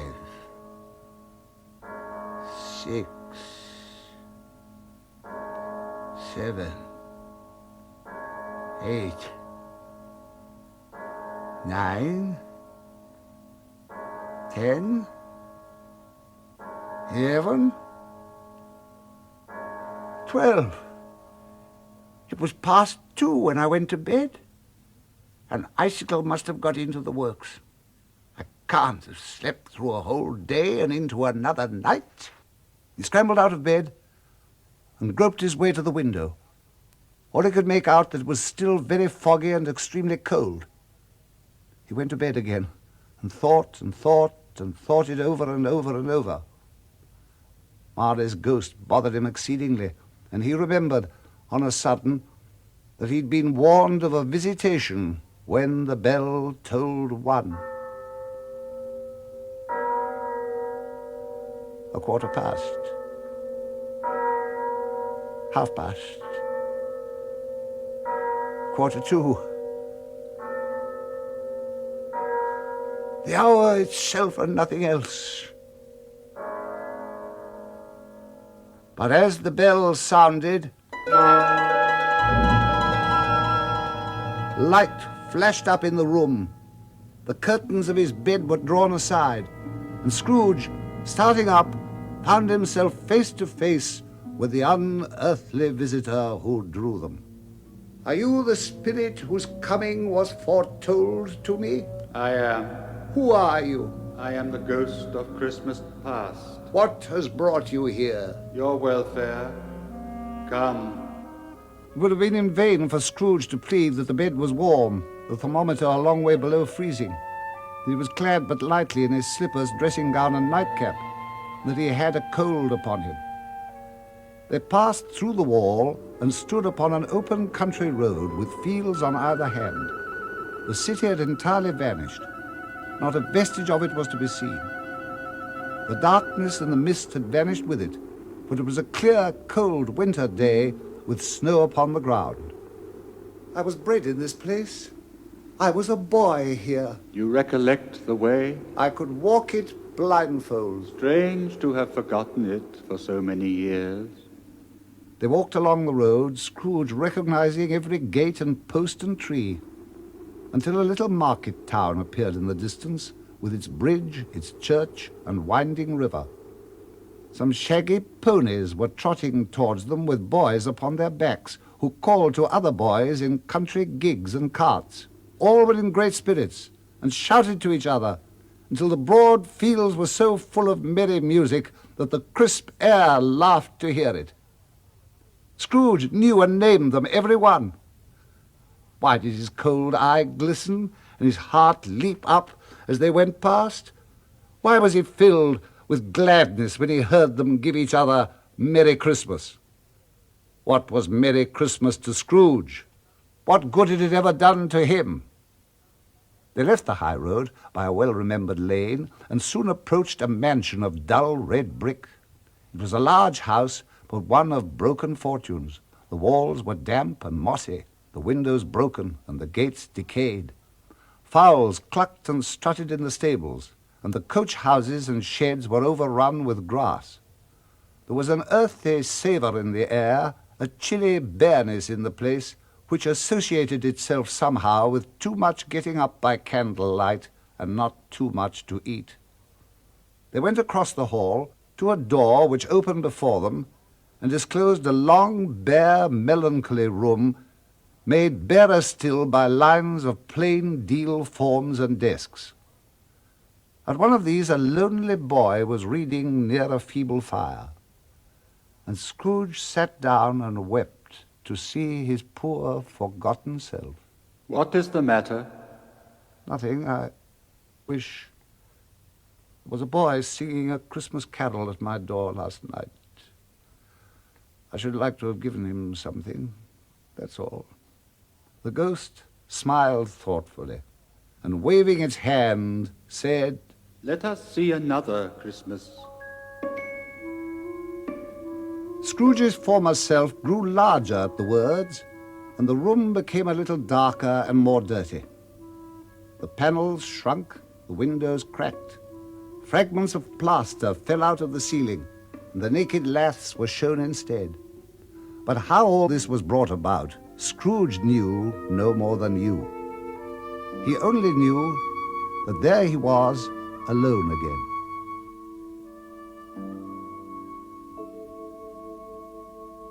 He was not reading now, but walking up and down despairingly. Scrooge turned to the ghost, and then glanced anxiously towards the door. Fun. Dear, dear brother, I have come to bring you home. Home, Fun? Yes, home. Father is so much kinder than he used to be. He spoke so gently to me one night that I was not afraid to ask if you might come home, and he said yes and sent me to bring you. She clapped her hands and laughed and dragged him in her childish eagerness towards the door. When at last his trunk was tied up on the top of the chaise, they bade the schoolmaster good-bye and drove gaily away, the quick wheels dashing the hoarfrost and snow off the dark leaves of the evergreens like spray. She died, but had, I think, children. One child. True. Your nephew. Yes. Although they had but that moment left the school behind, they were now in the busy thoroughfares of a city, where shadowy passengers passed and repassed, and shadowy carts and coaches battled for the way. The ghost stopped at a certain warehouse door and asked Scrooge if he knew it. "Know it?" said Scrooge. "I was apprenticed here." They went in, and at the sight of an old gentleman in a Welsh wig, sitting behind such a high desk that if he'd been 2 inches taller he must have knocked his head against the ceiling, Scrooge cried in great excitement, "Why, it's old Fezziwig! Bless his heart, it's Fezziwig alive again!" Old Fezziwig laid down his pen and looked at the clock, which pointed to the hour of 7. He rubbed his hands, adjusted his capacious waistcoat, and laughed all over himself, and called out, "Yo-ho there, Ebenezer, Dick!" Scrooge's former self, now grown a young man, came briskly in, accompanied by his fellow prentice, "Dick Wilkins, to be sure," said Scrooge. "Bless me, yes, there he is. He was very much attached to me, was Dick. Poor Dick, dear, dear." Yo-ho, my boys! No more work tonight. Christmas Eve, Dick, Christmas, Ebenezer. Let's have the shutters up before a man can say Jack Robinson. You wouldn't believe how those two fellows went at it. They charged into the street with the shutters, 1, 2, 3, had 'em up in their places, 4, 5, 6, barred 'em and pinned 'em, 7, 8, 9, and came back before you could have got to 12, panting like racehorses. Hilly-ho, clear away, my lads. Let's have lots of room here. Hilly-ho, Dick. Cheer up, Ebenezer. Clear away. There's nothing they wouldn't have cleared away, or couldn't have cleared away, with old Fezziwig looking on. It was done in a minute. The floor was swept and watered, the lamps were trimmed, fuel was heaped on the fire, and the warehouse was as snug and warm and dry and bright as a ballroom should be. In came a fiddler with a music book and went up to the lofty desk and made an orchestra of it, and tuned like 50 stomach aches.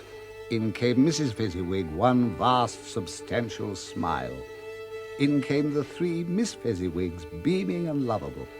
In came the 6 young followers whose hearts they broke. In came all the men and women employed in the business. In came the housemaid with her cousin, the baker. In came the cook with her brother's particular friend, the milkman. In came the boy from over the way. In they all came, one after another, some shyly, some boldly, some gracefully, some awkwardly, some pushing, some pulling. In they all came, anyhow and everyhow.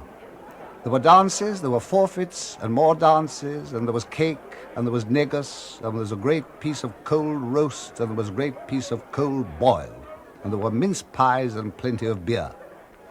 But the great effect of the evening came after the roast and the boiled, when the fiddler struck up Sir Roger de Coverley and old Fezziwig stood out to dance with Mrs. Fezziwig.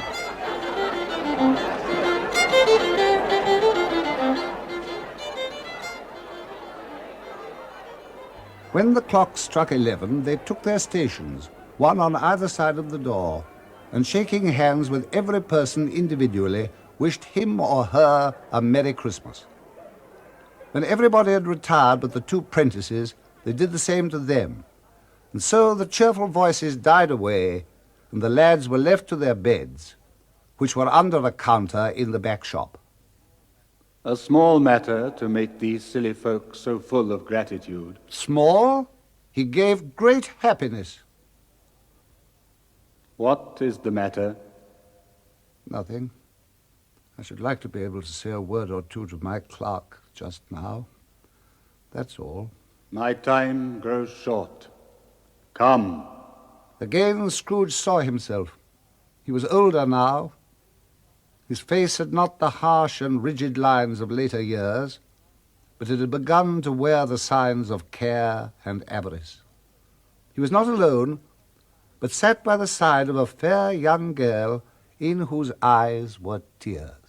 A golden idol has displaced me.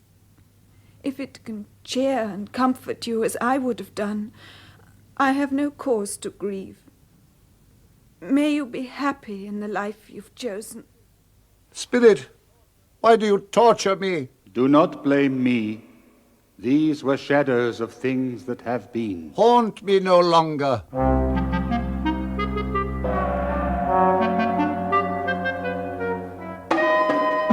Scrooge turned upon the ghost, and seeing that it looked upon him with a face in which there were fragments of all the faces it had shown him, wrestled with it.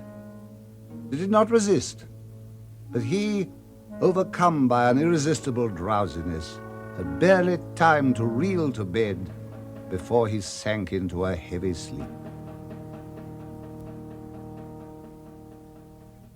Awakening in the middle of a prodigiously tough snore, Scrooge had no occasion to be told that the bell was again upon the stroke of 1.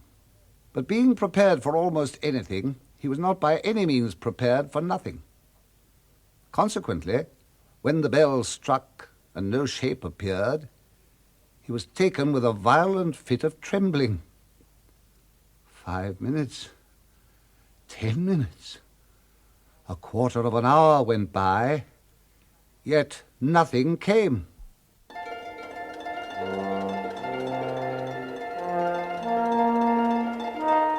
But all this time he lay upon his bed in a blaze of light, which was more alarming than a dozen ghosts.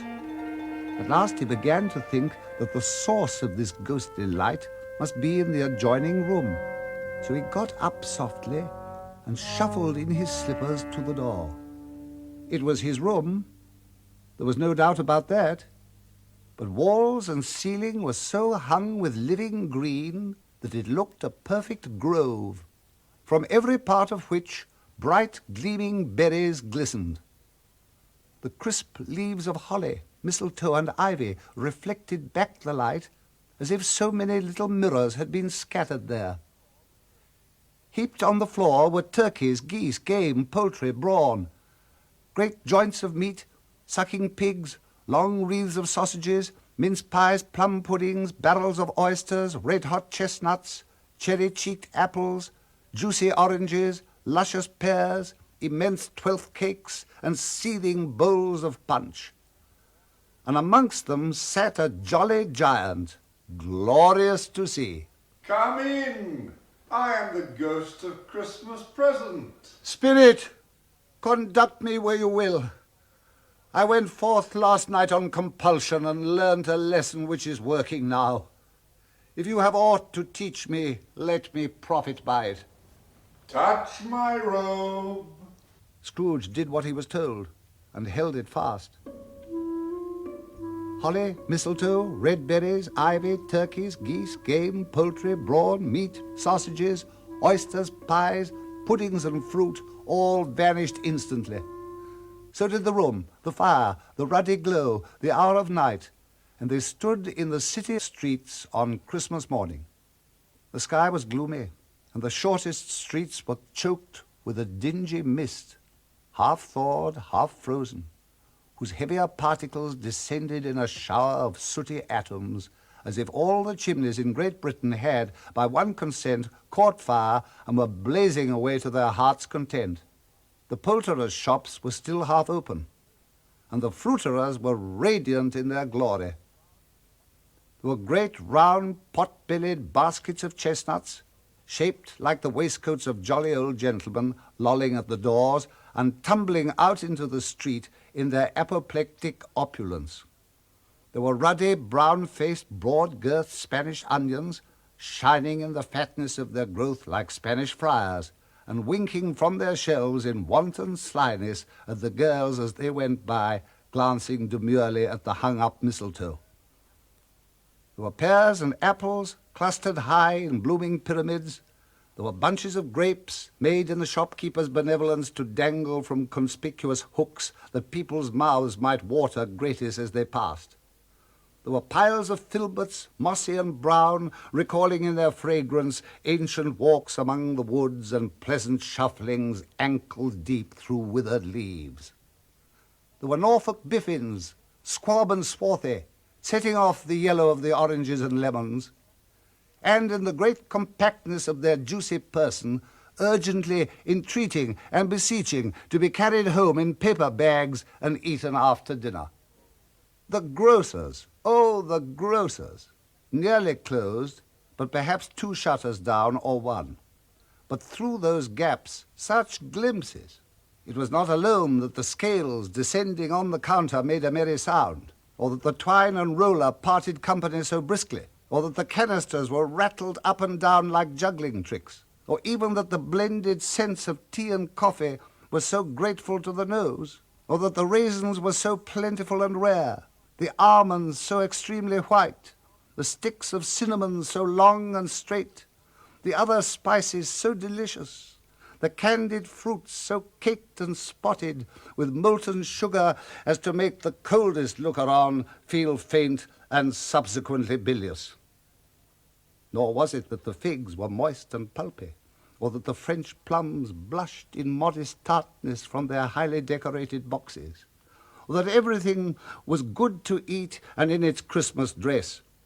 But the customers were all so hurried and so eager, in hopeful promise of the day, they tumbled up against each other, crashing their wicker baskets wildly, and left their purchases on the counter, and came running back to fetch them, and committed 100 of the like mistakes in the best humour possible. They went on, invisible, straight to his clerk's dwelling, where they saw Mrs. Cratchit, Bob Cratchit's wife, dressed out poorly in a twice-turned gown, but brave in ribbons which make a goodly show for 6pence. And she laid the cloth, assisted by Belinda Cratchit, also brave in ribbons, while Master Peter Cratchit plunged a fork into the saucepan of potatoes, and getting the corners of his monstrous shirt collar, Bob's private property, conferred upon his son and heir in honour of the day, into his mouth, rejoiced to find himself so gallantly attired. And now the 2 smaller Cratchits, boy and tearing in, screaming that outside the baker's they'd smelt the goose and known it for their own. And, basking in luxurious thoughts of sage and onion, these young Cratchits danced about the table and exalted Master Peter Cratchit to the skies, whilst he blew the fire until the slow potatoes bubbling up knocked loudly at the saucepan lid to be let out and peeled. Where's your precious father and your brother, Tiny Tim? Is Martha, Mother? Hurrah! There's such a goose, Martha. Why, bless your heart alive, me dear, how late you are. Oh, we'd a deal of work to finish, Mother. Oh, well, never mind, so long as you come. Sit you down before the fire and have a warm, Lord bless you. No, here's Father coming and Tiny Tim. Hide, Martha. Hide. So Martha hid herself, and in came little Bob Cratchit, with at least 3 feet of comforter, exclusive of the fringe, hanging down before him, and his threadbare clothes darned up and brushed to look seasonable. Why, where's our Martha? Not coming. Not coming? Not coming upon Christmas Day? Here I am, Father!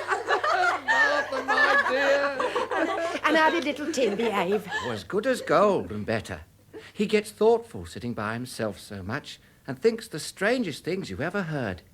He told me coming home that he hoped the people saw him in the church because he was a cripple, and it might be pleasant to them to remember upon Christmas Day who made lame beggars walk and blind men see.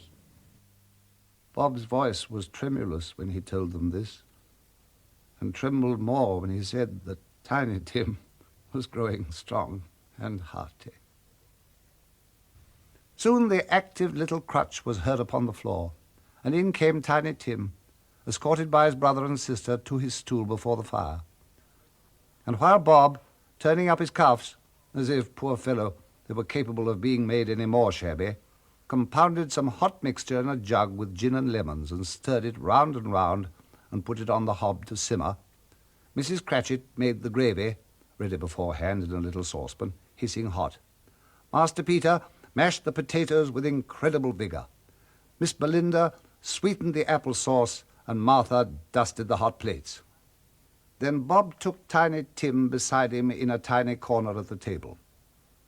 The 2 young Cratchits set chairs for everybody, not forgetting themselves, and mounting guard upon their posts, crammed spoons in their mouths, lest they should shriek for goose before their turn came to be helped.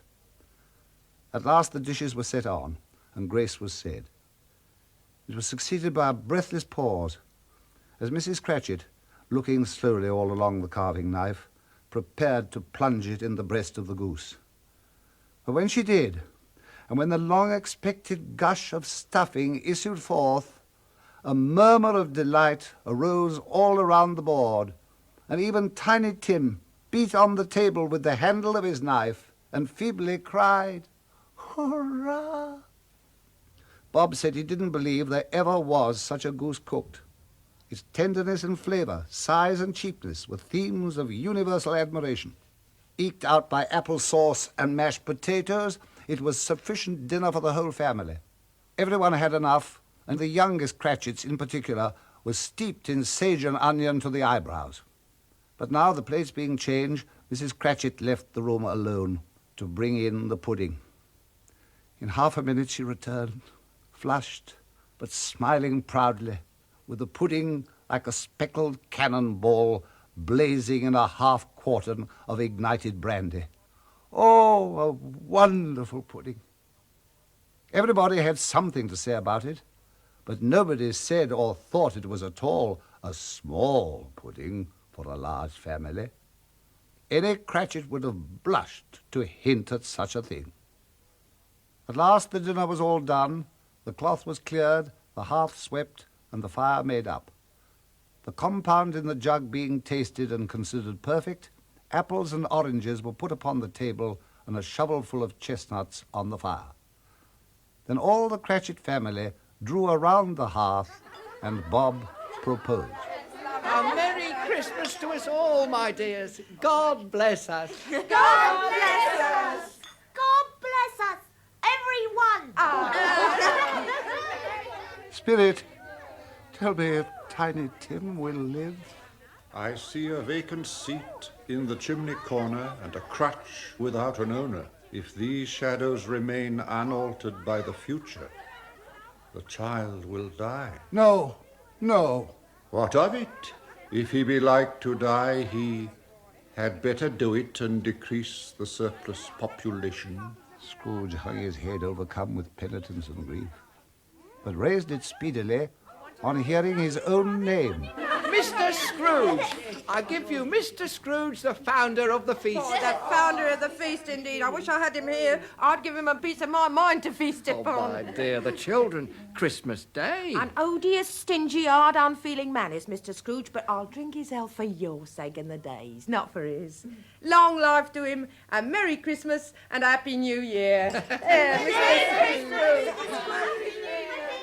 They were not a handsome family. They were not well dressed. Their shoes were far from being waterproof. Their clothes were scanty.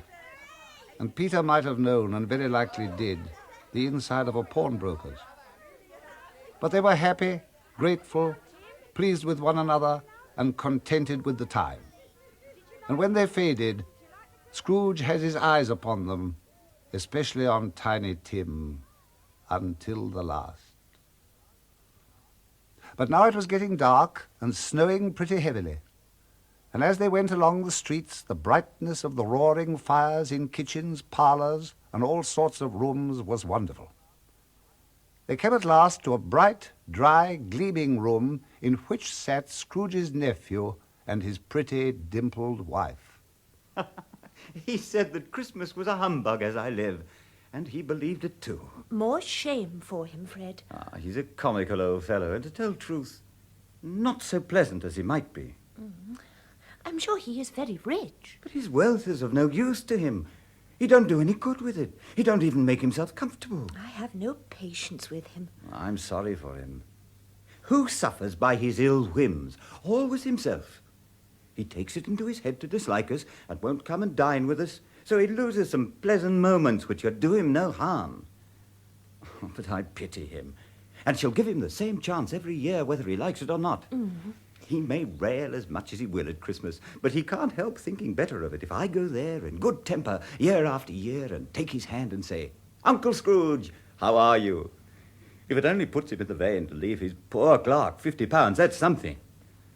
It would be ungrateful not to drink his health. Here is a glass of mulled wine, and I say, "Uncle Scrooge, a Merry Christmas and a Happy New Year." The scene faded, and the bell struck 12. Scrooge looked about him for the ghost, and saw it not. But as the last stroke ceased to vibrate, he remembered the prediction of old Jacob Marley, and lifting up his eyes, beheld a solemn phantom, draped and hooded, coming like a mist along the ground towards him. It was shrouded in a deep black garment, which, concealing its head and form, left nothing visible save one outstretched hand. "Are you the ghost of Christmas yet to come?" cried Scrooge. The spirit didn't answer, but pointed onward with its hand. "You're about to show me things that have not happened, but will happen in the time before us? Is that so, spirit?" The upper portion of the garment was contracted for an instant, as if the spirit had inclined its head.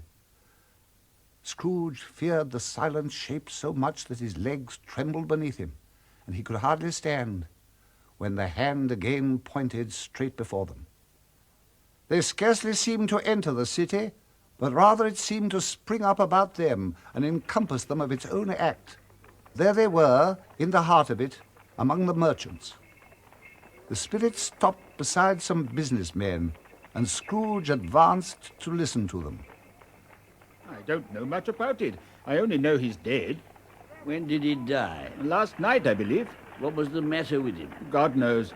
"What's he done with his money?" "I haven't heard. Left it to his company, perhaps." "He hasn't left it to me, that's all I know." "It's likely to be a very cheap funeral. I don't know of anybody to go to it. Cold, isn't it?" "Seasonable for Christmas. Good morning." That was their meeting, their conversation, and their parting. Quiet and dark beside him stood the phantom with its hand outstretched. They went into an obscure part of the town, where the ways were foul and narrow, the shops and houses wretched, the people half naked, drunken, slipshod, ugly, to a low-browed, beetling shop by a charcoal stove made of old bricks was a grey-haired rascal who took his pipe from his mouth as a woman with a heavy bundle slunk into the shop. "Open it, Joe, and tell me the value. Every person has a right to take care of themselves. He always did."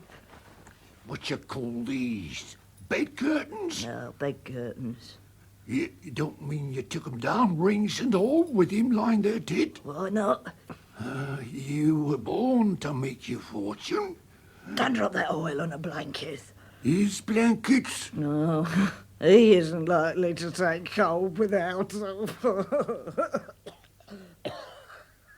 The scene changed to a dark room with a bare, uncurtained bed, on which there lay a something covered up. Scrooge glanced towards the phantom. Its steady hand was pointing to the head. The motion of a finger would have disclosed the face. Scrooge had longed to do it, but he had no more power to withdraw the veil than to dismiss the spectre at his side. "Spirit, this is a fearful place. Who is the man?" The ghost of Christmas yet to come still did not speak, but conveyed him to a churchyard, walled in by houses, overrun by grass and weeds. The spirit stood among the graves and pointed down. "Answer me one question," said Scrooge. "Are those the shadows of things that will be, or are they shadows of things that may be only?" The ghost, immovable as ever, pointed downward to the grave by which it stood. Scrooge crept forward trembling, and following the finger, read upon the stone of the neglected grave his own name, Ebenezer Scrooge. "No! Spirit, no! I'm not the man I was. I will honor Christmas in my heart and keep it all the year. Tell me I may sponge away the writing on the stone." In his agony, he clutched the robes and caught the spectral hand. It sought to free itself, but he was strong in his entreaty and saw an alteration in the phantom's hood and dress. It shrank, collapsed, and dwindled down into a bedpost. Yes, And the bedpost was his own. The bed was his own. The room was his own. Blessed and happiest of all, the time before him was his own to make amends in. Oh, Jacob Marley, heaven and Christmas time be praised. He was so fluttered and so glowing with his good intentions that his broken voice could scarcely answer to his call, and his face was wet with tears.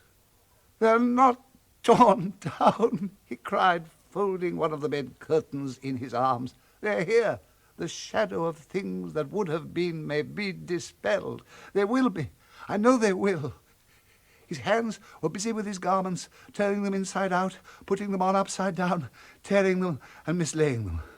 I don't know what to do," he cried, making a perfect coon of himself with his stockings. "I'm as light as a feather, as happy as an angel, merry as a schoolboy. A Merry Christmas to everybody. A Happy New Year to all the world. Hello there. Whoop. Hello.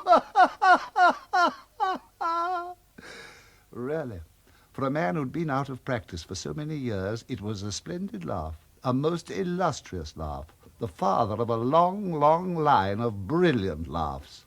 "I don't know how long I've been among the spirits. I don't know anything. I'm a baby. Hello. Whoop. Hello there." The churches rang out the lustiest peals he'd ever heard. Clash, clang, hammer, ding, dong, bell. Running to the window, he opened it and put out his head. No fog, no mist, clear, bright, jovial, stirring, cold. Golden sunlight, sweet, fresh air, merry bells. "Hey, boy, what's today?" Hey? "What's today, my fine fellow?" Today? Why, Christmas Day! It's Christmas Day. I haven't missed it after all. "Hello, my fine fellow. Hello! Do you know the poulterer's in the next street but one at the corner?" I should hope so. Oh, an intelligent boy, a remarkable boy. "Do you know whether they've sold the prize turkey that was hanging there? Not the little prize turkey, the big one?" What, the one as big as me? What a delightful boy. It's a pleasure to talk to him. "Yes." It's hanging there now. "Is it? Go and buy it." Walker! No, I'm in earnest. Go and buy it and tell him to bring it here. Come back with the man and I'll give you a shilling. Come back with him in less than 5 minutes and I'll give you half a crown." The boy was off like a shot. "I'll send it to Bob Cratchit's," whispered Scrooge, rubbing his hands and splitting with a laugh. "He shan't know who sends it. It's twice the size of Tiny Tim." The hand in which he wrote the address was not a steady one, but write it he did, somehow, and went downstairs to open the street door, ready for the poulterer's man. "Here's the turkey. Hello, whoop, how are you? Merry Christmas." It was a turkey. He never could have stood upon his legs, that bird. He'd have snapped them off in a minute, like sticks of sealing wax. "It's impossible to carry that to Camden Town. You must have a cab."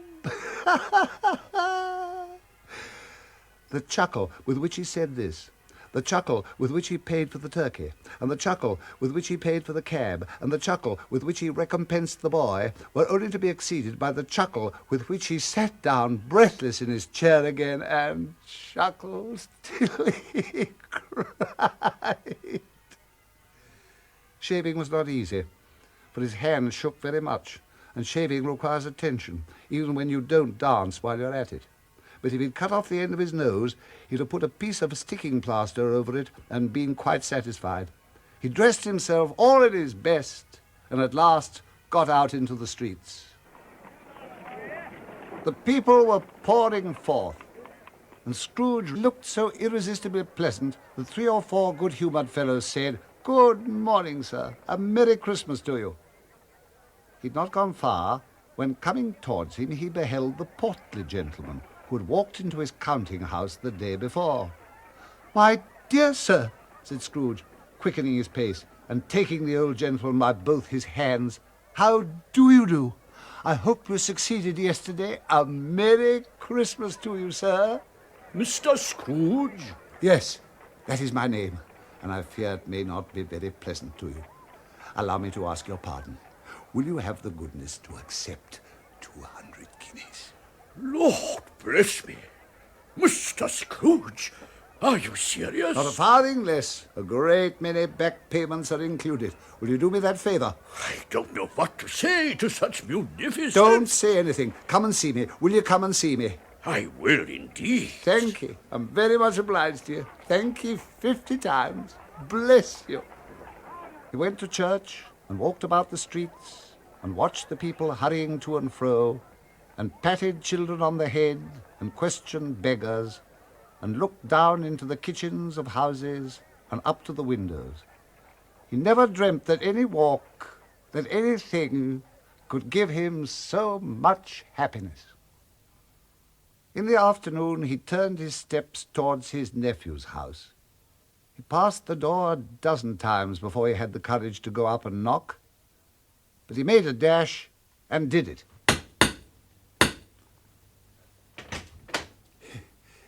Is your master at home, my dear? Yes, sir. Where is he, my love? He's in the dining room, sir, along with mistress. I'll show you if you please. Thank you. He knows me. I'll go in, my dear. Fred, it's I, your Uncle Scrooge. I've come to dinner. Will you let me in, Fred? Let him in. It was a mercy he didn't shake his arm off. He was at home in 5 minutes. Nothing could be heartier. His niece looked just the same. So did the plump sister when she came. So did everyone when they came. Wonderful party, wonderful games, wonderful happiness. But he was early at the office next morning. Oh, he was early there. If he could only be the first and catch Bob Cratchit coming late. That was the thing he'd set his heart upon. And he did it. Yes, he did. The clock struck 9. No Bob. 1:15. No Bob. He was full 18 minutes and a half behind his time. Scrooge sat with his door wide open, that he might see him come into the tank. His hat was off before he opened the door. His comforter, too. He was on his stool in a jiffy, driving away with his pen as if he were trying to overtake 9 o'clock. Hello.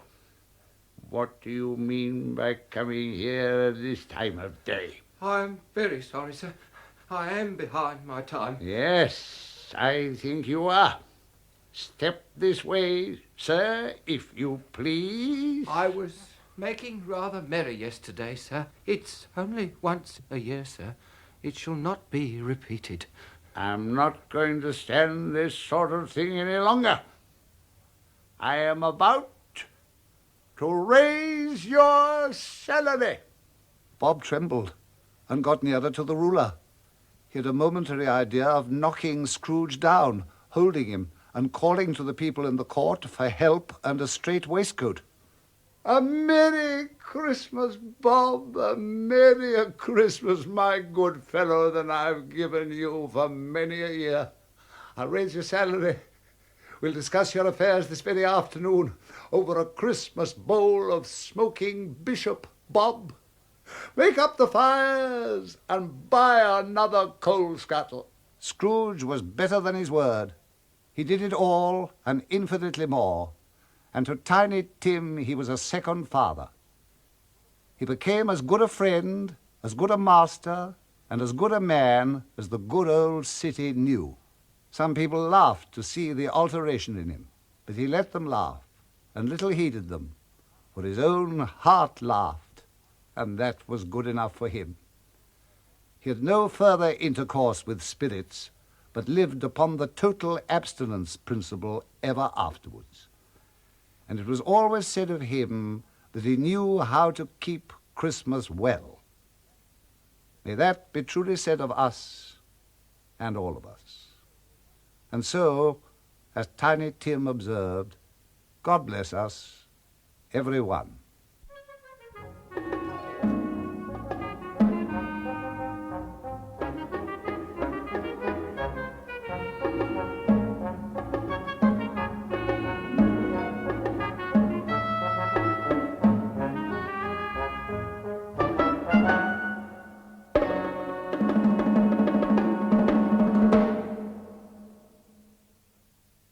Ralph Richardson was both the storyteller and Scrooge in A Christmas Carol by Charles Dickens, adapted and produced by Charles LaFoe, with music composed and conducted by Christopher Whelan.